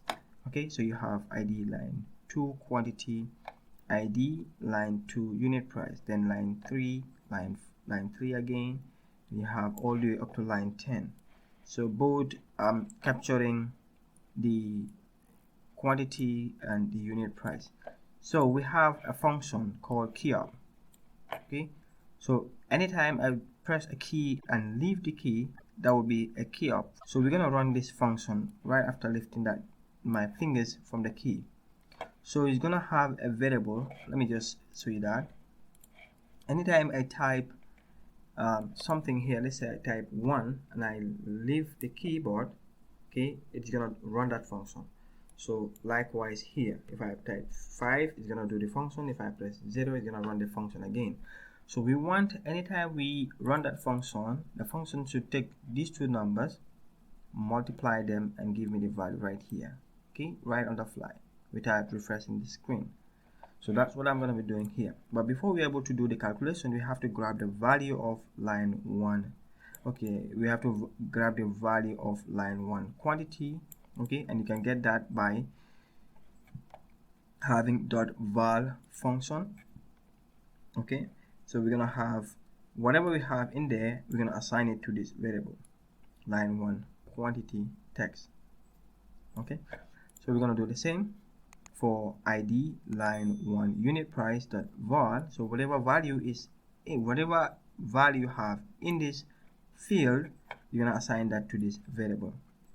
Okay, so the function is gonna do that once we release a key. Okay, so right at that moment, okay, it's gonna have another variable line 1 total. So that will be equal to whatever you have in this variable times whatever is in this other variable. So that's what we have here, line 1 quantity text times or multiplied by line 1 unit price text. So that will give you whatever you have there will be assigned to this. So the same will be done for line 2, line 2, yeah, line 2 here, line 3, all the way down to line 10. So on the fly, it will be calculating all that. Okay, so if I'm gonna save it and then show you that. I'm gonna save that, double or control refresh the screen. So we're gonna test this. I'm gonna type 10. So it will be 10 times 0, you have 0. So if I put 1 here, we expect to see 10 here automatically. Okay, now the same will be done here. If I type 30 and I switch here, I put 3, you can see 90. So if I put 0, you can see 900. So this is what we are able to do with these lines of code. Okay, now right at that moment, you can see the total is also being calculated. Okay, but I didn't show you that yet, so let's do that next. Now, since you understand everything that is going down here, at least I hope you understand. Now we are looking at the total. Okay, we want to do a total. We have a variable total. Okay, and that total will be equivalent to line 10 plus whatever is in this variable, that one. So the total for each of those lines. So you can see we have line 1 total plus line 2 total plus line 3 total plus line 4 total, all the way down to line 10 total. Okay, so it's going to take all that, add them up, and then assign it to this variable. Now right here, this would have just used this as a variable, but what actually put it in that field is this. Okay, so each of these field right here, each of these line totals have an ID. Okay, so I just right clicked the ID, I just right clicked the total for line 4, so you can see you have a total of ID or an ID of ID line 4 total. Okay, so if I check the one for line 1, you have line 1 here, quantity, unit price, line total. If I right click and click inspect, you can see ID line 1 total price is the ID for that particular field. In fact, no, I have to look for the actual field. Okay, for the field itself, like this is the field, I'm going to inspect that, and you have line 1 total price. Okay, that's the ID. Sorry, the ID is right here. Okay, ID line 1 total price. So if I switch over here, you can see for that ID I want to set a value. Okay, now the value will be, this is gonna give you the value. It's gonna take whatever you have in line 1 total, that is right here, this variable is gonna take that, okay, and set it as the value of this field. Likewise line 2, line 3, all the way down to line 10. So each of these variables will be inserted in this in the field with this particular ID. Okay, the same will be done for the total. So it's going to look at the value of this total or this variable, okay, and then insert it in the total field, or the field with the ID of total or ID total. So that's how I'm able to grab all of this data and then automatically do the calculation using JavaScript or jQuery in this case. So I hope you understand what is going on here. and with that you'll be able to autofill all this data, and if you click save, it will actually save these numbers into your database. So I hope you find this informative. If you do, don't forget to like this video, subscribe if you are a new member. If you are interested in our work, you might want to support us on Patreon by going to patreon.com/Baji and become our Patreon. So with that said, see you in the next section or the next video. Welcome back to another video. This is number 26, and in this video we are looking at the design of the site. We're going to change the site from looking like this into this. I believe this is much better, and the users of the application will be much happier to work on an application that looks like this than this, with all the menus thrown up everywhere on the application. Okay, so this is gonna be our new look. Okay, we're gonna be working mainly on the HTML and the CSS of the site. I'm not a CSS expert, but I'm just trying.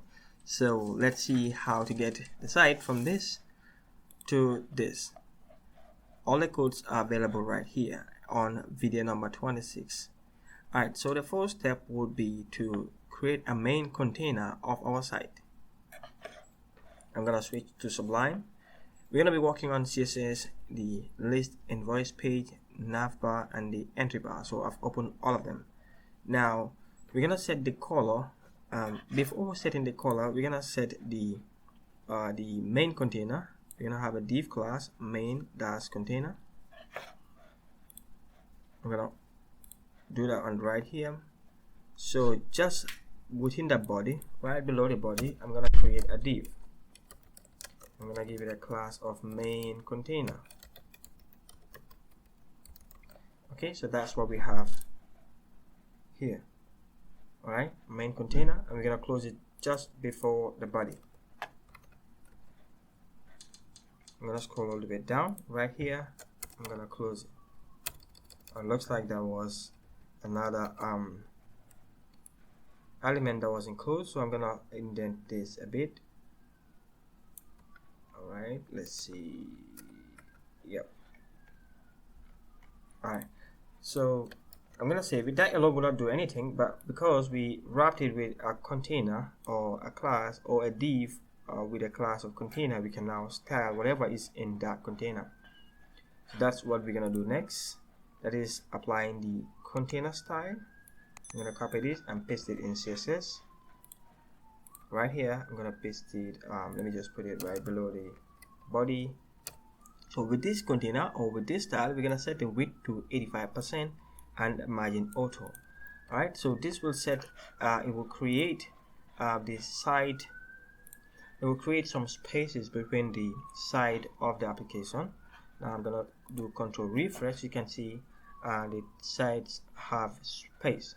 Okay, and the auto, the margin auto, if I comment it, you can see the side will be shifted to only one side. So margin auto will set the side to be centered.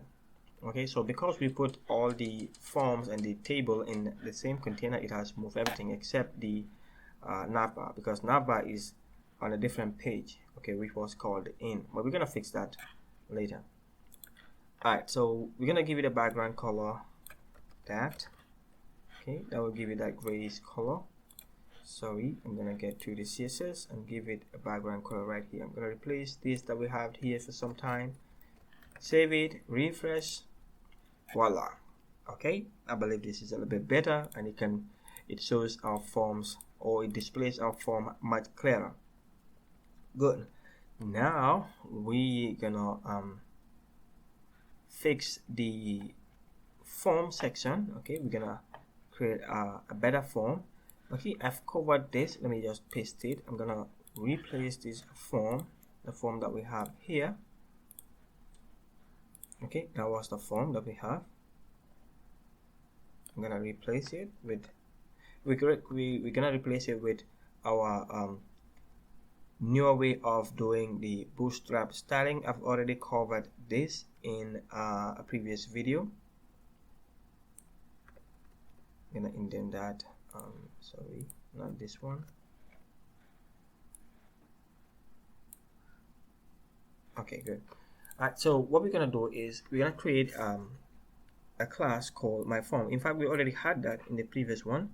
We're gonna create a row, a bootstrap row. So within that row, the row starts right here and end here. So within that row, we're gonna create a column, okay? And the size of that column will be 12. That will be the entire width of the container. That is this container, okay? That since that's the parent container, or this one. All right. Now we're gonna create a row in it. In fact, in that column, we're gonna create a row, and the first row will have will be 1 tag. In fact, would be 3, 6, 9. Yeah, 1 tag, and the other one will be another 1 tag. Yeah, another 1 tag and 1 tag. In fact, quarter. Yeah, this will be a quarter of a 12, another quarter. So that will give us 4 different sections. I'm gonna save it. I'm rushing through this because I've already covered that in my Bootstrap, advanced Bootstrap rendering, so you can check that in the on our channel or on the website.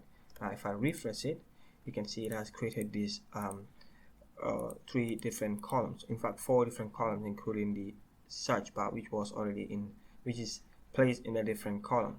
Now we're gonna do we're gonna style this header to look like this. Okay, I believe it's a bit better.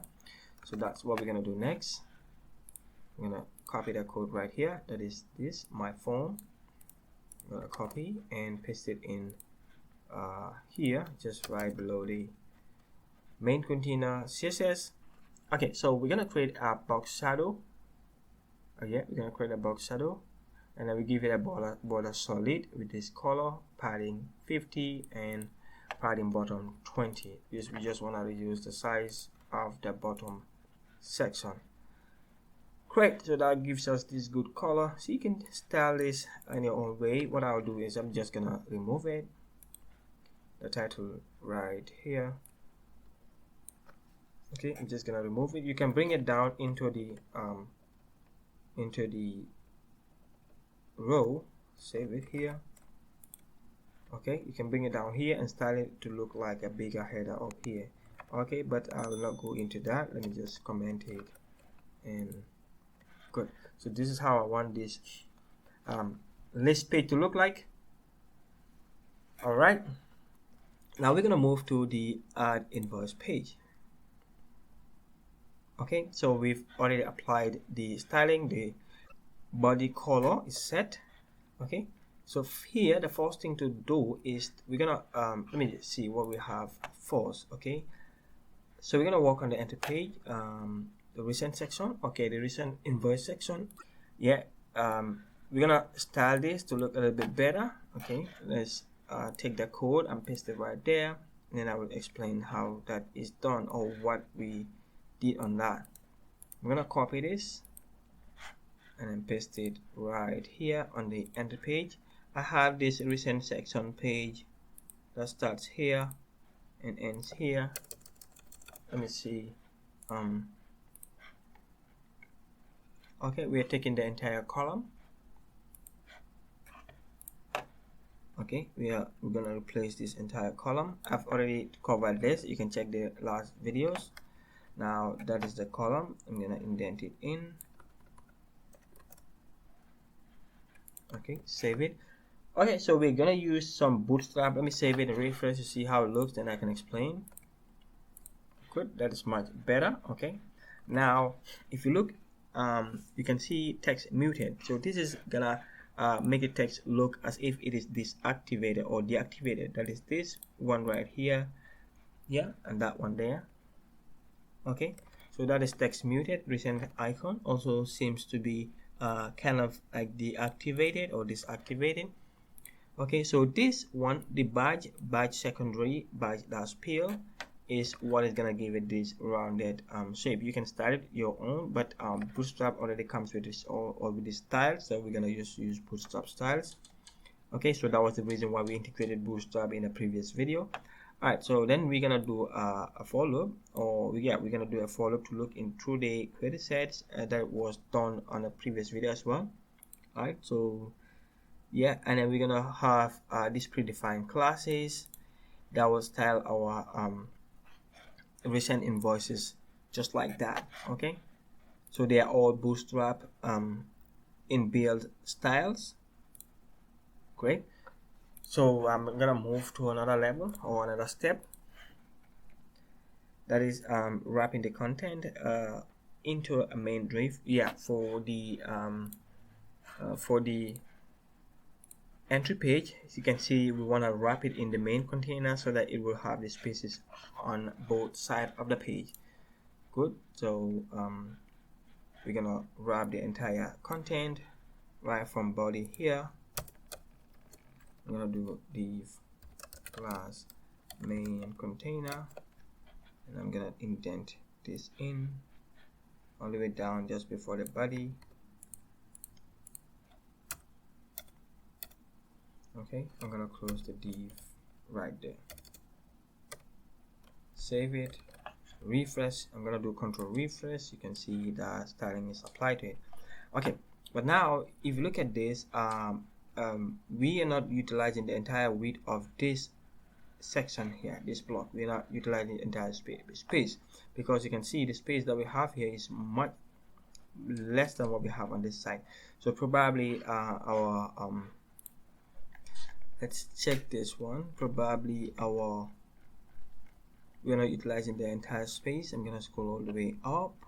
We have the column here, that is 9. We have the row. Okay, so within the row we have to set this column to 12.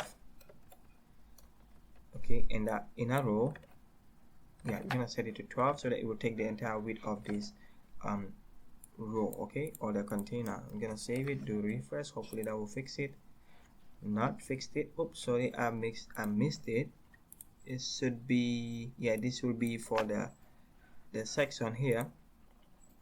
That will be, I'll have to save and refresh the page again. That will be for this section. So this was supposed to be 9 and this will be 3. That will give it 12. So within the 9 is what we're gonna set the 12. We have the 9, you're gonna set this to 12. Save it, refresh. Okay, so that's fixed that. Okay, you can see now we use the entire width of the container, and this makes it look a little bit better. So now let's work on but I don't want this border on this table. What I can do is I'm gonna give this another class. Let's say my search, or let's see what I will do here. On the CSS we have my form, my form here. Okay, so this is what I want to remove, and also the solids, but I want it to be applied. This is how I want it to look. But I want it applied on this other form here. What I will do is I'm gonna copy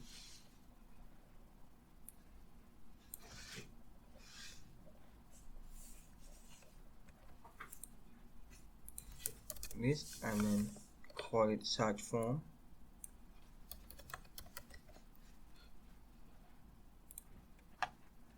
Okay, and now I'll give this to our search form, that is right here. Save it, refresh. We have to now set back the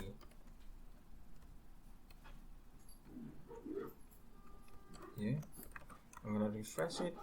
Okay, so we have it set here, and the margin, the margin 30 will also have to go in right here.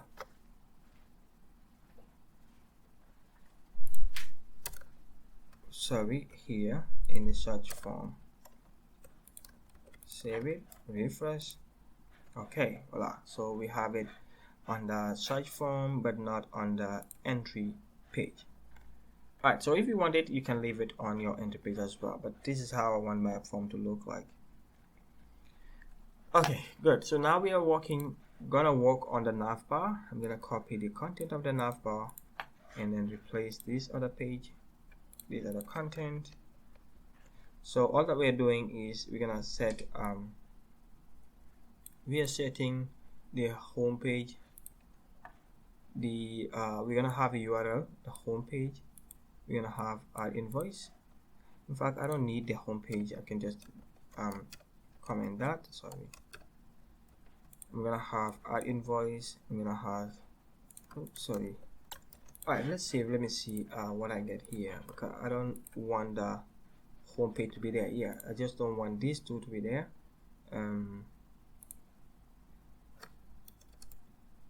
This is how I want it. In fact, I will update the code because this is how it should be. Save it. We're gonna have a class, a div with a class of my menu bar with the content of list invoice and new invoice. Save it. Yeah. So I'm gonna update the codes to remove those two extra menus. Great. So the next step is to style the homepage. Yeah. We're gonna start the homepage. So that's the menu bar that we created. We're gonna copy everything at once and then paste it and explain what it does. In CSS right here, we're gonna paste it. So we have a menu bar. Save it. Refresh. Okay, great. So we have a class called menu bar, and we're gonna set the background, the color, the display in line, padding, fixed positioning. We're gonna set all these parameters, and this is what is making it like this. Okay, if I hover on it, you can see it is sliding in, and if I move the mouse from it, it will slide. Okay, it will slide in and then sliding out, sliding in. Okay, so this is what does that. Okay, so the the left 80 is setting the indentation. It's gonna indent it negative 80, so it will kind of move towards, or it will get inside our left bar. Okay, if you hover on the menu bar, it's gonna set the left to 0 so that it will undo the heading. Okay, negative will take it in, and 0 will now stitch it all the way at the end of our page. Okay, but we don't just want it to just come up abruptly like that, so that's why we're gonna use these transitions. Okay, and it's gonna be done in 0.5 seconds. Okay, so that's what we're doing right there. I guess we've covered everything that we wanted to do on this video. Okay, so all that is set properly. I'm gonna go back to my invoice list. Yep, we're gonna have our invoice list set this way. So I hope you enjoyed this video. If you do, don't forget to like this video. If you have any questions, drop them in the comments below, and see you in the next section. It is part 27 of the invoice management system application, and in this one, this is what we want to do. All right, now if I scroll down, you can see there is a scroll to top button right here. Okay, yeah, you can see it scroll to top. If I scroll up, it will be disappeared. If I scroll down, it will be displayed. Now if I click it, it will scroll and animate going up. Great. So, and there's another one, like if I scroll down, you can see we've added these paginations. Okay, or paginations. I can use this button to move between one page and the other. Yeah, so this is what we want to do in this video. All the codes are available here as usual. Alright, so the first step is to download the pagination, or the pagination plugin from this website. I've already linked it here. So this is the plugin that you gotta download. Okay, once you download it, you're gonna extract it.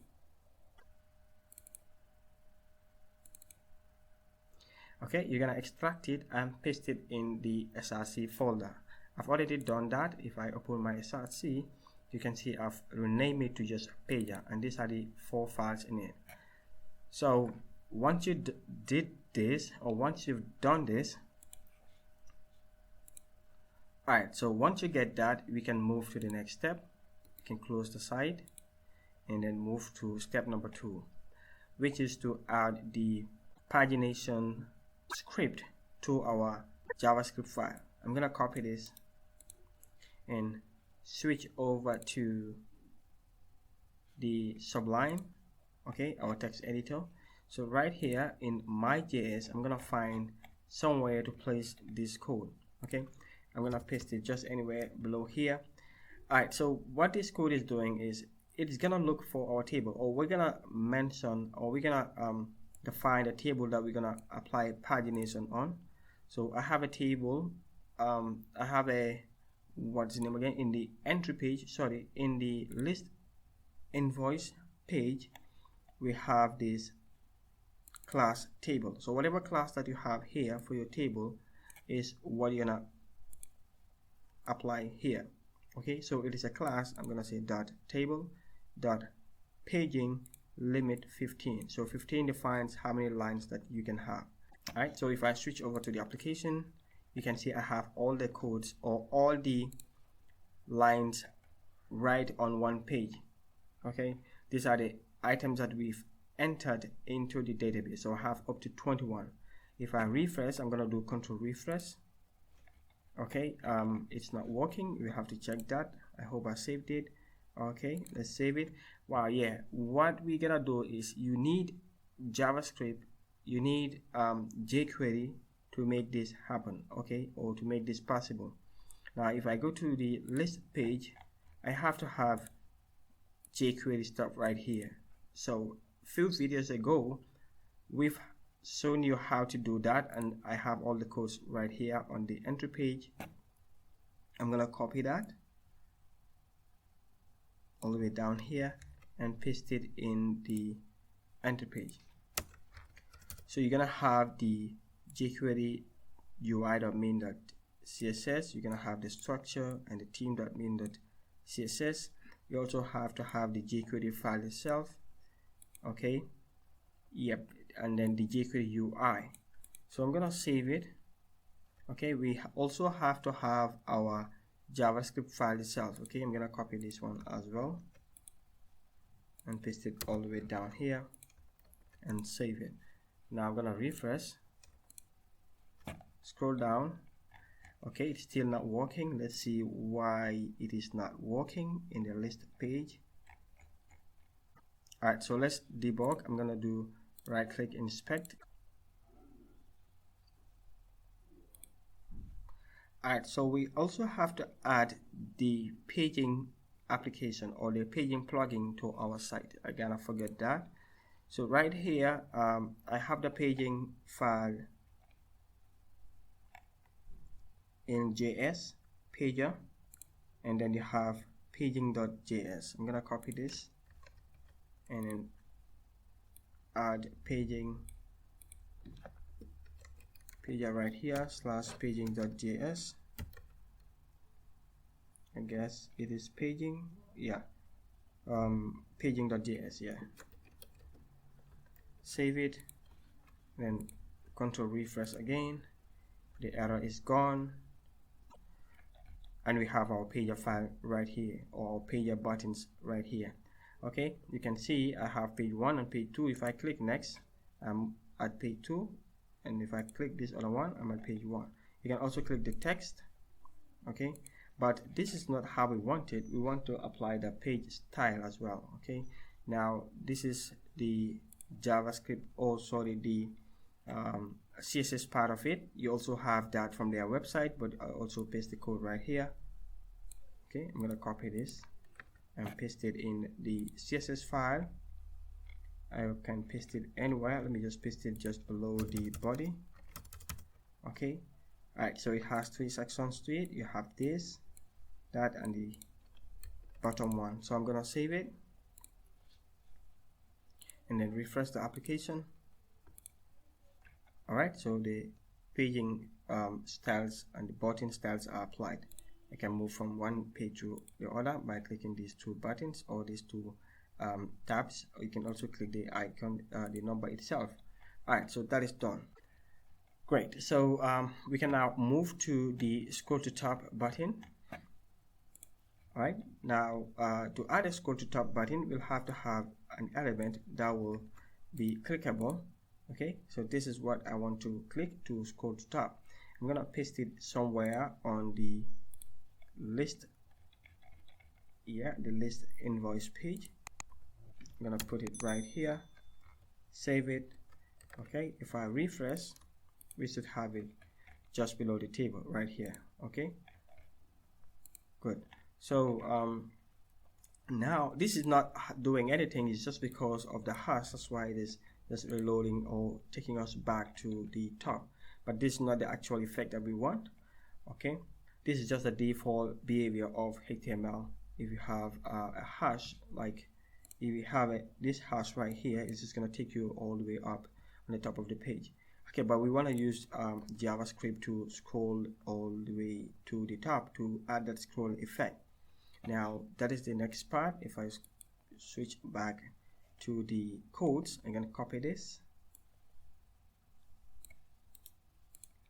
Okay, what we want to do in fact is we want to make sure this is hidden all until we've scrolled down. Okay, at the moment it is always visible on the page because it's just a regular HTML element. Okay, now if I use CSS, I'm gonna use that to style and hide. Okay, and hide that element. So this is the class. Scroll to top, you can see that's the class over there. Okay, now we're gonna give it a width of 100 pixels. We're gonna give it padding. We can align in center with all these other parameters. Okay, text decoration none means we don't want to apply any anchor tags because it is an anchor. Element. We just don't want to apply those default anchor elements or the default anchor decorations, right? So we're gonna give it a fixed position. The bottom will be it will leave 10 pixels bottom, and on the right 20 pixels. Okay, and we're gonna say display none. I'm gonna hide this. Okay, I'm gonna comment that to refresh. You can see it is right here. Okay, it is giving 10 below and 20 on from the right. Now we want to make sure it is hidden. Okay, right now it is always visible, so that's display none. Okay, the display none here will make it hidden, right? So it is gone, but we want JavaScript to display it once we scroll down. So that's what I'm gonna do with this first part of the code right here. Okay, I'm gonna paste it in the JS file. Okay, so what do we do?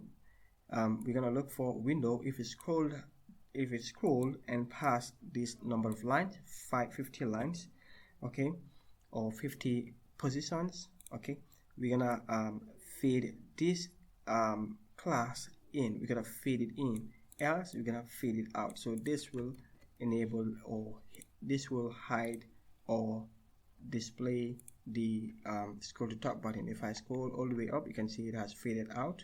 Check right here, faded in, faded out. As I'm scrolling down, it will fade it in. If I scroll up, it will fade it out.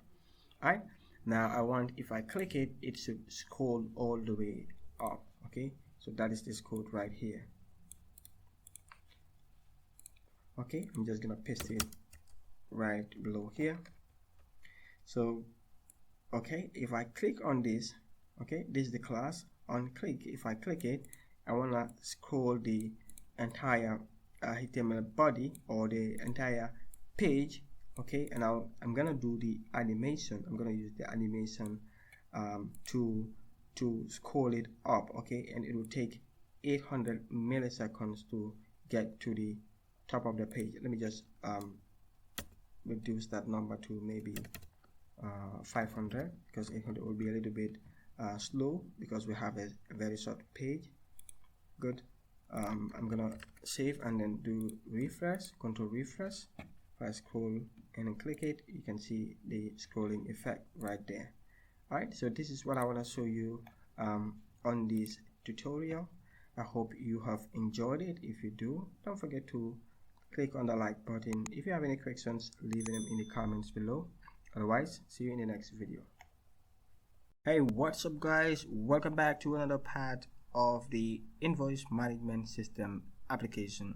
We are on part 28, and this time we are working on generating reports or generating PDF files from the system. Okay, Now if I go to the application, we have eight invoices inputted in the app. Now I want to generate a PDF detailed information about these invoices. Alright, now I'm gonna open the folder that is right here. It's gonna be in the src folder. Alright, now look at what will happen if I want to generate this invoice. If I want to generate a PDF of this invoice, it's having invoice number 88. So I'm just gonna type the invoice number here and click search. By searching, it's just gonna do search. Okay, it's gonna show me that invoice. Let's say I want to generate the PDF.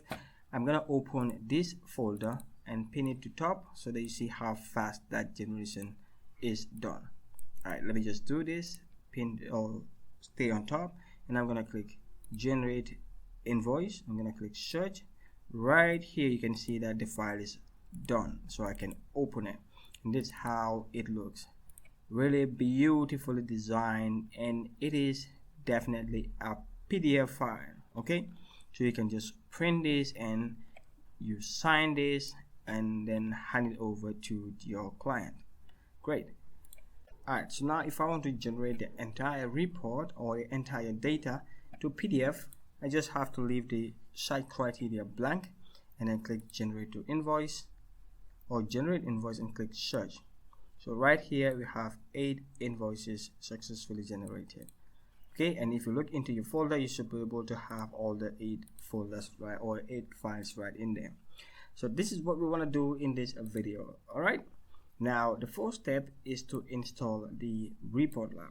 By the way, before we get into this video, I would like to remind you that we have a Patreon page, and you can go to patreon.com/abagi if you want to support us to do a lot more of these kind of videos. Okay, and all the source codes will be right there waiting for you for all our paid or our premium supporters on Patreon. Right, to install report lab, you're gonna do pip install report lab. Okay, and then next you'll have to import report lab modules into your views.py. I'm gonna copy this and then install it in the application. Let me just open another new window.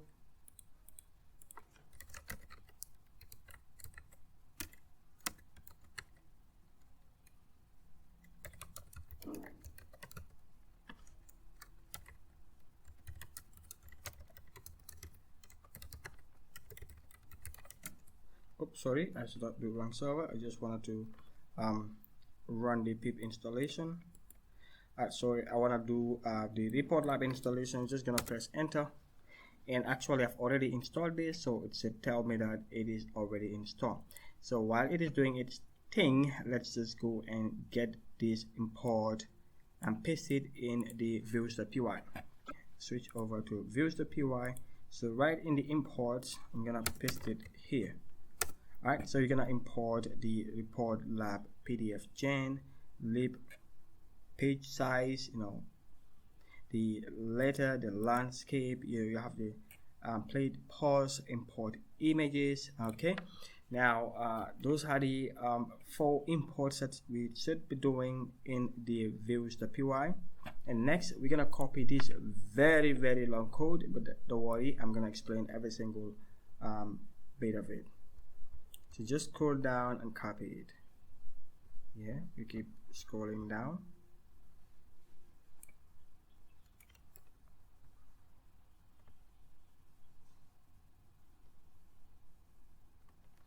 Okay, and this has to be pasted in the list invoice view. So right where we do the post or where we do the search, we're gonna be pasting it just below the within that if statement. I'm gonna paste it right here.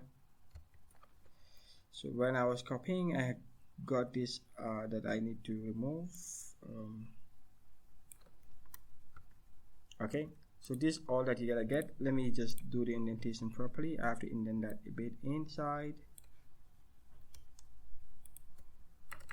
Alright, okay, let's save that and make sure that our server is running. Oh, print writing. This is not necessary, but I put it there just to see that it is actually printing or doing its thing. I'm just gonna remove that. Hopefully I will update the code to not display that error. So just delete that, and hopefully I will update the error to not include that. Alright, so let me explain what this means. Okay, but before doing that, let me add the generate invoice button. We want to create a generate invoice button right here that will be selecting, as I showed you at the beginning of this video. So that is this last part here. So I'm just gonna grab, in fact, let me just copy this part only and paste it in here. Okay, I'm gonna add it right here, generate invoice. Okay, we have our invoice list page. So right here, I need to add this code as well. Right here we need to add the field name, the new field name that is called generate invoice.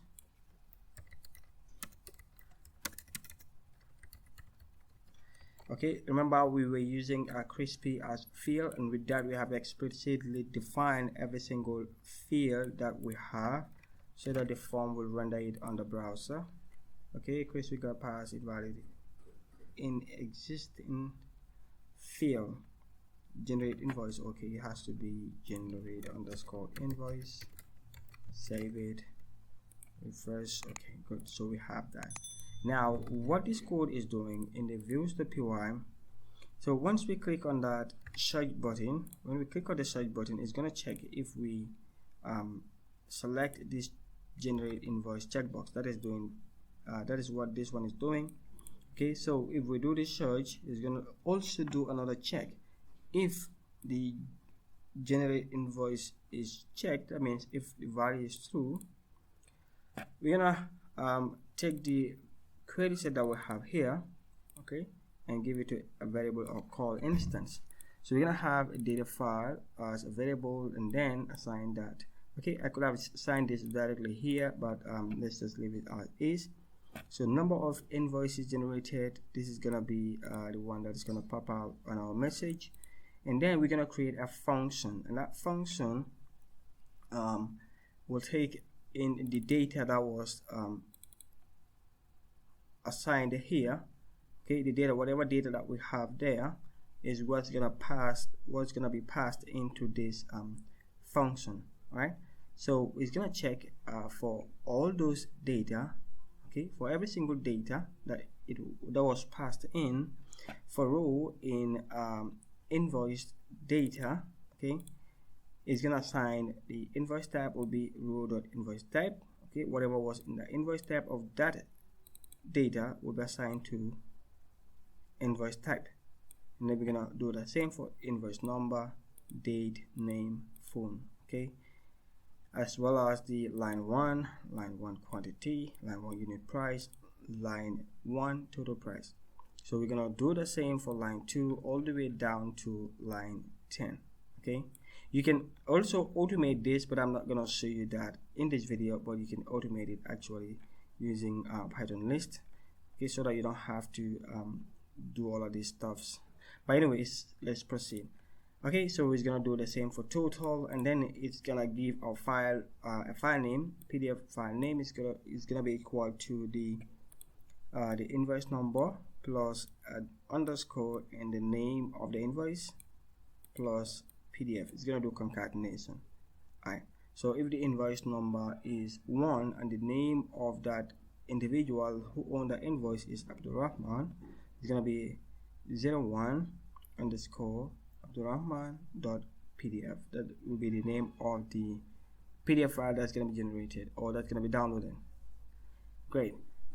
Now we're gonna call that function. Okay, there's a function that we're defining here.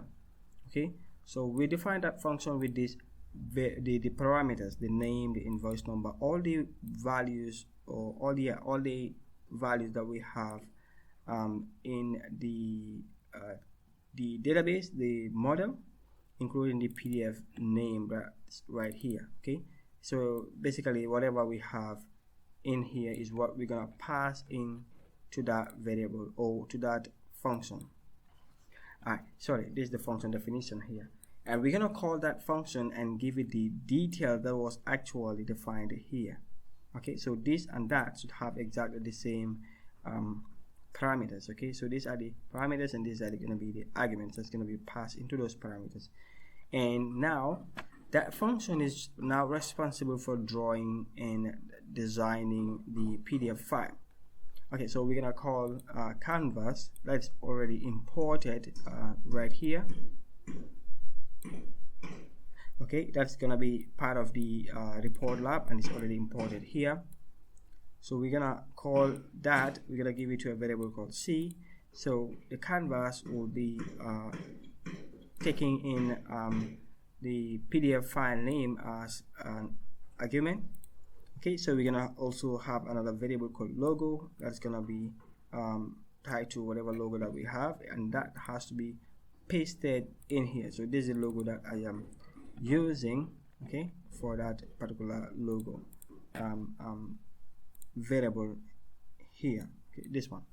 Now this is the part where we will define which logo will be drawn on the PDF file and what are the positions on that PDF file. So this is gonna be actually from the left and this will be from the bottom. So you're gonna do some testing depending on what type of paper you're using. So you're gonna do some testing. So when I did the test and the design, based on the design as well, so when I did the testing, 50 actually worked for me from the left and 700 from bottom worked for me. So you keep on trying until you get the actual position of whatever you wanna print on that paper. So you're gonna set the so that's what gonna paste, or that's what's gonna draw the logo on the page. So this will paste the logo on the top center of the PDF file. Now we want to draw the, I'm gonna delete this, I'm gonna remove all of this from the code actually that's on the website so that I can make it a little bit shorter. Now we want to draw the invoice type, okay? This one right here. Okay, so this is what we are drawing. So that's going to be 400 from the left and 660 from bottom. Is gonna put it right here. Let me open another one just to confirm that that's what we are drawing. Let me see. Okay, this one has a name. Okay, very good. So this is invoice and that's what we are pasting, or that's what we are printing on that paper. Okay, so next we're gonna maintain the same. Actually, I can also remove this line because it's just setting the parameters and the font size of the print or the text that's going to be printed.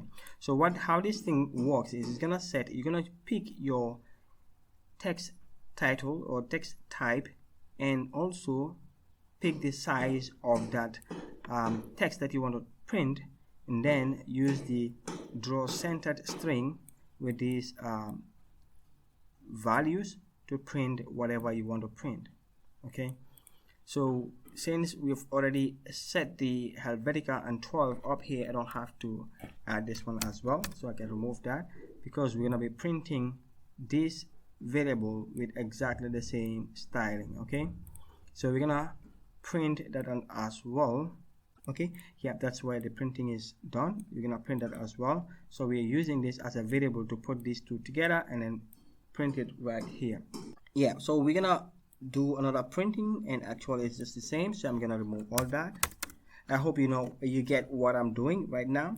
So we're gonna be printing date, and that's gonna be this right here. Okay, we're gonna be printing that 409 from left and then 640 from bottom. So we printed the date. Okay, we set the fonts, is the same font again, so I'm gonna remove that. And then on the adjacent of that, we're gonna print the invoice date. Okay, so we're gonna print date as string and then print the actual date that is coming from the database right here. So we have none in the database, so we printed none on this line. Okay, so when we move to amount, we printed the amount and then printed the total with a D in front of it. I can put $sign here. Okay, and that will print dollars. and that will be actually this and that. So that's what you're gonna be doing for the rest of your page. Okay, so this one are just printing underscores. That's gonna be giving us these lines right there. Okay, I'm printing 10 lines, so 10 lines will give us all of these right here. Okay, and then I will continue on printing whatever I have as the header, that is this items quantity, unit price, and line total. So like I explained, you just have to define where from the left and where from bottom. Okay, so you're gonna do that for all the others. So when I get to the data itself, I don't want to print the entire data right here. I just want to print only what we have in the database. So that's why I just said if line 2 is not blank, then print line 2 information. Likewise line 3 and line 4.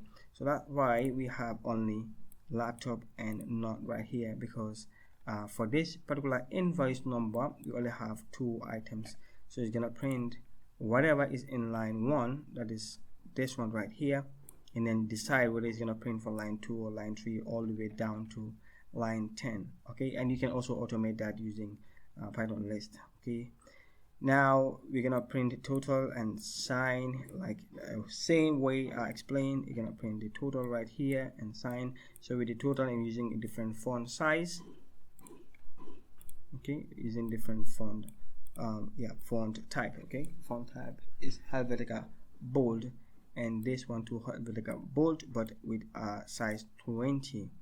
So this all what I did to be able to print this on the PDF, and then you're gonna say show page and then save, and then this is gonna now execute that data file, and that will be able to generate your PDF file for you. Okay, great. So that's all you gotta do to be able to print this PDF file or this document on a PDF file. And if you're to test it, let's click on generate and print line 4, the one on line 4, that is invoice number 22. I'm gonna delete everything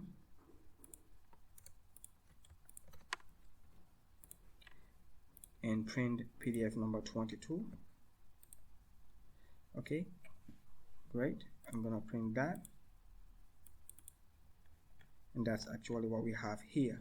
Let's verify the data. Amount is 50, invoice number 22, the date is none, you have this as the 2, and the phone number is that, you have laptop and none. So let's get in there. Okay, actually we had 2 22s, so let me just do this. You have 22 and the none right here.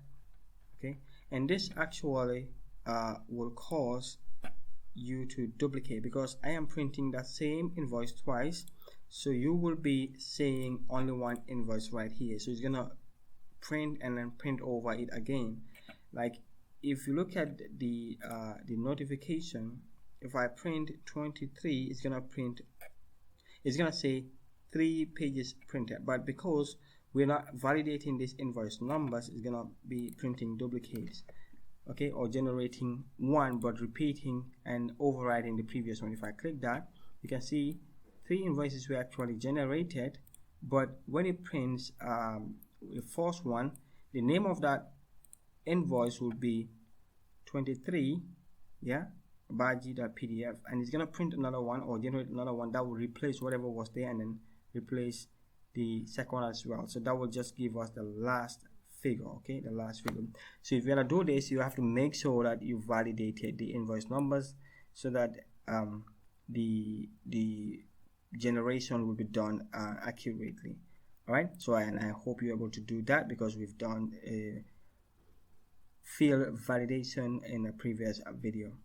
All right, so this is how everything is working, and I hope you enjoyed this video. If you do, don't forget to hit the like button. If you have any questions, leave them in the comments below. Otherwise, see you in the next video. Hey, welcome back to part 29 of this invoice management system app. And hopefully this is gonna be the last video, unless if I receive some other requests. That always happens. So according to my plan, this is gonna be my last video for this tutorial. So this is what we're gonna try to achieve by the end of this video. I'm gonna have a login and logout button right here on the nav bar. If I click login, it should take us to this page, and I should be able to log in. And right after logging in, okay, let's try the password again. Right after logging in, it will redirect us to the list of invoices page, and it's gonna change the login button to your username, pipe, logout. All right. So this is what we're gonna do in this video. If you're not subscribed to this channel and you enjoy videos like this, I'll invite you to click on that subscribe button before you proceed onto this video. So we have a few steps that we can follow, but before we proceed, I'll invite you to head over to patreon.com and support us on this system development and all this YouTube thing. Okay, and in return, we're gonna give you the entire source code of this application. All right, so that is not a requirement to have the source code, because you have all of that on this website. But if you just want to have the entire source code bundled together, the application itself, you can be our member or Patreon member, and you have access to the entire source code, all the source code. In fact, not just this invoice management system, but every single application that we cover on YouTube. Alright, so let's get to setting up the invoice or the registration on our invoice management system. So the first step is to install Django registration Redux. Alright, so I'm gonna put that right here. I have two terminals open, so we're gonna install that, which is already installed. Alright, so we're gonna move to the next step.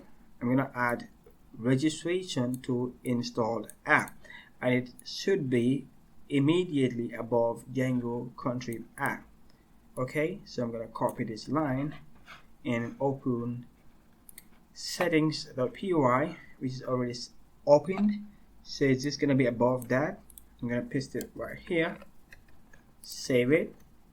Right after you save that, you'll have to do migrate. Okay, all right, so let's do that quickly. I guess that is already done when I was testing the setup, just to make sure the codes are all lined up properly on the site. So you're gonna do manage.py migrate. Okay, in my case it says no migration to apply, but if this is the first time you're doing it, there will be some migration that you have to run. Alright, so next is to set up the login, redirect, and registration activation duration. Now I like to put this all the way down here on the settings file. Okay, and the first line is account activation days, 7 days. So this is if you allow user registration on a site, it will give them 7 days to activate the site before it deactivate that user, or activate their user account before it deactivates their user account. Alright, so if users register, do you allow auto login? So true in our case. Alright, so site ID is 1. So all the setup that we're doing is associated to site 1. By default, Django comes with site with an ID of 1. So that's what we're gonna do, or that's why we're gonna set up this registration.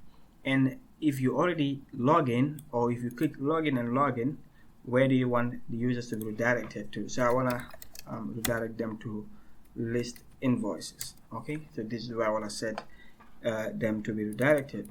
Okay, you can decide to use the home button or the home page. Alright, so let's move to the next step. Alright, so this is about the URLs. I'm gonna copy this from django.urls, import include. So this has to be in your urls.py file. So since we're gonna be having this part, let me copy both. I'm gonna paste them right here so I can explain it properly.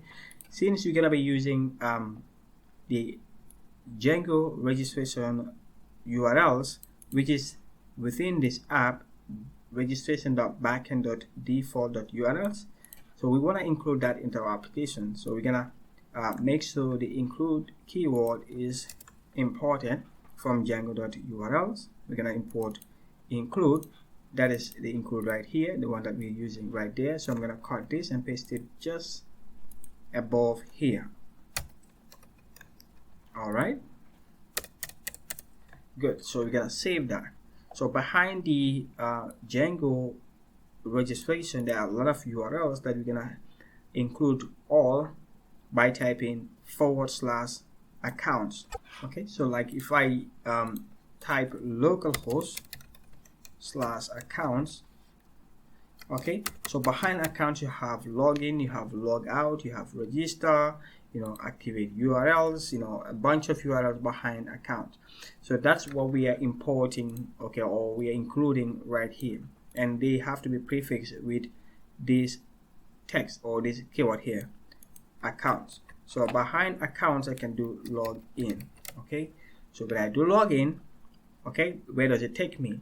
And wherever that it is requesting that we have to have base.html, and currently our application is set up to have home.html as our home page. So I'm gonna create a base HTML. What I'll do is I have home.html right here.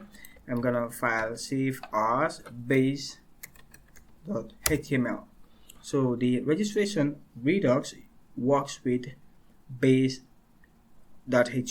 okay, all right. So next is to copy this line, this block title and block, and then block content and block, and then paste in that base.html file, which is already pasted here since I was testing it. All right, so that's what we're gonna paste it, or you can paste it anywhere. So this is where I'm gonna paste it. Now to test it, we're gonna go to this app and refresh it. You can see we have our login username and also the password right here. Great. So I want to take out this, save it, refresh. We're gonna style this properly. I'm gonna also take out that.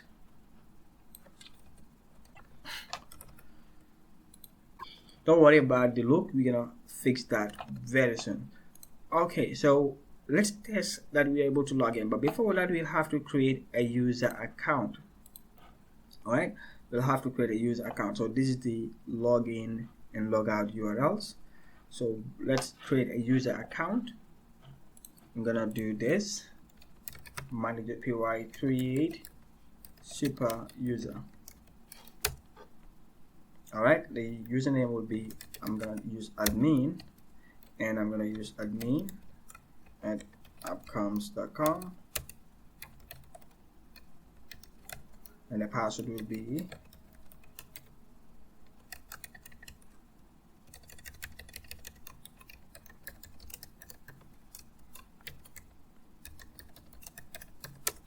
all right. So the account is already created. Let's try to log in with admin and the password that I just used to create.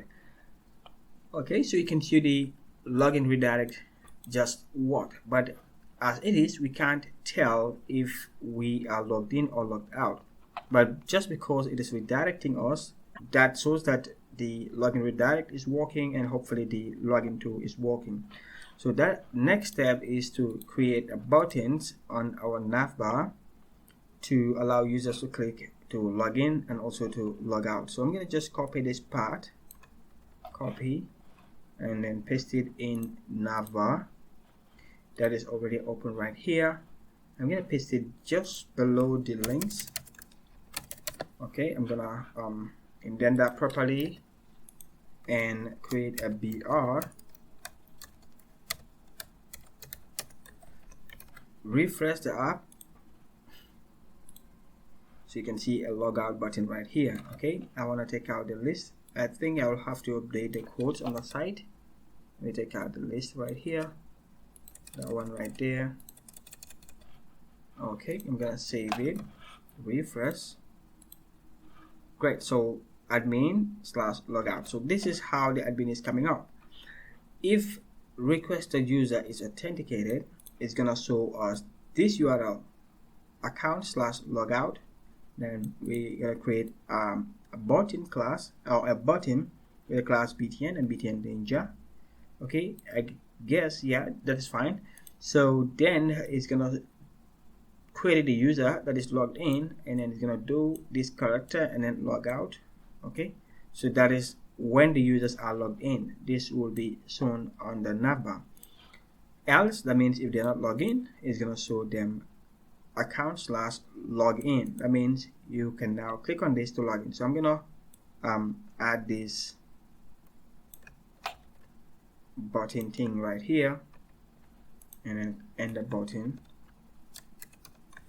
Okay, so now if I click on the logout, we're gonna see login. Okay, and let's test that again.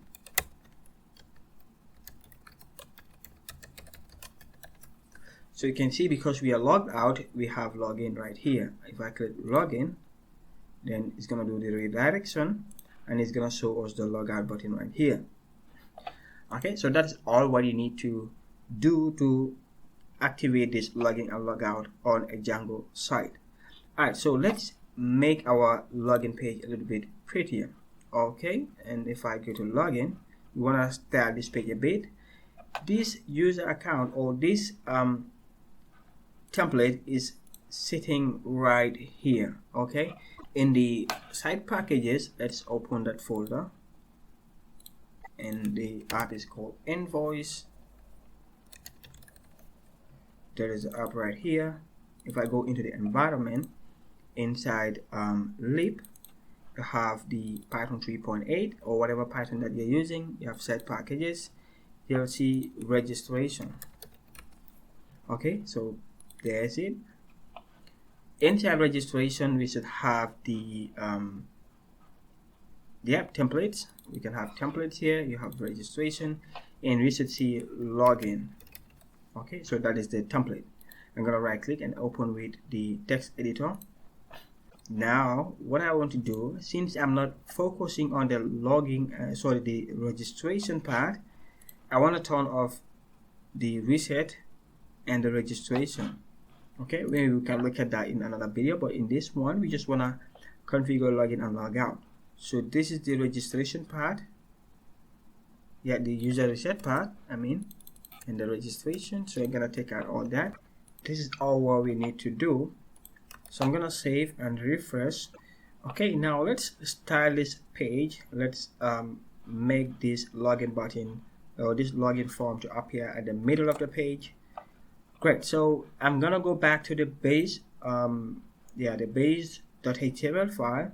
So on this row, I'm gonna let's add Jumbotron. There is this class called Jumbotron in Bootstrap, and that makes the site have sorry, I'm not able to talk and fix this at the same time. Yeah, so that will give the form a little bit of room on top right here. Okay, it's gonna put it in a container. That container has some designs that I want to have, but you cannot see them right here with this Bootstrap template that we use. But I'm just gonna give it Jumbotron right here, class Jumbotron, save it, refresh. I think it's you, yeah, you. Great. So that is that. I want to add right here. I just don't want to code it myself. So next, what we're gonna do is to create I'm gonna create another class, div class column. I'm gonna give it 4. So I'm gonna repeat this 3 times. Okay, so the form right here will be in the middle one.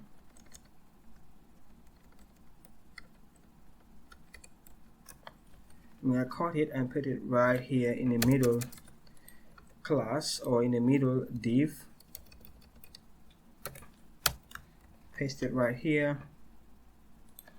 Arrange that, save it, and see what we have. So you can see this will take you to the middle or to the center of the page. Yeah, so if you're not too sure about what I'm doing with this column, these columns and rows that I'm creating, just look at my Bootstrap video. You should be able to understand it. I already explained there in depth. what they do. Okay, now what I want to do is to style this login button. That will be done right here in okay, I'm gonna go to the login HTML. So right here I want to I want to give this login button, this login, a class, a bootstrap btn class, and btn primary. Let's just give it primary. I will give it a blue color. Refresh. All right, great. So the form is not looking really pretty. I want to give it a crispy way of looking. I'm gonna just add crispy right here.